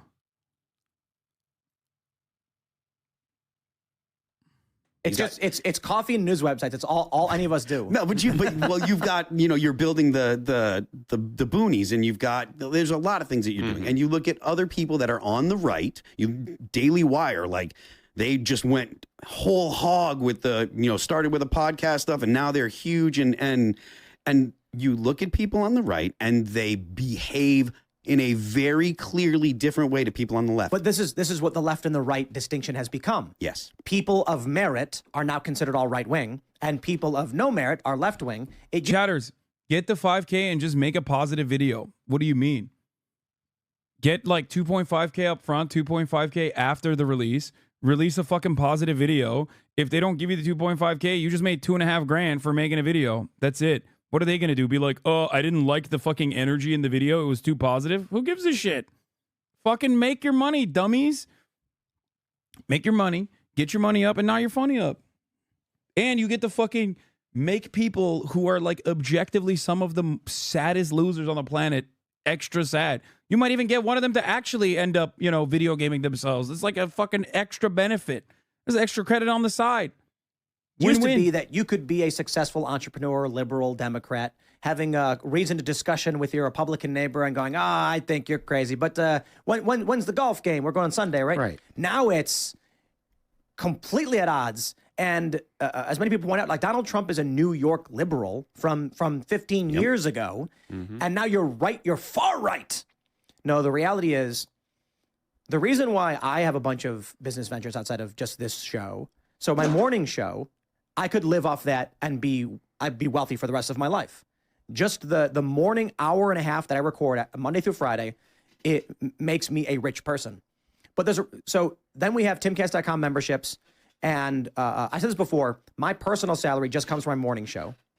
I don't want to discount the fact that this company makes profits beyond that, and I do get profits, but the money that we get beyond the morning show, so IRL and all that stuff, we are reinvesting into expanding and doing all these other things, because my mission, my passion is not streaming, making a bunch of money. It is building culture, building opportunity, creating cool. Dude, what culture is this man building? What does he mean, building culture? What the fuck is he saying? No wonder these guys are so obsessed with like liberals and shit. All they care about is not like real tangible results, changing the fucking scope of politics, because that shit is like served to them, right? It's served to them. When you're a right winger, you already get that. You already get that from the regular avenues, right? So like all they care about is like getting people to listen to their dog shit art.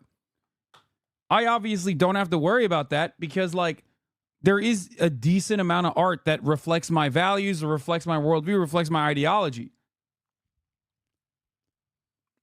But that's precisely the reason why they care about that shit so much.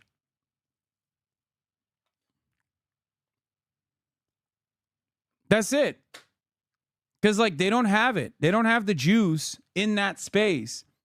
So that's all they obsess over.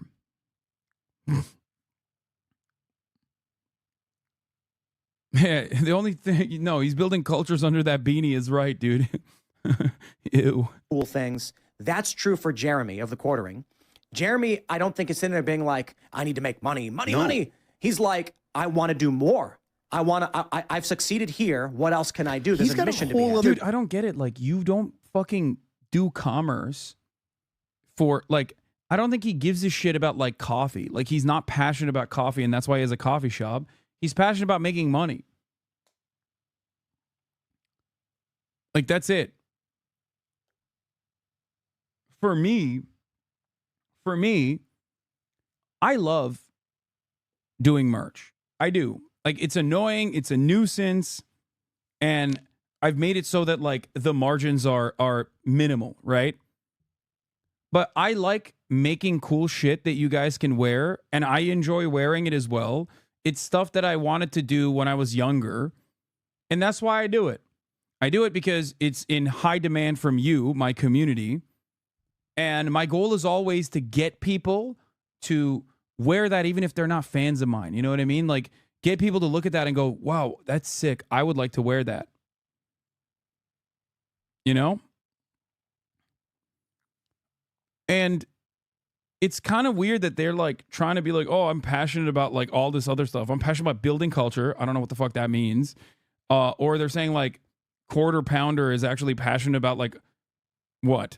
Building a brand or coffee industry, coffee business? Like their business, I I make guess, money. that's That's it. totally not like internet business, or it's an IT business or something like that. That's totally independent of like YouTube and stuff that he did, like completely isolated. So it's like he's just a workaholic, you know? Look at the cultural evolution that we're going to be engaging in. Sure. The right has people who are like, yeah, Quartering is such a workaholic that he pisses in his basement. He ain't got no time to fucking piss anywhere else.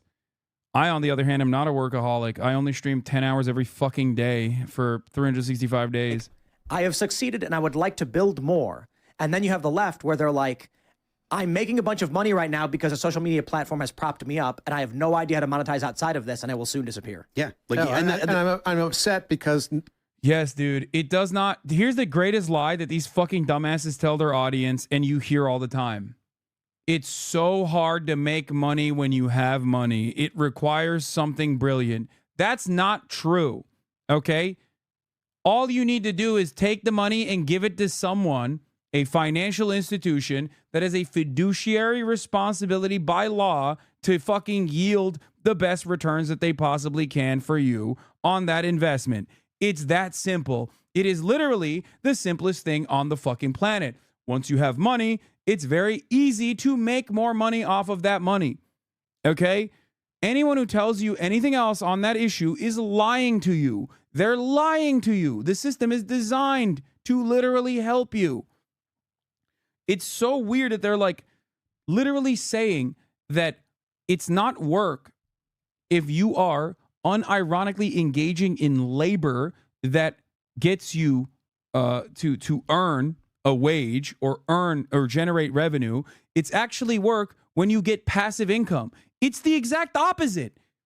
Okay? You might not like what I do and you might not consider it work, and I understand that. It is fucking super easy. I get to fly to Australia and sit in a fucking fancy hotel room and talk shit to 20,000 fucking people and make money. It's crazy. I'm the most fortunate motherfucker on the planet. But in comparison to a landlord, this is actually work in the sense that, in the exact same sense that Labonte earlier and mentioned, if I stop doing this, I don't make money. Landlording, on the other hand, or fucking putting your capital into a diverse portfolio, right? And earning capital off of your capital, passive income, that's not work. It is literally not work. It's not. If your money is making money for you, you're not working. That's the whole point. That's literally why people look at it as retirement. And it's so shocking to me that dudes who are 9-to-5ers, sucking the man's dick every goddamn day, getting shafted every goddamn day, sit on the fucking job site or on their way to work and listen to these fucking dickheads talk about this shit and go, hell yeah, that's right. Passive income is real work, brother. Like, how do you not recognize that? They're lying to you. They're lying to you because they're fucking rich. I'm rich too, but at least I'm not lying to you. It blows my mind. And they go, that's indecent. Maybe they think it's indecent because they feel like I'm giving the game away. You know what I mean? But many people don't want to hear it anyway. So they also get mad and yell at me. Only people are... Your subs are passive income by their own argument? No, that's not how that works, man. What are you talking about? My subscription revenue is not passive income unless I take the subscription revenue and put it into the stock market. No. Your subs are passive income by their own argument. No, it's not correct. If I took the revenue from my subscriptions, which are given to me at the top of the fucking hour, in the middle of the hour, and different times. No, I meant you're not getting active money from those people. I'm confused by what you're saying. But it's not top of the hour yet, so I'm not going to run a 3-minute ad break. Don't worry. Fear not, chatters. I will not cook you like that.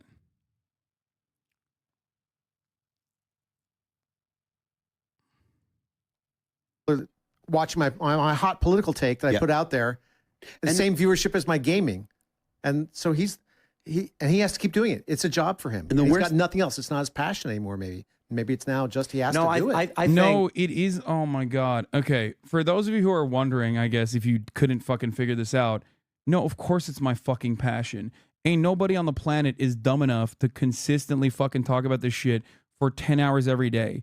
There is no, like, that's insane, okay? If it wasn't my passion, there are many other alternatives to me. I'm very fortunate, okay? No, it is my passion.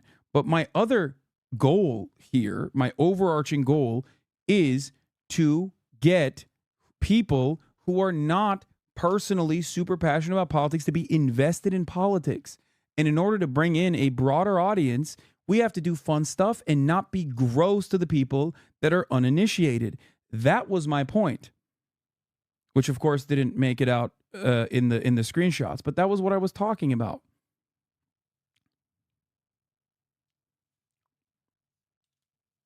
No, it is a pleasure job. I love this job. Criminalize usury based. I agree. They don't realize that we beg you to do other stuff. Then we the people don't watch it and it annoys you, which is a true thing. Exactly.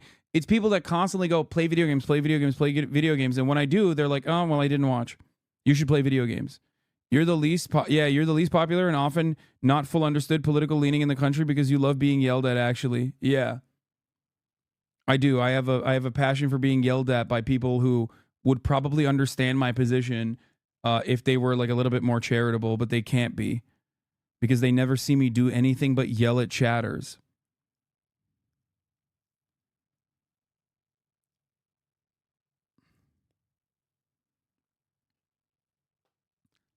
Yeah, when it's not my passion, you will know. Okay? Because I won't do it anymore. That's it.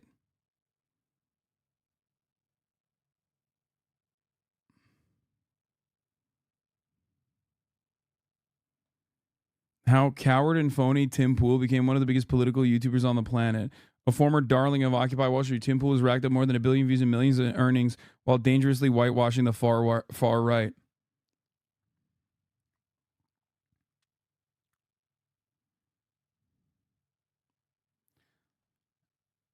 Bro, this shit across the cultural zeitgeist is funny as fuck. D-Boy's gaslighting Tim Pool, gaslighting his audience because you venting in your own Discord is funny as fuck. Yeah, I mean, hey, thank you for the content though. It is pretty funny.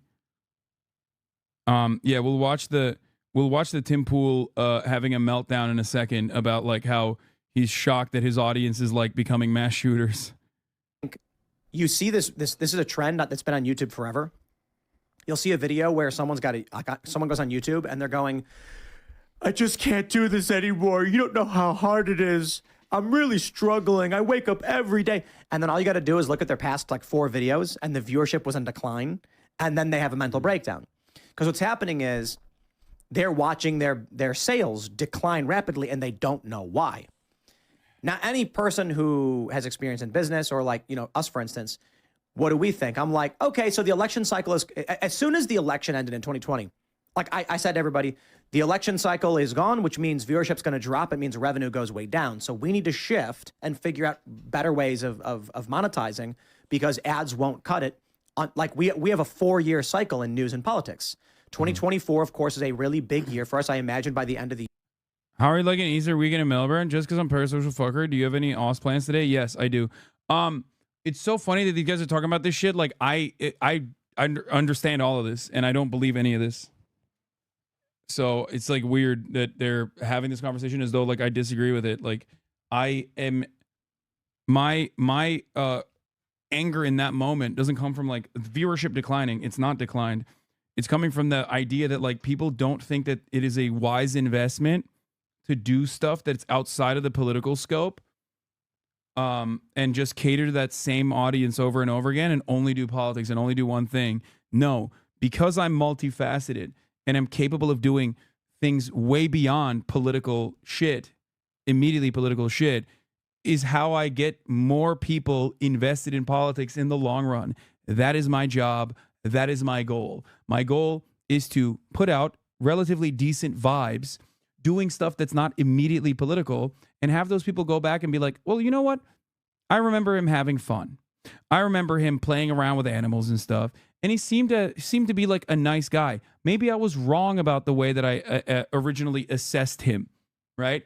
Maybe I was geared into thinking that this was a bad dude. Maybe he's not a bad dude at all.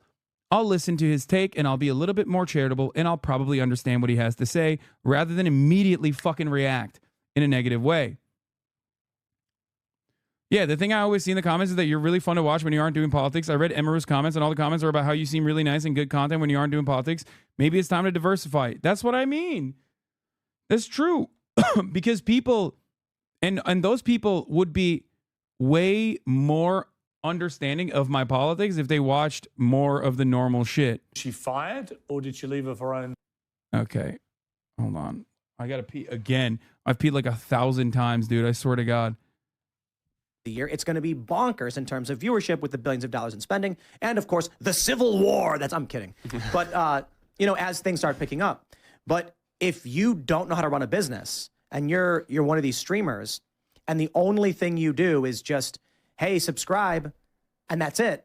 Well, people come and go. I mean, yeah. What are you building? What are you doing? And the worst thing about it is all of the topics that they're talking about mean nothing a week later. There's zero replay value for any of it. And that's why I was saying, like, if they stop 6 months later, there's like no one cares. Like, I mean, I am fortunate that like people have really fallen in love with some of the stuff that All That Remains is written. And I get checks from that forever because people love the music and it's going to be with them forever. I listen to music that I listened to when I was a kid still. Now, there's a bunch of stuff that I've added since, but everybody still loves the bands they fell in love with when they were 15, 16 years old. And I'm super, super happy and super fortunate and super grateful to all the people that still spin stuff from the fall of ideals, from when they were kids.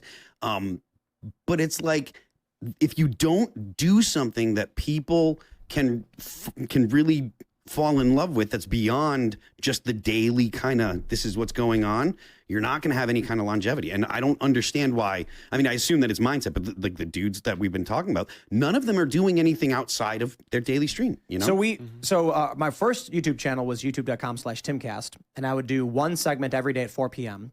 It got big. I got to a point where I was getting 500,000 views on one 30-minute segment. Then I launched Timcast News and started doing 5 segments there. Then we launched Timcast IRL. Then youtube.com/Timcast turned into... Okay, the rest of this is boring. They're just like sucking each other off, I think. Let's move on from this. I will end it on this note. Here is Tim Pool having a hard time with his own audience, with his own guests, I guess. Something else? No, this is sort of verbal diarrhea. Might do if they get in charge of the government while they're from my lefty friends. What? Is like I think it's only fair that I don't take the heat for what you said, Jesse, and I'm not trying to be a dick, but I'm getting people attacking my character now for having had to take the show down because you made 2 allusions to killing people. So I'm not trying to be a dick right now, but like I've got 500 messages of like, what the fuck are you doing? Why are you taking the show down? Are you fucking with us? You're trying to make money. So I thought YouTube took the show down. No, I had to take the show down. Okay. I had to take the show down because you made 2 allusions within like the span of a couple minutes to murdering people. Okay. After I explicitly stated in the pre-show, do not make allusions to violence. Then went on to explain, Coward. We keep having people come here and saying they want people killed, or people should kill people, or they can be killed. Or Pussy, what do you mean? Wait, he's telling you in the pre-show, hey man, don't exercise your free speech. Don't exercise your right to free speech. That's crazy, man. The thing is, if you diversify, you'll take a viewership hit, but you just need to ride the storm and hope new content takes hold. Your TikToks help with this. I agree.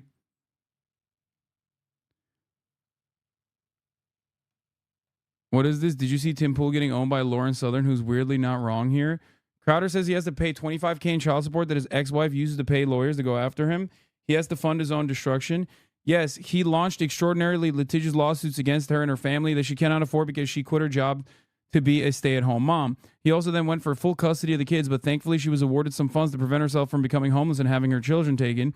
If you understood how much he's spending on lawyers, you'd know she's spending every cent of that defending herself. Should stay-at-home wives be able to have their children taken from them and left homeless if their husband is extremely wealthy?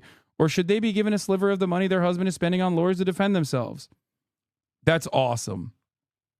I cannot believe that this fucking white nationalist freak is on the right side of this conversation. I guess she remembered that, although she is a white nationalist, she's a white nationalist woman. And absolutely cumstered Tim Pool here. Jesus Christ.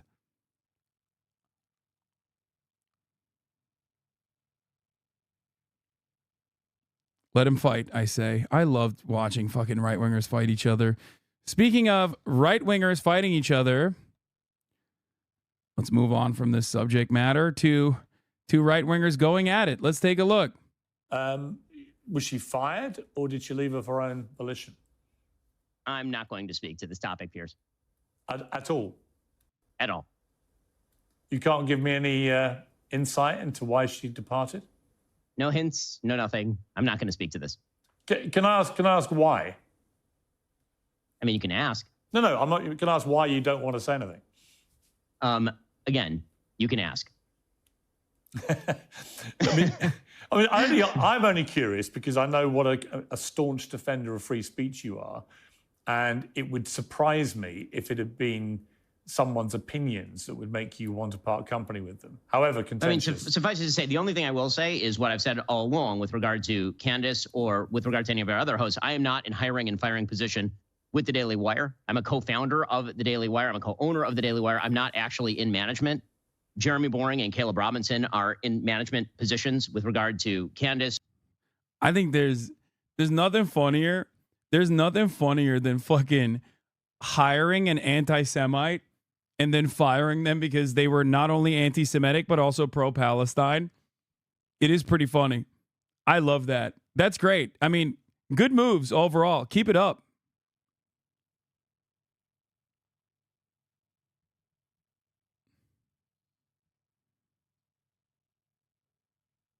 Or anyone else. And as far as the free speech situation, what I will say is that no company has the obligation to literally pay anyone. The Daily Wire is a publisher. It is not a platform.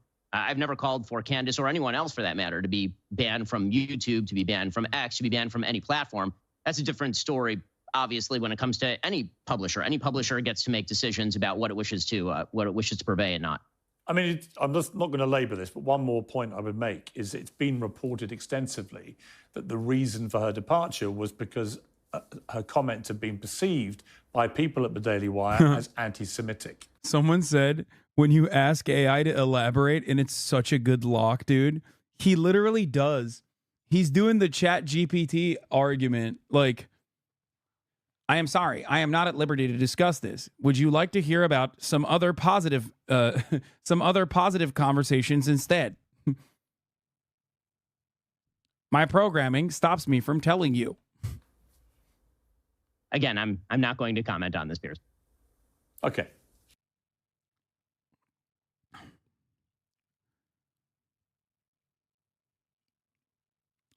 It's like how Gavin McInnes got fired from his alt-right job in Canada. The news source was run by his ultra-conservative Jewish Zionist, and Gavin was a massive anti-Semite. You get what you hire? Yeah. It's pretty funny because, like, Ben cultivates this fucking audience of people who are almost 100% aligned, 99% aligned with Nazis, right? And then that extra 1% kicks in where they're like, yeah, no, it's actually Jews that are responsible for everything.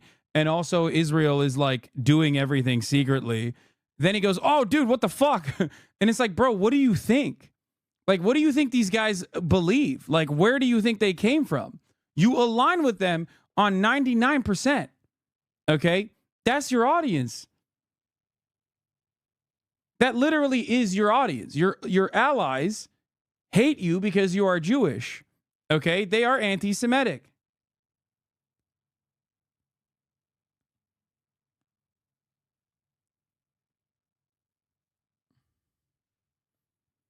He didn't plan on that part? No. He just grew comfortable thinking that, like, you know what it is? He grew comfortable thinking that it wouldn't actually hurt him, which is funny because that's why he left Breitbart. Ben Shapiro used to write at Breitbart while Breitbart had a tab specifically dedicated to black crime. As in crime that black people were committing, specifically. He didn't have an issue with that, but he did have an issue with the anti-Semitism coming from Milo Yiannopoulos. Okay? And you would think that that would have caused him to reconsider some things and be like, why are there so many anti-Semites in my anti-Semitic audience? But no, he didn't consider that at all. That's why they hired Candace Owens. Okay?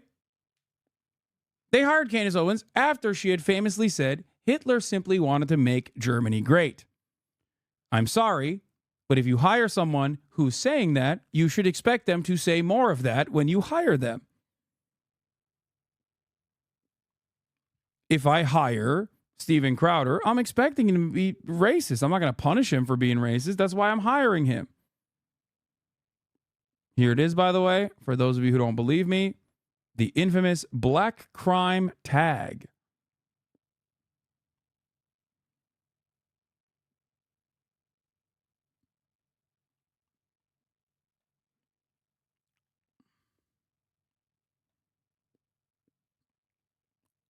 Yeah, why did these gay men keep sucking my cock is pretty funny. It's exactly what's going on. All right, let's skip Joe Lieberman. Mo and Rabani had a fucking banger thread, which I hope you guys can send me. Hold on, I'm gonna text my boy here.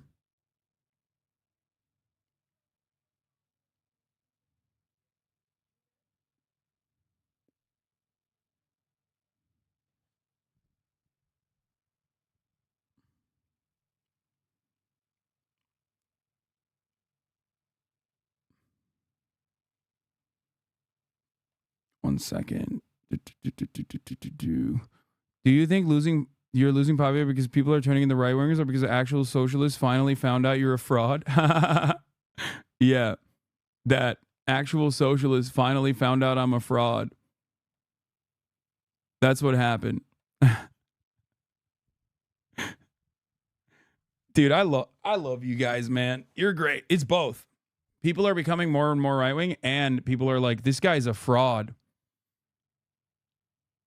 No, it's because honestly, at the top of the hour, there's a 3-minute ad break, and people were like, dude, this guy is serving a 3-minute ad break from Amazon.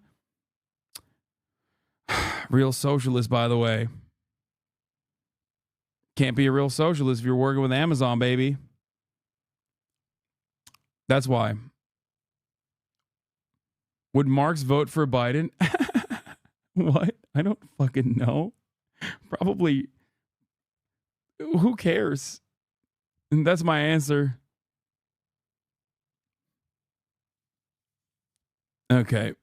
Needed that shark mop anyway. Lighten up on the cat hate and you might get some more subs. True. Anyway, yeah, no, people are actually leaving because my ad break segues have fallen off. Here's a 3-minute ad break. Now we're moving on to this Moen Rabbani thread, apparently, that he like. On 29th of January, I participated in a debate organized by Lex Fridman on Israel-Palestine alongside Norman Finkelstein, Benny Morris, and Stephen Bonnell, stage name Destiny. Apart from reposting a link to the recording of the event, I've thus far retained firm comment. I've done so on the grounds that people interested in the discussion and prepared to endure a 5-hour video can watch it themselves and make up their own minds about the various issues discussed, rather than being told what they think by a participant. Bonnell had decidedly taken a different approach. In addition to multiple hour-long podcast broadcasts before the event, he began relitigating the discussion from virtually the moment it ended. Talking to Twitter and YouTube, he immediately began promoting his own version of events, including in the podcast issued prior to the debate's the 14th of March release, that were significantly longer than the debate itself. Much of Bonnell's commentary consisted of juvenile name-calling, insults, and distortions directed primarily at Norman Finkelstein. Bonnell's obsession with Finkelstein and his fixation with convincing viewers he acquitted himself with the distinction in exchanges with Finkelstein before these were publicly available speaks for itself. Now, let me tell you, for those of you who don't understand adult speak, what Moen Rabbani here is saying is, my man, Mr. Bonarelli, was coping big time. He was, as a matter of fact, cope maxing. That's what he was doing because he got fucking cumpstered. Okay? Mr. Bonarcello was cope maxing before the debate, after the debate was released. He never stopped cope maxing. As does his repeatedly expressed view that nothing of substance was uttered during the debate and watching it was a waste of time. Bonnell also lamented that he missed a gangbang to participate in the debate. As for my own contribution, Bonnell appeared to take particular exception to an observation of mine regarding a statement he made regarding apartheid in one of his pre-event podcasts. During that particular podcast, Bonnell stated that he doubted either Finkelstein or I would be watching. In fact, since I hadn't previously heard of Bonarelli, I had not previously come across anything he has published in the Middle East. He apparently hasn't, and was entirely unacquainted with his views. I made it a point to watch. Full disclosure, I was at the time unaware that Bonarelli had in previous podcasts identified himself as a pro-genocide with respect to Israel's mass killing of Palestinians. Or that among other displays of familiarity with the region, he couldn't identify Bashar Assad, thought Recep Tayyip Erdogan as the president of Israel, and was apparently unable to locate his favorite menace state on a map. In any event, it's so funny watching like normal adults be forced to interact with this fucking creature and being like horrified about even like a little bit of scratching of the surface just reveals horrifying shit to them. Because like, this is what a lot of people don't understand. We often get like so hyper focused on the little fucking circles that we create online. And we think like, oh, well, everyone is like thinking like me. They love this shit. And then this kind of stuff is supposed to like draw you out of it for a second. Because this is a dude who doesn't know anything about him. Okay? Don't know nothing about him, right? And he only scratched the surface. He doesn't know half the shit this dude has said. And he is horrified. Because, of course, These opinions are fucking horrifying to the average human. The way that so many people in these circles, like the way that they carry themselves, is shocking to the average person. Okay? It's shocking. It's gross. And I don't know how to describe it to people who are so caught up. They're so fucking caught up. They're so goddamn invested in like the echo chamber that they have cultivated. And a lot of people say that about me too. And half the time, these people are working in overtime to make me come across like a toxic individual. And when I'm in the real world doing normal shit, there's a reason why so many people go, I like his non-political stuff. I like him when he's just like interacting with other human beings in the real world, that he doesn't come across like a fucking douchebag or a dickhead. It's because I'm not. That's the difference. I have like some level of social understanding, okay? These guys don't.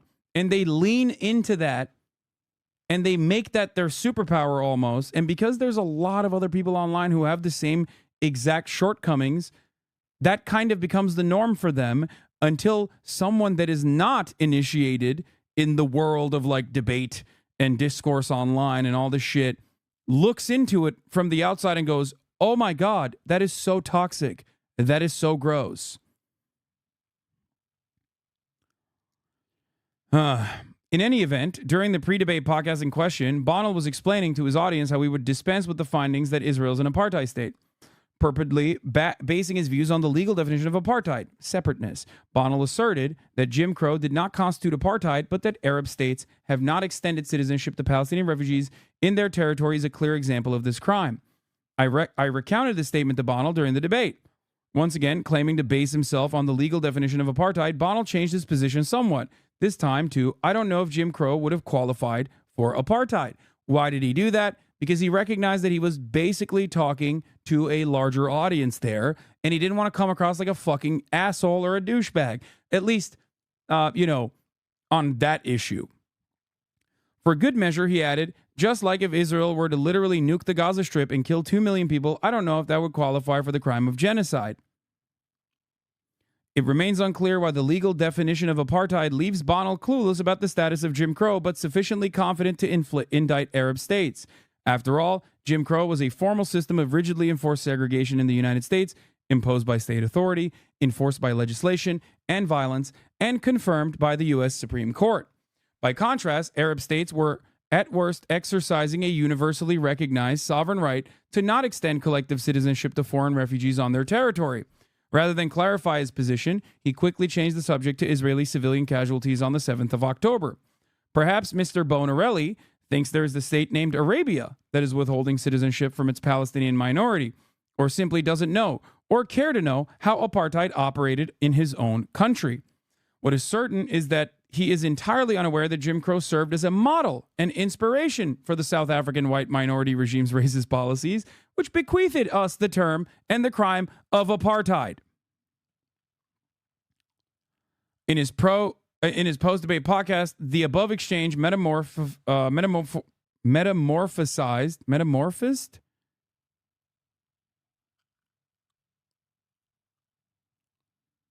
I had merely restated his own words. Metamorphosed into my playing the race card and the like. In fact, I had merely restated his own words verbatim, seeking an explanation for his rather unorthodox understanding. Metamorphosized. I think it's metamorphosed. I thought it was metamorphosized, but maybe I'm wrong. Anyway, seeking an explanation for this rather unorthodox understanding and misunderstanding of what constitutes apartheid. But the above incident was trivial compared to Bonnell's multiple victory laps concerning the use of two Latin legal terms, mens rea and dolus specialis. With respect to South Africa's 29th of December 2023 application to the International Court of Justice instituting proceedings against Israel under the 1948 Genocide Convention. I'll start by reproducing the relevant exchange. And then he goes into it. I don't know if he used the term dolus specialis. That's the intentional part of the genocide. I don't know that term. I think it's called dolus specialis. It's the most important part of genocide, which is proving that it is a highly special intent to commit genocide. It's possible that Israel could. That's mens rea. Yes, I understand the state of mind. But for genocide, it's called dolus specialis. It's a highly special intent. Did you read the case? Yeah. It is a highly special intent. Inaudible. This was not the first time Bonnell that day questioned whether Finkelstein, arguably the world's foremost forensic scholar, a voracious reader, and someone who has had on multiple occasions discussed the relevant text in detail, had read the document in question. Yeah, by the way, saying that, trying to accuse Norm Finkelstein of not reading is really funny. It's like accusing an eagle of not flying, okay? That's what eagles do, man. That's what Norm does, okay? He reads. You might not like his style. You might think he's rude, but you cannot question whether or not he has read the work. He writes the work, and he definitely reads the work. Regarding my own ignorance of dolus specialis, and for that matter, mens rea, I know neither Latin nor legalese. And when confronted with such terms, resort to a search engine to look up their translation in the language I understand and typically consign the original to the memory hole. Briefly, and to the interest of my understanding, mens rea denotes criminal intent and dolus specialis specific intent. Dolus specialis is, in other words, a subcategory of mens rea. What is at the issue with this specific instance is that in its application to the ICJ, South Africa references dolus specialis 4 times, but mens rea not once. As far as Bonnell was concerned, this means not only that dolus specialis rather than mens rea that is required to demonstrate the intent to commit genocide, but also that Finkelstein had not read the document in question. For the record, the 1948 Convention on the Prevention of Punishment of Crime and Genocide, South Africa and Israel's oral arguments before the ICJ on the 11th of January 2024, the court's order, initial ruling of 26th of January, and for that matter, Rome Statute of the International Criminal Court, mention neither the Latin term and speak only of intent. Law tip, dolus specialis is quite literally another name for mens rea. It's just a more specific name meaning intent to destroy. He was basically taking up a similar logic to the statement, a bratwurst isn't a type of hot dog. Thank you. Thank you for the law tip. It's not just Biomart. Hassan Izabai is also doing law tips now. Biomart, you got to get on your... Biomart, you got to get on your law tip game, dude. He's coming for your territory right now.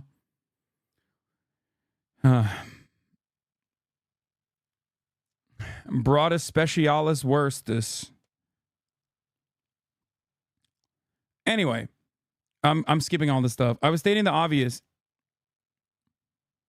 That the critical point of contention in a genocide case is proving criminal intent. That's mens rea. And of course, everyone in the room understood that the threshold under the Genocide Convention is proving criminal intent to commit genocide.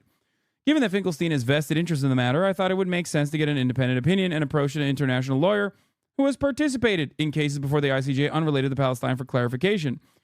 Here's the international lawyer's response. In the crime of genocide, both mens rea and dolus specialis are essential elements that must be proven to establish criminal liability. Mens rea refers to the mental state of the perpetrator when committing the acts that constitute genocide.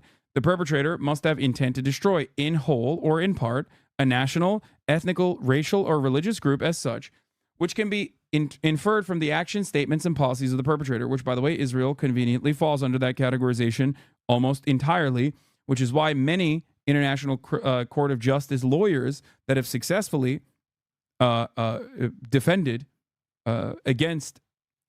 successfully litigated the crime of genocide in the past have said this is a case unlike any other where it is so open and shut. The amount of readily available information that Israel and Israeli officials and Israeli soldiers on the ground, where you can like basically create a direct line of communication without like having to actually parse through like what the intent is pretty fucking crazy. They admitted it from the jump, and they kept admitting it every fucking day, and they haven't stopped.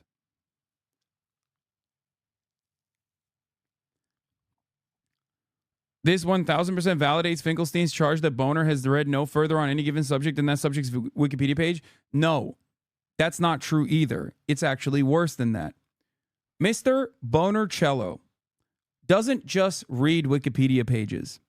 Mr. Bonercello scours through Wikipedia pages to find adequate counters to what he assumes is going to be a talking point. That's the problem.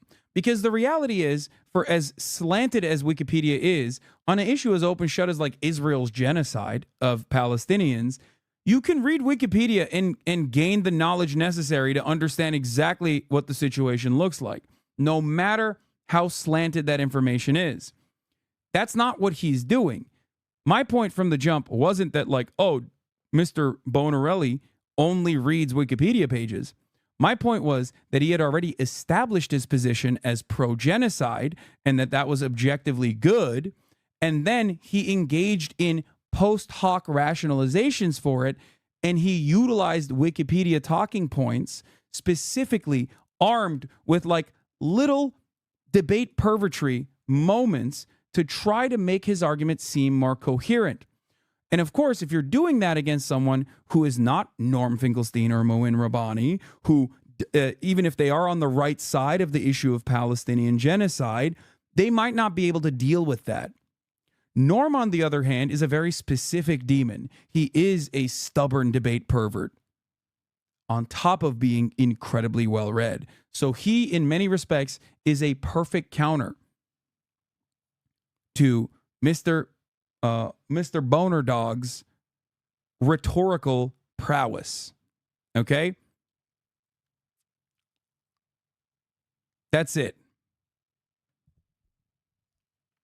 He has rhetoric. He's armed with rhetoric, and he can try to catch you in a logical trapping of his own device that he has cultivated specifically to make you seem like you don't know what you're talking about. Okay? But you can't do that to someone who is just so incredibly well read on this subject matter and is also unwilling to let things go.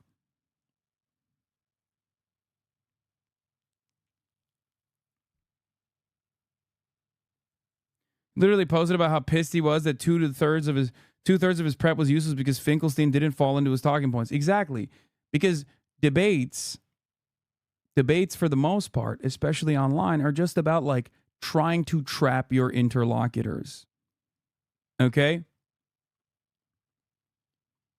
That's it. And if your interlocutors are not falling on that trap, then you're cooked. You have nothing left. Because you are not a vociferous reader. You're not a big reader. And you're against one of the biggest readers of all time. You're not going to be able to fucking scroll through your iPad fast enough for talking points when you're talking against someone like Norm.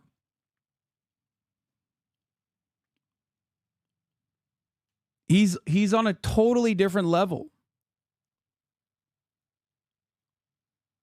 More recently, we have the following from Anatomy of a Genocide, the 22 March report issued by Francesca Albanese, the UN Special Rapporteur on the situation of human rights in the Palestinian territories occupied since 1967. Francesca Albanese is fucking goated, by the way. She is the one who very clearly said Israel does not have a right to defend itself in an offensive campaign in Gaza as a belligerent occupier. Israel has no legal basis to engage in acts of violence in the Gaza Strip. She was right, and she still is right. And eventually the world will, come to that conclusion. Perhaps too soon. Not too soon, sorry. Perhaps too late. It is already too late. But that does not take away from the truth. The crime of genocide comprises two interconnected elements. The actus reus, the commission of any one or more specific acts against a protected group. These are enumerated. The mens rea, the intent behind the commission of one or more of the above-mentioned acts that must be established, which includes two intertwined elements: a general intention to carry out criminal acts, dolus generalis, and a specific intention to destroy the target group, such as dolus specialis. In other words, dolus specialis is a subdivision of the legal threshold called mens rea, exactly as Finkelstein stated. As they say, a little knowledge is a dangerous thing. The end.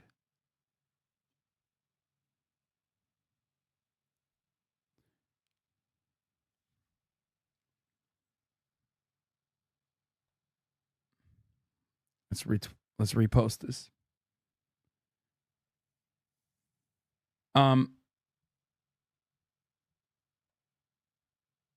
What is this? My friend agrees with D on his genocide stance. And other takes. I don't know how to bring him out because I think he's going to spiral down a hole. Yeah, it sucks. I mean, time can heal all wounds, I think. And maybe he will snap back to reality. I don't know. I hope.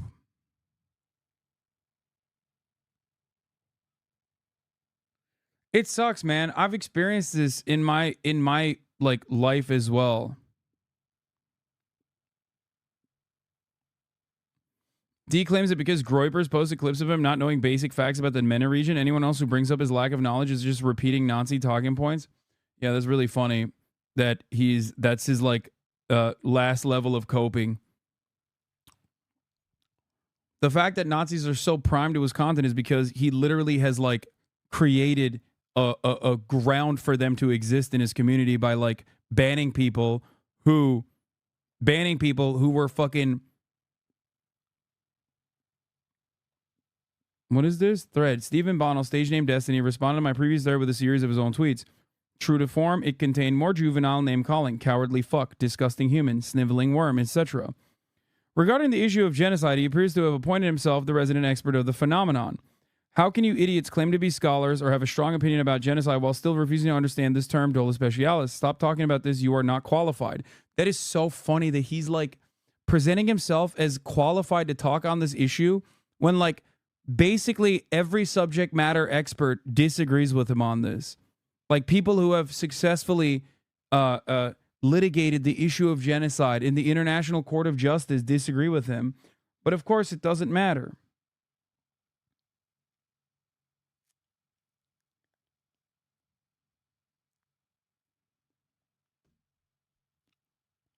I'm the expert. Why don't these people understand that I'm the expert? And it's so funny. He's like, no, I'm the expert, please. It's a hug box of his own making. And there are a lot of people who... Here's the thing. I think one of the funniest aspects of this entire saga is that so many people at this impasse are left with this choice. It's very simple. Either you start recognizing that maybe this infallible beacon, this deity of debate that you thought was like impossible to shake down, is actually, at least on this issue, intellectually fraudulent, right? Now, this should call into question all of the other issues that he's debated on and get you to think like, perhaps he's just confident and talking about these issues from a framework that makes sense to me. Maybe I should reconsider immediately listening to everything he's saying and repeating it out in the wild and agreeing with him 100%. Or you go, no, everyone else is wrong. The saddest aspect of this isn't the radicalization, in my opinion. I mean, that's sad in and of itself, but the really silly part of it is that this is training you to be intellectually lazy. Many people probably joined Mr. Bonercelli's community because they saw him to be a giant, an intellectual titan, that he was always doing the research and coming correct and killing these fucking debaters in the marketplace of ideas by bringing up facts and doing all of this, right? Like, because he owns like anti-vaxxers all the fucking time, right? And that is appealing for a lot of people. They want to also own anti-vaxxers in a similar vein, so they listen to him, they listen to his talking points, and they repeat it. And it's funny because like on that issue, he is right and his research is correct. Except on this issue, he's leading you astray. He is making you just as intellectually lazy as the anti-vaxxers. He is ultimately the anti-vaxxer in the Israel-Palestine conversation. That's it. And that is the sad state of affairs for his audience that's like maybe in a very genuine way looking for someone who is going to basically own these silly anti-science people when he himself is the one who is the anti-science, taking the anti-consensus position and the anti-science position and the anti-truth position in this regard. And I think it's because of, I think it does stem from his own personal biases, specifically his Islamophobia. I think that like he kind of rides for that. That's a genuine position that he holds. It's unfortunate. But I think that like his anti-Arab sentiment and his Islamophobia is clouding his judgment. And it basically blinds him to seeing the truth. And I think that a lot of people growing up in the United States of America, in the Western world, also share that Islamophobic sentiment as well. And they agree because they also have that cognitive bias. So they're looking for an out. They're looking for something that like reinforces their wrong opinions. Not realizing that like you should probably investigate the issue a little bit further and come to your own conclusions. This is the Sam Harris phenomena, right? Sam Harris did this for years and it was very successful for him. Ironic because I'm pretty sure there are Bonercelli videos from like 2018 around that time when he's like owning Sam Harris's like just unrestricted Islamophobia as backwards thinking.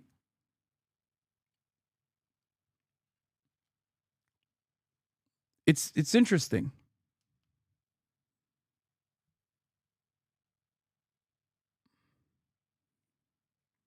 Because remember, Sam Harris got fucking wiped by one email back and forth with Noam Chomsky. If you recall.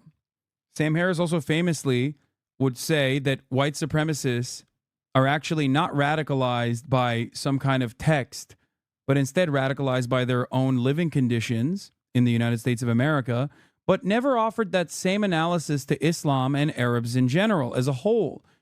Islam was the radicalizing factor in Islamic terrorism, but material conditions are the radicalizing factor in white supremacy.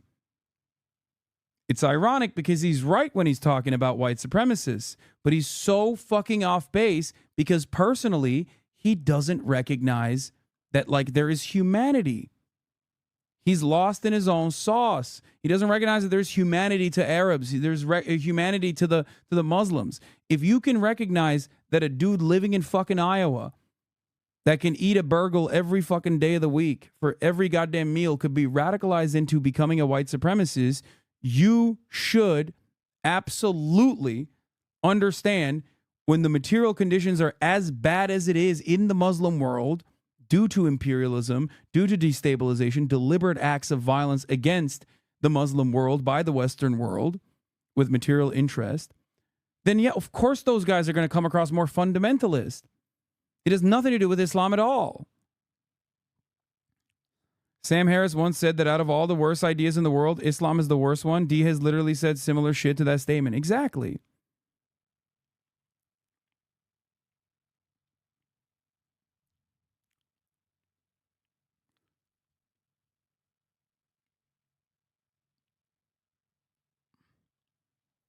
I don't understand it though. Why would he debate two experts on a subject if it was obvious he was going to be made a fool? It's like if you tried to debate Bonarelli on divorce law or something.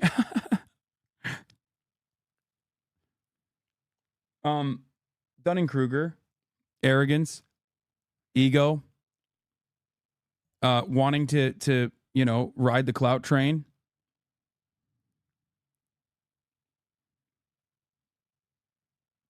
That's what it is.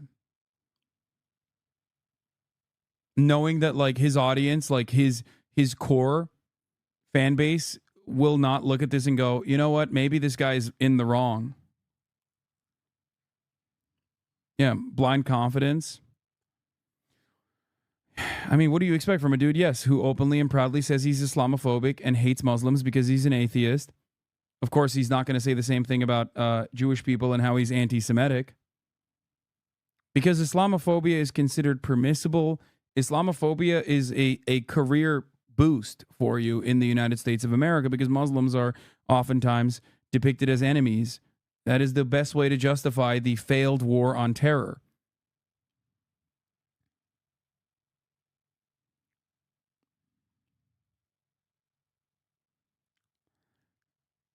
Bonarelli admitted that he didn't go hard on Ben Shapiro and Candace Owens recently to maintain a relationship. He's a joke. Yeah, I mean, of course. He also said that being divorced twice is better than not having been married at all like you. The fuck? Okay. I don't think people will agree with that statement.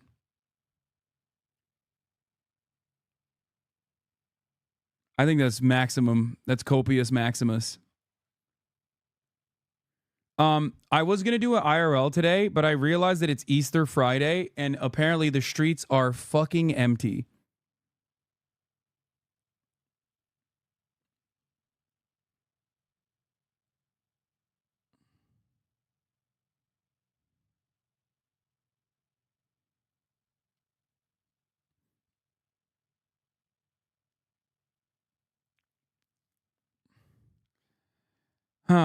How can you idiots claim, stop talking about this, you're not qualified? The point in fact, regarding this particular term I previously referenced, in addition to my own understanding of it, the views of Bonarelli, Norman Finkelstein, and an international lawyer involved in cases before the ICJ, and of Francesca Albanese, the author of a recent report on genocide on the UN Human Rights Council. See, this is the other thing. The thing is, I think, like, if given the opportunity, he'd love to fucking debate, like, Francesca Albanese, too. Or, like, other ICJ lawyers. Because, like, ultimately, he believes that he's very skilled in going up against people who are infinitely more knowledgeable than him. Because he's very good at, like, boop, boop, boop, boop, boop, hitting, like, all of the right talking points. And making a fool of their interlocutors. And in many instances, he is very good at that, especially when he's talking to people who don't know what the fuck they're saying.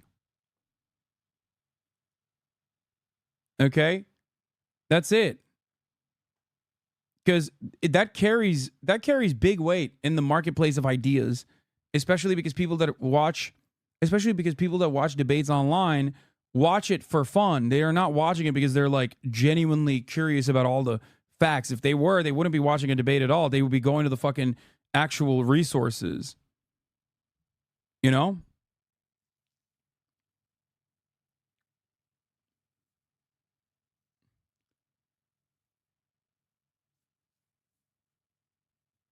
Because it is, after all, for entertainment.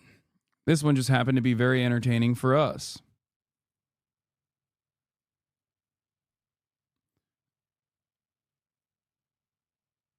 Anyway. Everybody's good at debate lording when the opponent knows much less than them. That's not an accomplishment. Yeah, I mean, it's ironic because they say that about me all the time. Hassan only debates people he knows he can win against. And it's funny because, like, so does Destiny. And then when he objectively gets fucking slapped around, he literally cries about it for a month on Twitter, before and a month after, it seems. Oh yeah, he owned Andrew Tate, but Andrew Tate is a dumbass. It's like, okay, what about like 700 fucking right-wing POA dipshits that you've debated that will take positions like, I think wife beating is good? No shit. On the subject of understanding terms, Bonarello doubles down on insisting that Jim Crow in the United States did not constitute apartheid. In his words, Jim Crow in the United States wasn't apartheid because people could travel, among other things, and the segregation wasn't done top-down constitutionally and federally, but rather geographically throughout the U.S. with a collection of local restrictions and policies. You're utterly clueless. In fact, as noted in my previous thread, Jim Crow was a formal system of rigidly enforced segregation in the United States imposed by a state authority, enforced by legislation and violence, and confirmed by the U.S. Supreme Court. Last time I checked, the U.S. Supreme Court, whose infamous 1896 ruling in Plessy versus Ferguson confirmed state laws enforcing segregation, was a federal institution. But, assuming for the sake of argument that Bonelli's points about travel and federal edicts are correct, are these in any way relevant? Here's how the ICC defines apartheid, which it classifies as a crime against humanity. He's basically taking advantage of the fact that the apartheid legal term came after Jim Crow, which is really funny because, like, the apartheid legal term came from the South African apartheid, which, as Moen Rabbani points to, was greatly influenced by American Jim Crow laws. So just because it predates the legal definition of apartheid does not change the reality that it would fit the apartheid legal definition. And it's very strange to try to debate this point. It is also just as stupid as being like, well, South Africa constitutes an apartheid, but Israel doesn't, because technically, I don't know. What do the Israel defenders say? Like technically there are, I guess there are Arabs in Israel proper, so technically it's not an apartheid. It's like saying, and this is a thing that Turks will do all the time, it's like saying, oh, the Armenian genocide is not a real genocide because, like, there were Armenians in Istanbul who weren't killed, who weren't wiped out. That doesn't change anything. There was a deliberate ethnic cleansing and a targeting of an entire ethnicity. It's still a genocide. It's fucking ridiculous. You're just doing genocide denial. See, someone in the chat said, "What funny, I heard a very similar argument about a Turkish guy while talking about the Armenian genocide. It's such a bad argument." Exactly. The only reason why you can get away with this kind of argumentation without everyone going, "Oh my God, you're like a fucking genocide denier. What the fuck is wrong with you?" is that it is being done towards Muslims and in the Western world, in the United States of America. 40 tweets to say absolutely nothing. What do you mean 40 tweets to absolutely say nothing? I think this says a lot. If you look through all of this, parsing through the words and like defining why Bonarcello is in the wrong, you're just signaling to everyone how stupid you are. It makes me sad, dude. You are basically like a Republican. You are literally doing the things that Republicans do all the time. You're doing the things that conservatives do. When they're like, this guy's so fucking stupid. He's still telling people to get the jab, dude. Lol. Imagine believing scientific consensus on the matter. It's like, what do you believe then?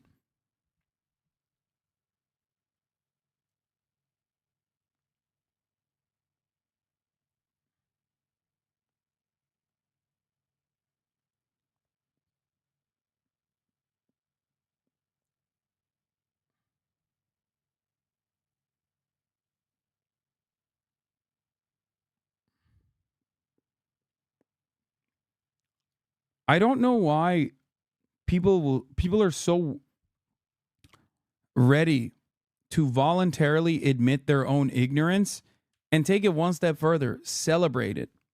Especially when they're in an audience that like gets what this person is saying. Like if you kept it in your hug box, if you kept it just into your hug box, I'm sure there are plenty of people who would agree with you and go, yeah, this guy's so stupid. He said nothing, lol. But like when you come to a different place and you try to do that same thing, people look at you like you're a dumbass.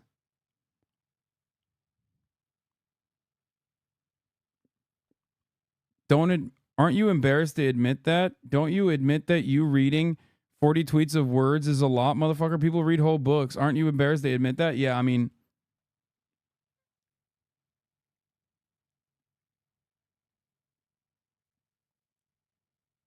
this is what happens when you think that you are on a path where you are celebrating intellectualism, and in some instances the guy that has like led you down that path is, but in this circumstance is actually celebrating anti-intellectualism.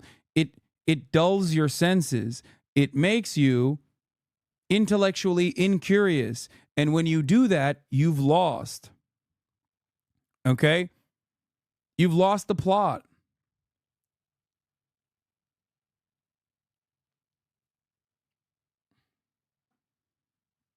It sucks. Like you now find power in your ignorance.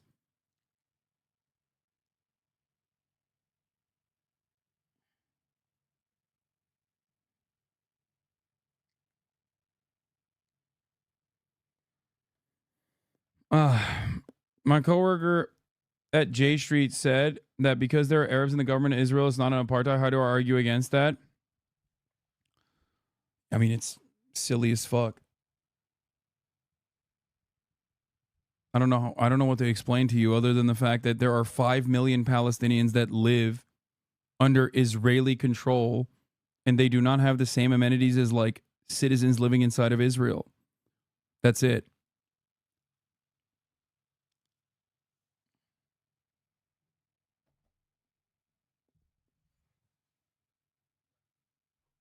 You can show them that there are Israeli institutions like B'Tselem, like human rights groups like B'Tselem, that openly state that Israel is an apartheid state. They straight up detail it as well.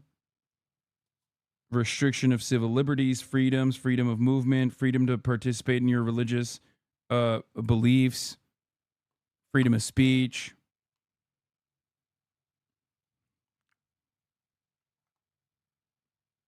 Like, this kind of stuff is not up for debate, really. It took a long time. It took a very long time for like a lot of these human rights organizations to finally openly admit that. But it's been an apartheid in perpetuity. Pre-1967, it was an apartheid for all the Palestinian citizens of Israel. Post-1967, it was an apartheid for the additional territories outside that Israel occupied illegally. Post-1967, Israel offered more rights to the Palestinian citizens of Israel to make up 25% of the population there. And yet there are still severe restrictions that would be unconscionable in any other Western nation, like the fact that in Israel right now, Arabs, which are, of course, not Arab Jews, but Arabs are defined by the government as those who are Christian or Muslim origin, because there are plenty of Arab Jews as well, but they're declared Jewish and therefore have full-blown rights. But Arab Christians and Arab Muslims cannot live wherever they want to. They do not have full-blown freedom. If they were to want to move into a Jewish-only neighborhood, legally, they can be barred entry from a Jewish-only neighborhood. This is Israel proper. Doesn't matter that there's an Arab in the Supreme Court. Doesn't matter that there are some Arab parties.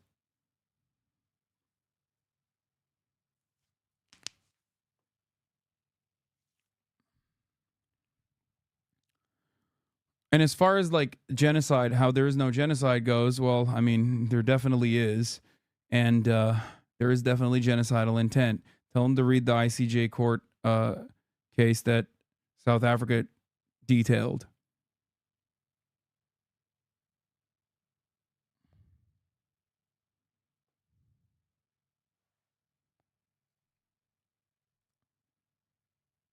And I think at a certain point, you will finally come to that recognition that 17K L fell off. Yeah, dude, I know.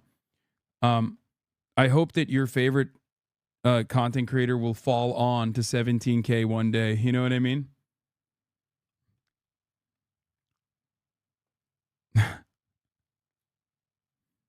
One day. One day your favorite content creator who keeps saying I've fallen off will get to that 17K point and they'll fall on to that, my fall off point.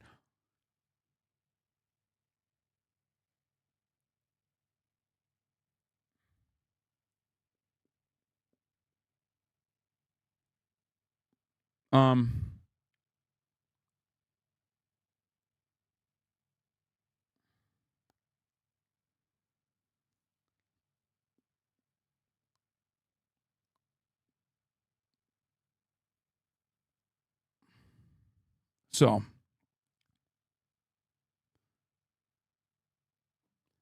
seems but assuming the sake of the argument that Bonnell's position about travel and federal edicts are correct, are these in any way relevant? Here's how the ICC defines apartheid.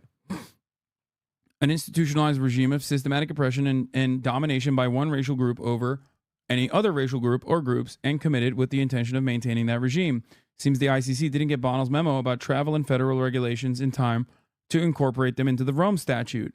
Bonnell also declines to address my other point in this regard, which specifically concerns Palestinian refugees.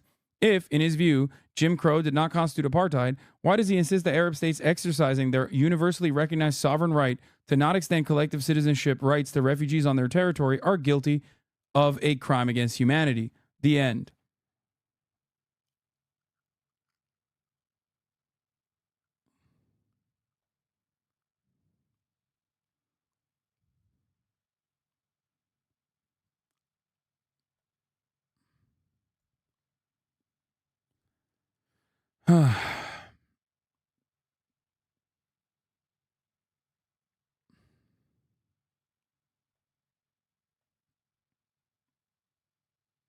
Which is double ironic because he said he wasn't sure if nuking killing 2 million Palestinians in Gaza would be genocide.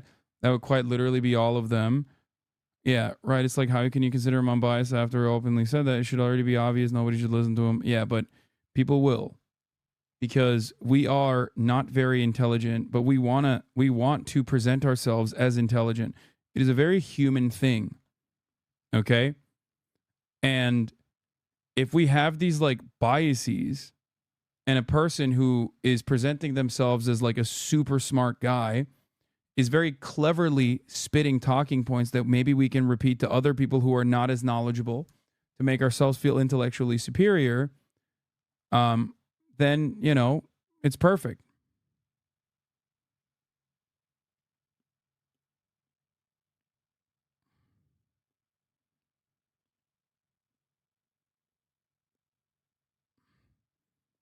You staying at Park Hyatt? That's a gorgeous part of Melbourne. Love staying there on my visits. It's old. The hotel I'm staying at is like very old. I thought it was like, I mean, it's like kind of fancy, but it's very old.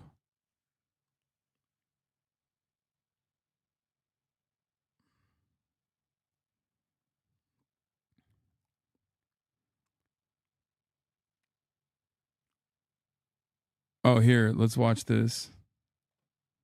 Our first question is whether you support Israel's goal to completely destroy Hamas. Okay, so let me just explain why it's so sad. If I were president, you would have never been attacked because Iran was broke. They had no money. China couldn't buy oil from them because otherwise China wouldn't be able to deal with the United States. I said to China, I said to many nations, 47 nations, I spoke to many of them personally. If you buy oil from Iran, you will not do any business in the United States, and we're going to tariff your products. And Iran did almost no oil business. You know that. Nobody would buy oil because of me. They were broke. They had no money for Hamas. They had no money for Hezbollah. They had no money for anybody. And now they're sitting with $221 billion in cash, and they control Iraq, which has $300 billion in cash. Stupidly, the United States went in and blew everything up. You know, you had two countries that were sort of equal in power, and one of them got blown up by the United States, and now Iran has a big advantage in the Middle East over a lot of other countries. When I saw October 7th, it was one of the saddest things I've ever seen because there was no reason for it. They would have never, ever done that for two reasons. Number one, they were broke, and number two, I was the president. They would have never done that because they knew there would have been very big consequences. All right, that being said, you have to finish up your war. You have to finish it up. You got to get it done. And I'm sure you'll do that. And we got to get to peace. You can't have this going on.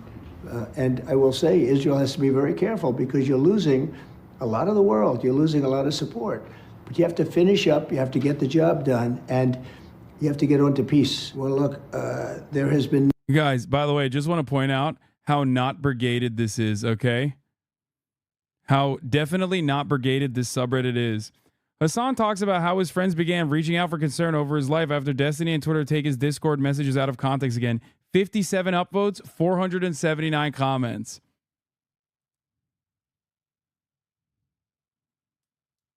Guys, they certainly are not brigading this thing like crazy, okay? Certainly not. No, totally. 479 comments, 57 upvotes.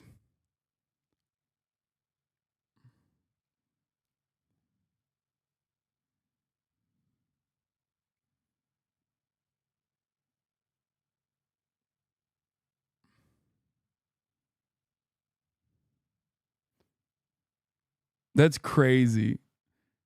They swarm. Maybe there's good conversation happening. Yeah, totally. They swarm that shit like fucking flies the shit, dude.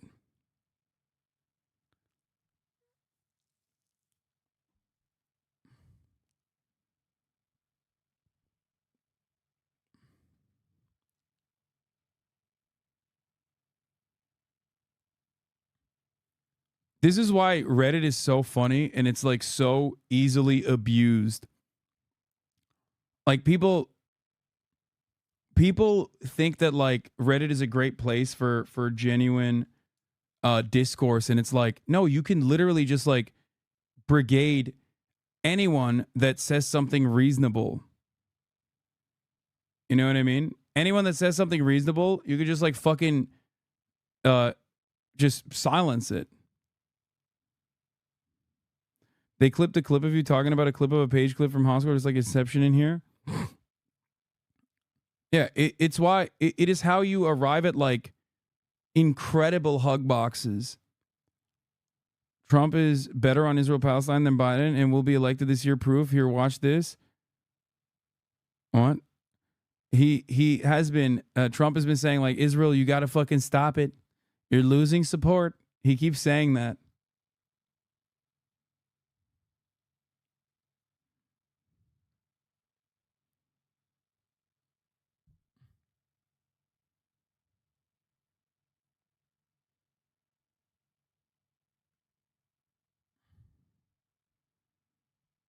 The irony is Trump glazing Israel so hard and cutting Palestinian aid probably accelerated the inevitability of something occurring. Oh, 100%. Trump's Abraham Accords is literally almost directly responsible for October 7. Yeah, 100%. He's just as at fault as Netanyahu. No president better to Israel than me. Iran wanted to make a deal, and what the deal, 90% of the deal that I want to make is no nuclear weapon. I'm a very loyal person. I've been loyal to Israel. I've been the best president in history by a factor of 10 to Israel because of all the things I do. The embassy, Jerusalem being the capital, the best location for the embassy, and getting the embassy built. But then you have Abraham Accords, and then you have Golan Heights. I want to show with you a question that in our minds, every leader in the world should reply. How would you react if, God forbid, it was your children or grandchildren who were kidnapped by Hamas or suffering the horrors that so many Israelis were going through on October 7? On October 7, I would say I would act very much the same way as you did. You'd have to be crazy not to. Only a fool would not do that. That was a horrible attack. But it was an attack that I blame on Biden because they have no respect for him. He can't put two sentences together. He can't talk. He's a very dumb person. He's a dumb person. You're in a very dangerous neighborhood. They're like, yeah. And with Iran getting a nuclear weapon, once they have a nuclear weapon, you'll be speaking to. It's so weird. I've never seen this country glaze another country like this until now. Dude, come on, bro. That's Israel, dog. That's not another country. That's us. That's more. When Trump is glazing Israel, he's basically glazing America. That's it. That's the difference. That's like, we don't see Israel as a separate country. We see it as a state, and an important state, not like a shitty state. Trump will have the smoke for Wyoming. He'll shit on like Alabama. He'll shit on Wyoming. He'll never shit on Israel. He'll be like, Israel's the greatest. It's a beacon. It's a democracy. I love it. I love it. It's the best. To them a lot differently than you're speaking right now. They would have never had a nuclear weapon with me. They understood that. They would never have And had. they will not have a nuclear weapon with you if you are re-elected? They will never have a nuclear weapon, no. But you have a long time to go. They could have a nuclear weapon in 35 days, right? I have 7 months to go and 9 months to take office. A lot of bad things can happen in that. You know, that's a lot. That's like an eternity. 7 months in this world, and especially in the Middle East, where it's so combative and so combustible. And this would be a time, if we had a real president, if we had a president that knew what he was doing, that could put two sentences together, that could get solved very quickly.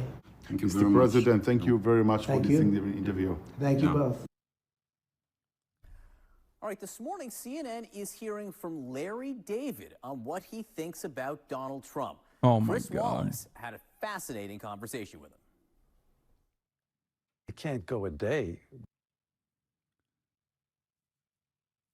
Trump is, I like that Trump is it's not a strong suit to just like string words together. He's not very good at that. And yet he's still out here fucking popping off like he is, you know? I can put the best words together, the best.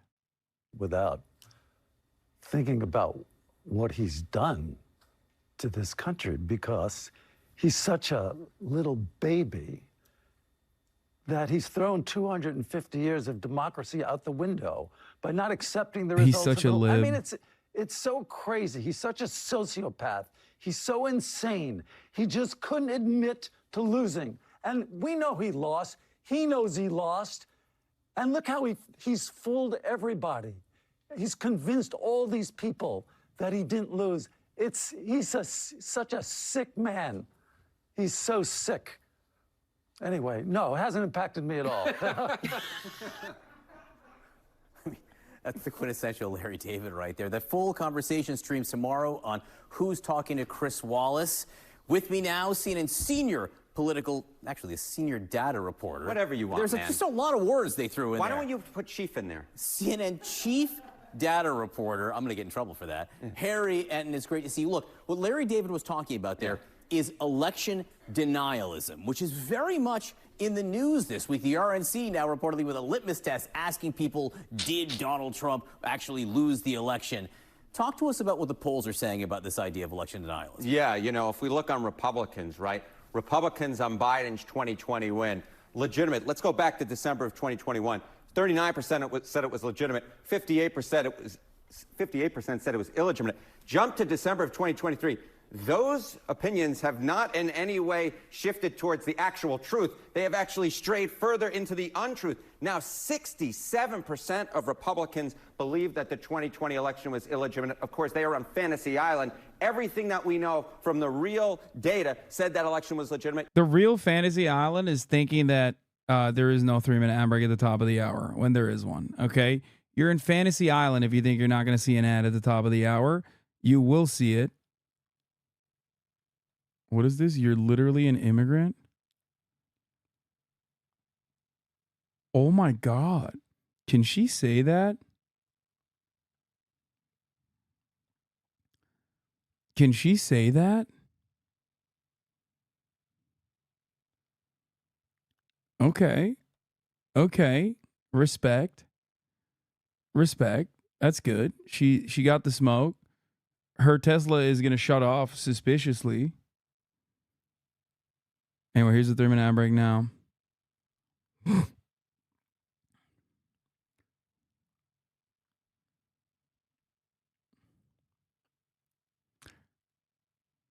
Pretty sure he's also a visa overstayer, so he was an undocumented immigrant at a certain point as well. So before people go, he's actually a legal immigrant, like, no, he is much like the 52% of undocumented immigrants in this country, a fucking visa overstayer. Okay? Just making sure that people understand.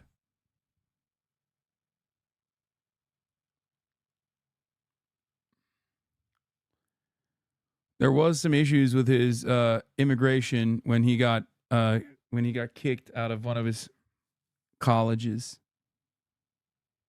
that he attended. Why she got a Tesla? He's such a cell phone. I agree. Yet Republicans are on this fantasy island. Some of that seems to be correlated to what they're watching on TV, yes? Yes. So this to me, I love digging deep into the crosstabs and finding something interesting. Republicans who believe the 2020 election was legitimate. If you're a mainstream media follower, let's say you're watching NBC News, if you're a Republican, 58% of those folks believe the election was legitimate. But if you're following conservative media, look this, just 23% believe. Oh my God, fuck this shit. No way. Joe Rogan. They lost Joe Rogan. I want to know what she was fired for. Because was it criticism of Israel? Was it, I mean, did she show that Edward Snowden video that he put up on Twitter that shows them drone bombing those kids that are, those men, I should say unarmed people that were walking towards the rubble? No, I do think that Candace Owens, dude, God, look. There's a correct way to talk about this, okay? Which Elk Man is not going to do. Ape Man is not going to do the correct way to talk about this. Candace Owens is definitely an anti-Semite. Make no fucking mistake. Turkish commie trust fund baby. Nice.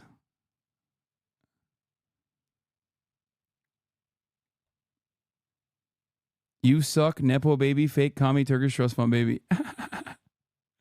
Bro, why'd you ban him? He's got such good takes. I'm unbanning that guy. I want to hear more from him. Yeah, he fit all of those big words in there. I'm proud of him.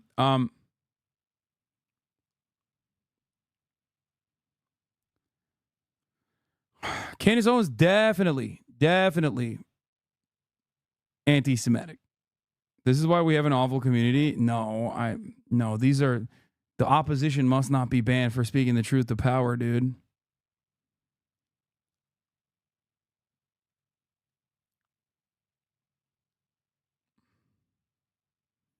See, he's still a Turkish trust fund baby. I do not have a trust fund, my friend. I take care of my parents.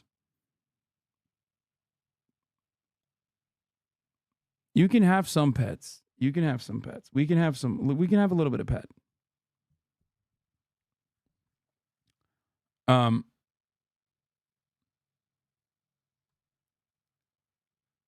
He's not coming back to the light. Come on, this is just a broken clock being right twice a day. Yeah, I don't care. I care about the influence that he holds over a massive audience. It's actually dope that he's like still saying Israel is undoubtedly committing a genocide, because his hogs that literally cling on every little word that he says will come to that recognition as well. That clearly weren't causing any danger to anybody. Yeah, They right. just bombed them. Yeah, no, it's your duty. It's just like for Biden or whoever you like, you're supposed to cover up for them because But the whole thing is like they're always saying they're only targeting Hamas and everybody else is a casualty. Well, if those guys are just unarmed civilians and they're walking alone, that's what they appear to be. Dresden. And you just blast them from the sky with robots. This is the tragedy of war. Yeah, this is insane. And no one knows what to think now, because if you can't talk about that, if you can't say that's real, then you're saying that genocide is okay as long as we're doing it.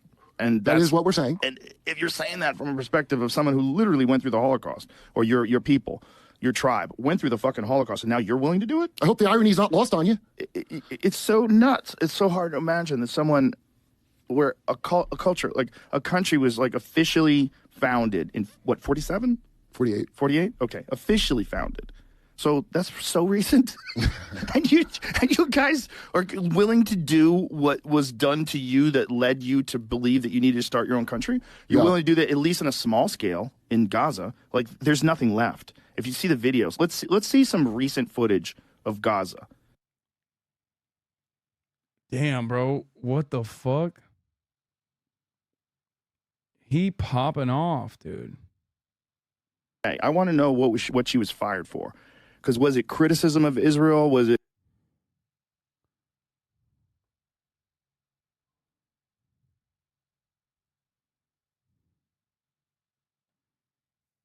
I mean, did she show that Edward Snowden? I like that Candace Owens being fired is what caught him to fucking say this. Joe Rogan outflanking the vast majority of Dems from the left. Yeah. I think I saw Mac wearing your merch for his Rogan video. Who? Mac? Oh, the Good Politics guy? Is that Mac?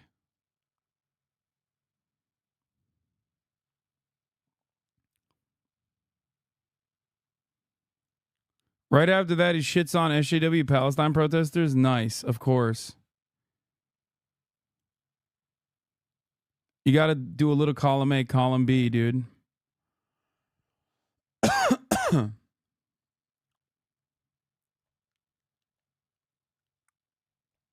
believe the election was legitimate. We're talking Fox News, we're talking OANN, we're talking Newsmax. Very few of those voters believe that Republicans believe the election was legitimate. Would you still do his pod? I would do his pod any day of the week. I don't care what his fucking takes are.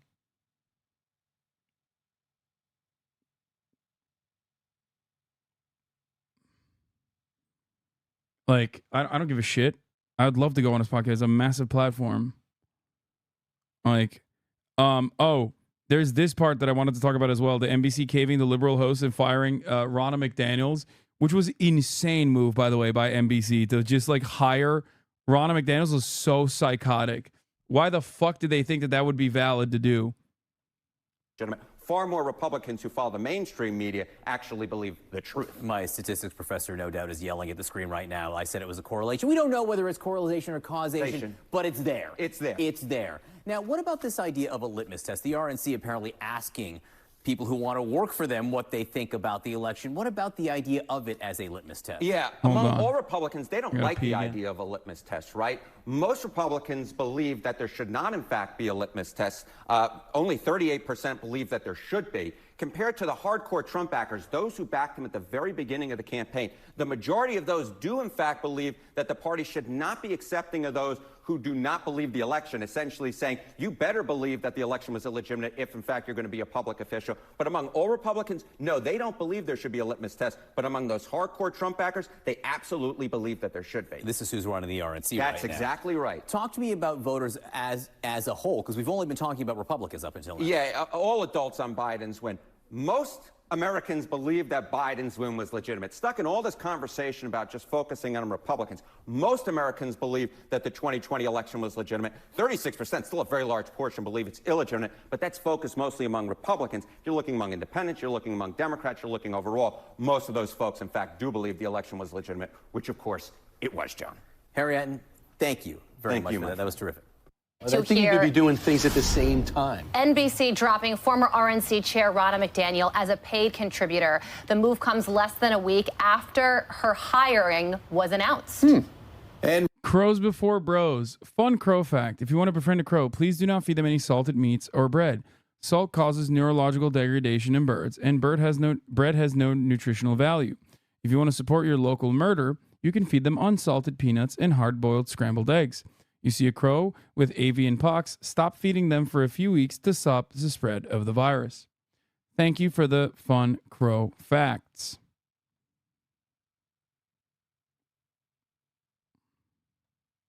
Ronna McDaniel reportedly exploring other leagues. I've actually never seen a crow and been like, damn, I really want to feed that fucking thing. Just like very strange.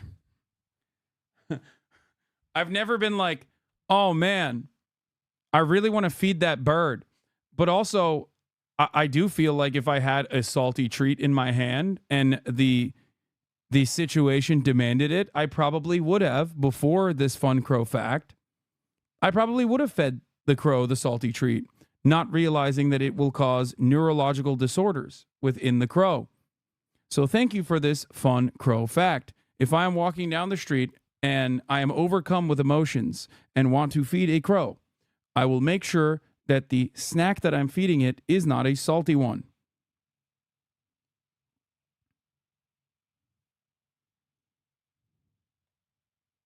Legal options after finding out about the termination through media reports. Lucas Tomlinson joins us live from D.C. with more. Lucas, fill us in. Good morning, guys. It appears the entire NBC network was against McDaniel's hiring, many anchors sounding off in lockstep, including President Biden's former press secretary. When NBC made the decision to give her NBC News' credibility, you got to ask yourself, what does she bring NBC News? This is about truth versus lies. Ronna McDaniel has been a major peddler of the big lie. What we've also said to election deniers is not just they can do that on our airwaves, but that they can do that as one of us, as paid contributors to our sacred airwaves. I find the decision to put her on the payroll inexplicable, and I hope they will reverse their decision. Jen Psaki also warned democracy was in danger after McDaniel was hired. Last night on Special Report, Hugh Hewitt predicted McDaniel will sue NBC for breach of contract and intentional infliction of mental distress, he said. The chairman of NBC Universal issued a mea culpa while announcing the termination of McDaniel. Quote, "No organization, particularly a newsroom, can succeed unless it is cohesive and aligned. Over the last few days, it has become clear that this appointment undermines that goal. I want to personally apologize to our team members who felt we let them down. While this was a collective recommendation by some members of our leadership team, I approved it and take full responsibility for it." So there you have it, guys. The network appeared completely... I just don't understand why they did this. Like, what benefit does Ronna McDaniels offer NBC? It's such an odd, like, it basically shows me that, like, even MSNBC and NBC across the board is still, like, on that right-wing tip. Okay. I thought that MSNBC was, like, trying to be more progressive, retriangulating for a Trump second term. Whereas, like, CNN was leaning into the right-wing heel turn and basically suffering as a consequence of that. But nope, all these fucking dumbass liberal boomer executives are still so stupid that they're like, no, it's probably good. It's probably good to have, like, the former fundraising chair of the RNC. I've met your dick and she's Serbian? What? What does that even mean? What the fuck are you saying? aligned against hiring Ronna McDaniel, which, Steve, is a big contrast to when Marie Harf was hired here at Fox. Remember your nice warm welcome. Yeah, absolutely. And of course, we also hired Donna Brazil at Fox. We've got all the voices, but thank you very much, Lucas. Thanks, but Lucas. what it shows to a lot of people, if you want all the news, are you thinking, okay, if I go over to NBC or MSNBC, am I going to get the political viewpoint of people who are conservative or Republican or supporters of Trump? Given what has happened over the last 48 hours, you got to wonder. Yeah, I just can't believe the Nicole Wallace quote where she said, you can't be one of us with our badge and be on our sacred airways. Dude, that's so funny. Like, there's hella fucking Republicans on NBC's payroll, dumbasses. They're just mad that this is, like, objectively an insane Republican that is, like, openly said the exact opposite things that they talk about as far as the big lie. It is technically consistent for them to be like, yeah, we don't want this person. It's odd that, like, it's odd that they don't consider that there could be, like, genuine lines that they have drawn. It makes their coverage, their prior coverage of the big lie, ridiculous. It makes them inconsistent. Like, maybe some of those hosts do actually believe in the severity of promoting election conspiracies, you know?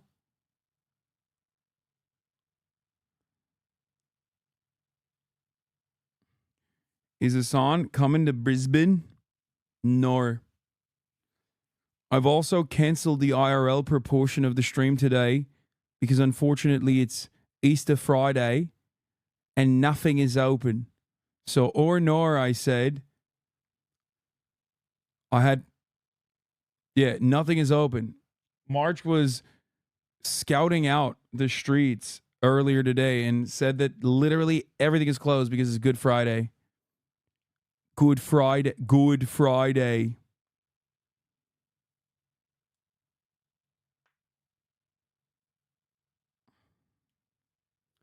Are you going to be in Melb for the rest of your stay? Yes.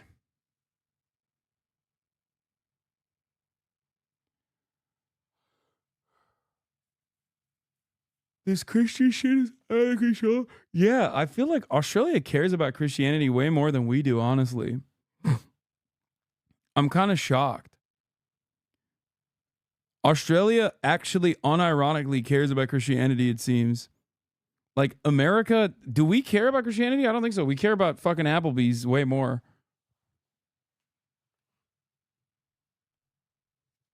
We care more about public holidays, I guess.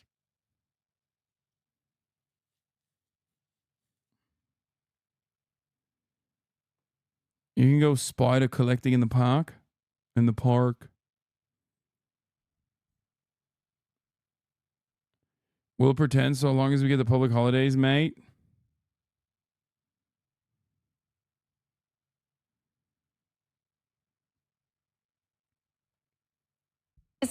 Do you know how pretentious that sounds? In every way, I did find it fascinating that you can decide what management should have done and criticize them. Your and then boss. still have a job. Because, I mean, you could have an opinion, but that's maybe for the water cooler. That's right. And that could be problematic. I don't care. Imagine being in a small restaurant, you don't like the drink menu, and you go, okay, I'm either going to take my apron off or I'm going to keep serving the drinks. You know, you have to decide. There's people that hire you, but I guess it's okay because they apologize. So I guess Chuck Todd will be interviewing other contributors throughout the week. But Brian, at its core, I hope that it's a message to Republicans that no matter what you do, it will be never enough until you say that you're never Trump.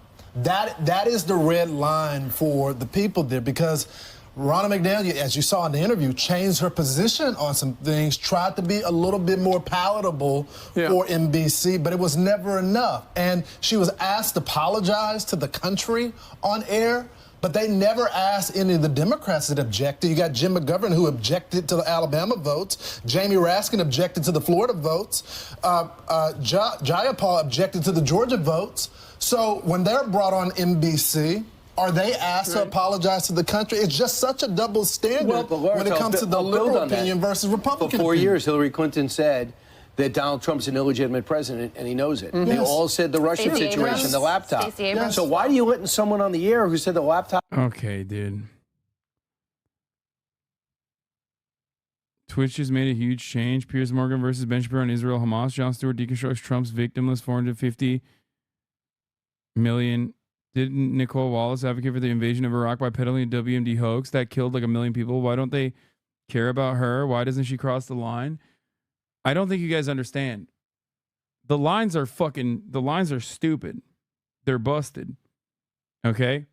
There are no real valid lines. This is just one of them, I guess, because it's like the thing that they care about right now.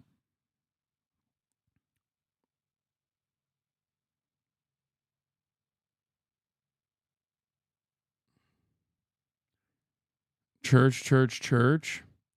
I'm waiting for a boy. He's coming up right now. I'm not kidding when I say you hearing the demons on the left talk about the big lies making my blood boil, because the big lies, the genocide going on in Gaza, I hate all of them with deep seething passion.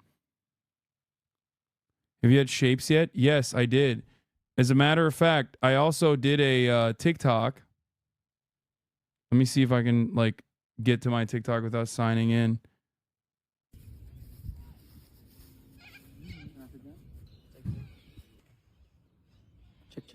I did a at the Cold One studio.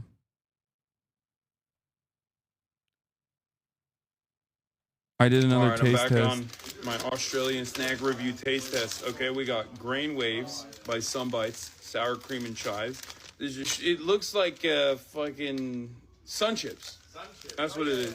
We got Sun Chips, we got Shapes, which I've already tried. It's not great, but you know, we're gonna give it another fucking whirl. I got chicken style veggie chips. This is not super famous or anything, but the chicken style is. It's just broth or stock that they put in there to salt it with. I fuck with that heavy. We'll see how good it is. And then we got burger rings, big burger, burger rings. Drop out.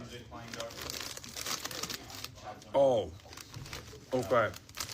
Burger rings, still not very flavorful, but let me tell you something. Kind of feels like special Funyuns. Funyuns with a little bit of extra pepper or extra spices in it. Okay, that's 8 out of 10. Now we got veggie chips. Okay, chicken style.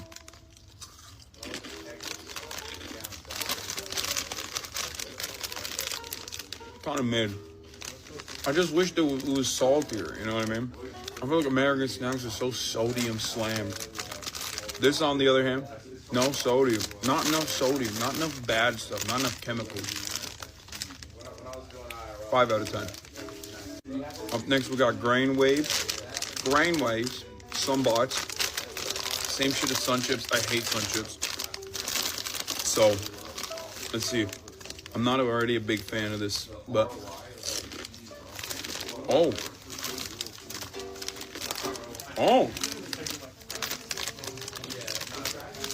Okay. These are better than Sun chips. This is the first Australian version of a chip that I've had. The flavor runs out real quick. 6 out of 10. Last but not least, we got the Shapes Original Pizza. This I've already had. Let me tell you, not a big fan. Okay. Shapes you can see, they say. Taste you can see. I fucked that up.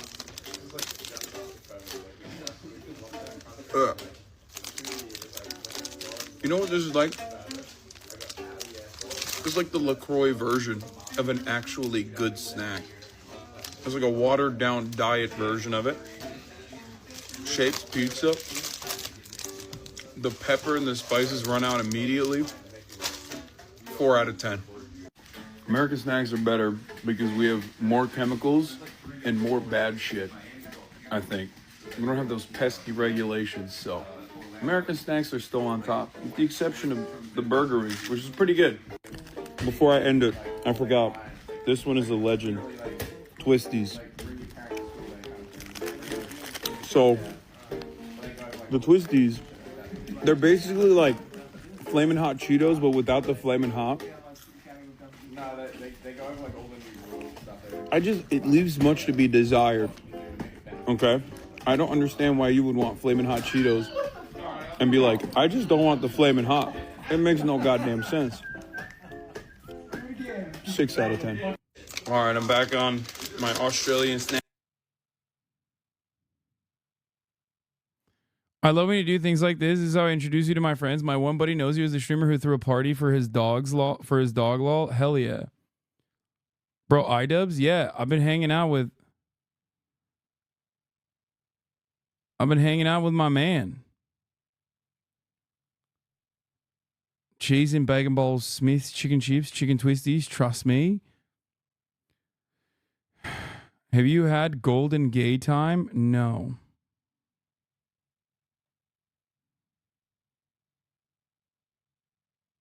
I have had Tim Tams. I like Tim Tams. Trying to stay relevant any way he can. That's so weird.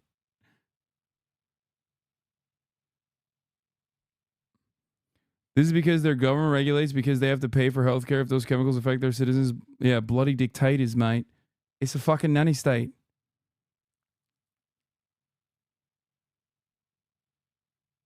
How many LBs do you think you've gained?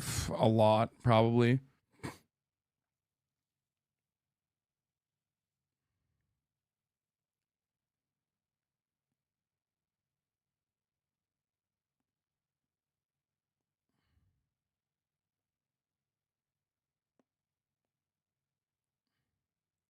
If I don't get my red 40 dye daily, I get headaches. I need the chemicals. Wait, let me see how long it's going to take.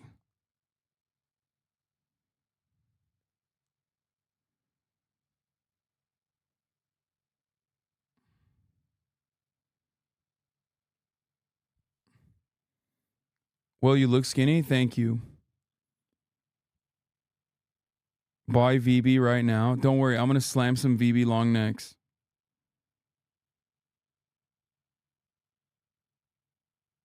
No food weighing on your trip? No, I don't have a scale with me.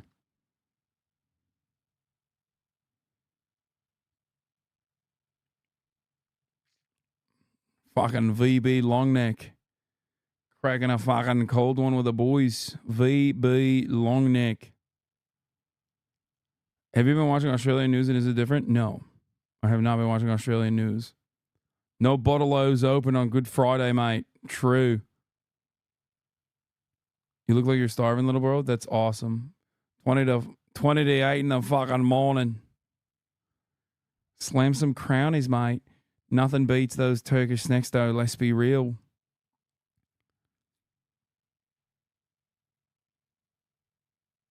Have you watched the newest Shogun yet? No. So I was going to ask that in the Discord earlier. I don't know how to watch it because unfortunately, Hulu doesn't work out here. So I got to watch it illegally. So I don't know how to watch it. It's fucking region locked. VPN? No, I don't know how to do that stuff. And I don't want to learn. It's like, it's too much. It's too much work. Is everything okay? You've just been looking very skinny lately. Like your waist's been a little snap. Okay, dude, stop. Your guys are saying such good things to me right now. Stop. It's on Disney Plus.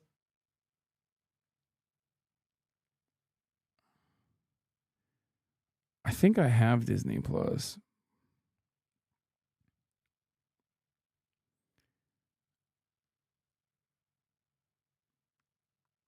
Any bars that are open will have people slamming shots in Jesus' name. That's what I want. Brittany Broski was using your merch in her last video. What is up, Broski Nation? No! That shit. Let's go. Let's go. Let's go. Like a fruit of some kind. Let's go, Brittany. Did you have a chance to watch Three Body Problem? No.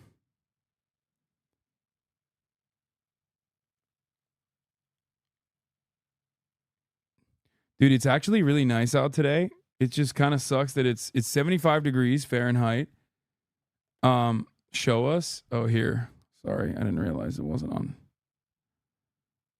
She's wearing the John Brown Hunting Club.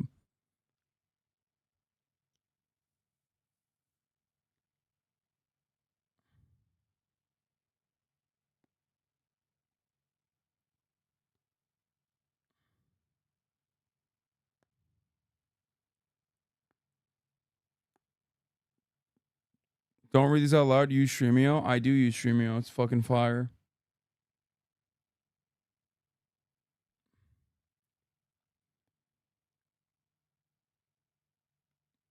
I just want to say I appreciate you waking up at 7 a.m. to do news for us. No glazing, I swear, boss.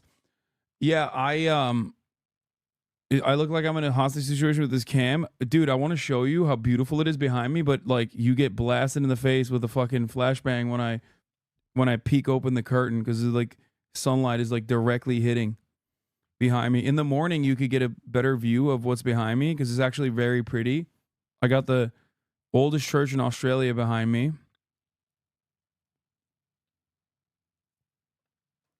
Here, I'll hit it. Watch out.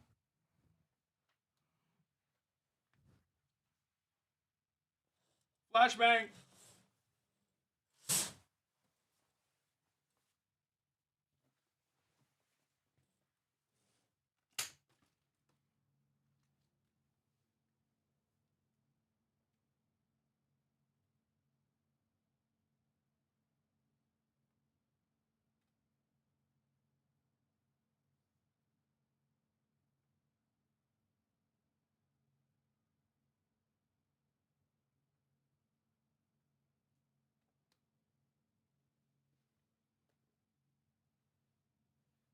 I had to, oh, fuck.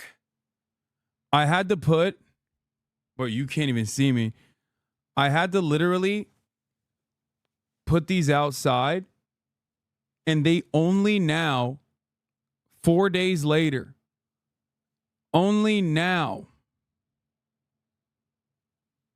did they actually dry up. It took 4 fucking days for these pants to dry up.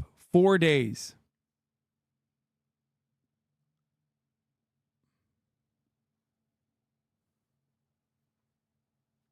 I should have never went in the ocean with these fucking pants. They were the worst material to go in the ocean with. Okay? They smell great, actually, surprisingly. It's that American detergent, that American chemical. That American chemical that just smells good even when you go in the ocean in it. And then these clothes were also outside. Now you might be wondering, Hassan, why did you put those clothes outside? Let me tell you why. Because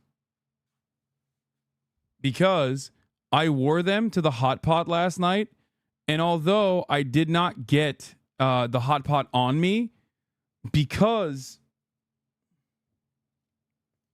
it like literally smelled like hot pot this morning. and they're not like bad. Hey. Like the clothes don't smell bad, except they smelled like hot pot this morning. So I was like, you know what I'm going to do? I'm going to put them outside to get a little bit of air, and it worked.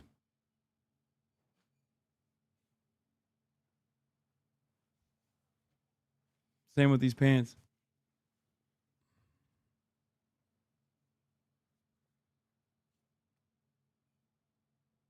It's Good Friday, so cathedral bells are going to ring at 12 and 3. Well, they didn't ring at 12, or I didn't hear it if it did ring. Take a pic outside for Instagram? Yeah, maybe.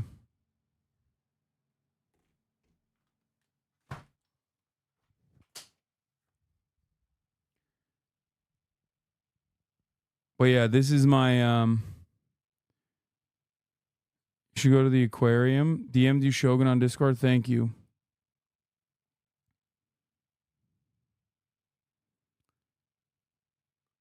Hassan, you're gonna get a dog-sized spider. Dude, I've noticed that like there's not that many spiders in the hotels, luckily. I feel like they do a good job of hiding the spiders.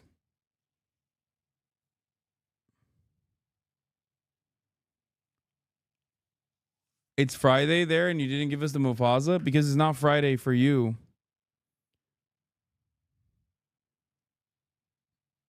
Technically, it isn't Friday for you. It is.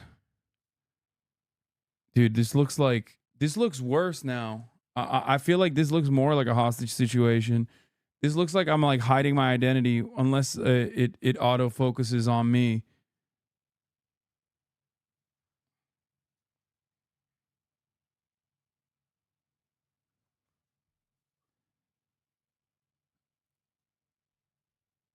Almost forgot because I haven't been on Twitch. What? Take us outside? There's nothing outside. I'm not taking you guys outside.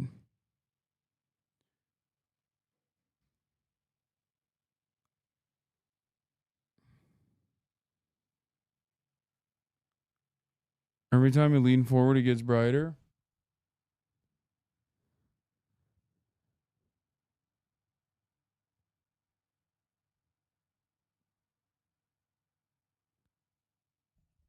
Aren't you afraid that freaks like Avi Yemeni are going to find out the hotel you're staying at? Just genuinely concerned? Who the fuck is Avi Yemeni? I don't know what that is.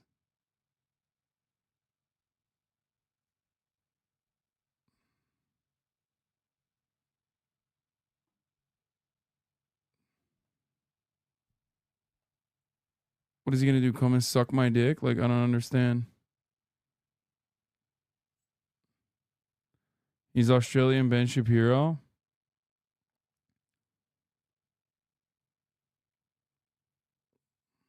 Like, what is he going to do? Come and suck me?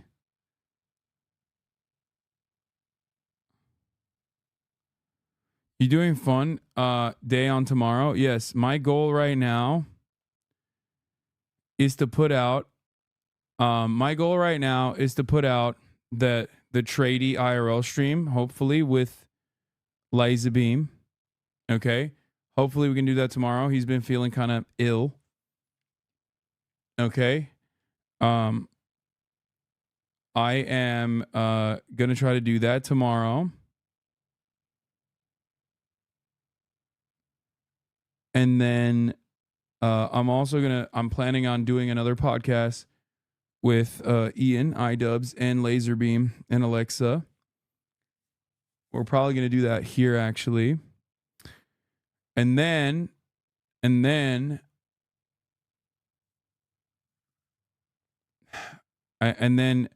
hopefully if we can do the cold ones, if they don't have a problem with doing it on Easter Sunday, because that's the only time we can do it, we do the cold ones. If we don't do the cold ones because it's Easter Sunday, then I'm planning on having Chad and Max Mofo on Fear And for a special episode.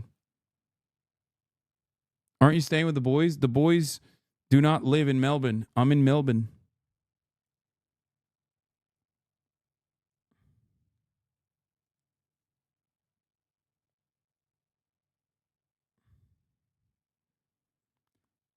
I thought about that earlier. Revealing your location isn't as much as a problem in a country that doesn't have more guns than people. Yeah.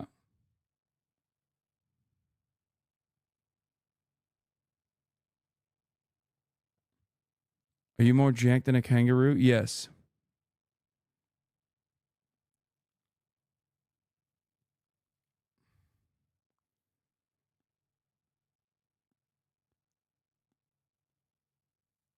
If you wanted to do Bikey and Union content, you should have contacted the CFMU. MEU. I have contacts there too.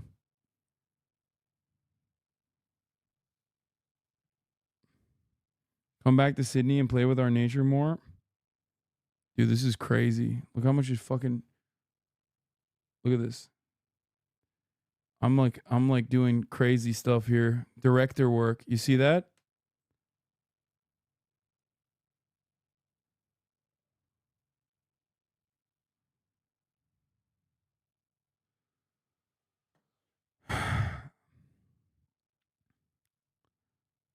How bad are you missing Kaya? Don't even get me started. I don't even want to talk about it. I miss her so much. All right, where the fuck? Okay, I don't even know where Alexa is.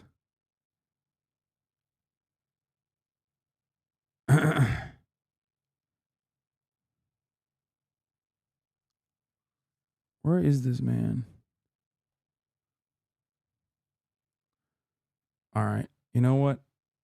GG's for Alexa. He said he wanted to come over and say hi to the chat, but honestly, I've done 6 hours. And he seems like he's not going to be here in anytime soon. So I'm ending it here.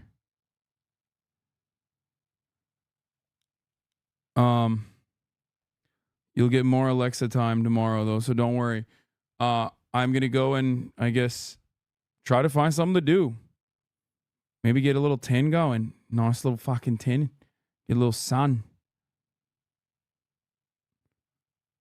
Are you going to attend the Marxism conference in Melbourne? No, I'm not going to attend the Marxism conference in Melbourne. We thought about it, but we thought it would be bad content. Bad. Because it's like they're trots, I think. And like I don't like I feel like it would be I would want to do memes, but I also feel like it would just be bad. Like it would be like too much making fun of like the trots do talk a lot of shit about you. Yeah, it would be probably very contentious. And then also on top of that, it would be a lot of like, you're a fucking fake revolutionary, you know, that sort of thing. I suspect.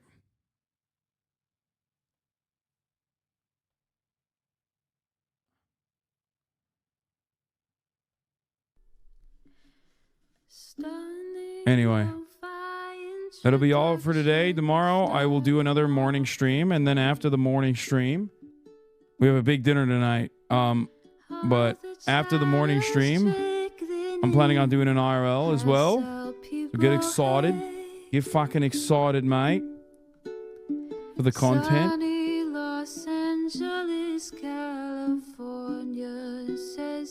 Fucking hell. Peace. To the starlight, to the dark bit just begun. There he is again, her sun is streaming, her sun is streaming. There he is again, her sun is streaming, her sun is streaming.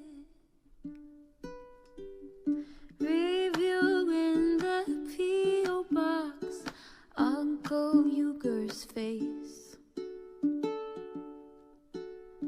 Sudden discord at your prop, great names take embrace. Tiny Bernie Sanders, LGBTQ Air Force. The whole left at your fingertips, Ane at your door. H3 crowded debate, the Young Turks online show. 3 full fucking years of this, plenty more to go. 90-day fiance talks of champagne bourgeoisie. A Trump rally live reaction on mass riot at DC. There he is again, her son is streaming. Her son is streaming. There he is again, her son is streaming. Do not fuck Campbell's biggest mistake of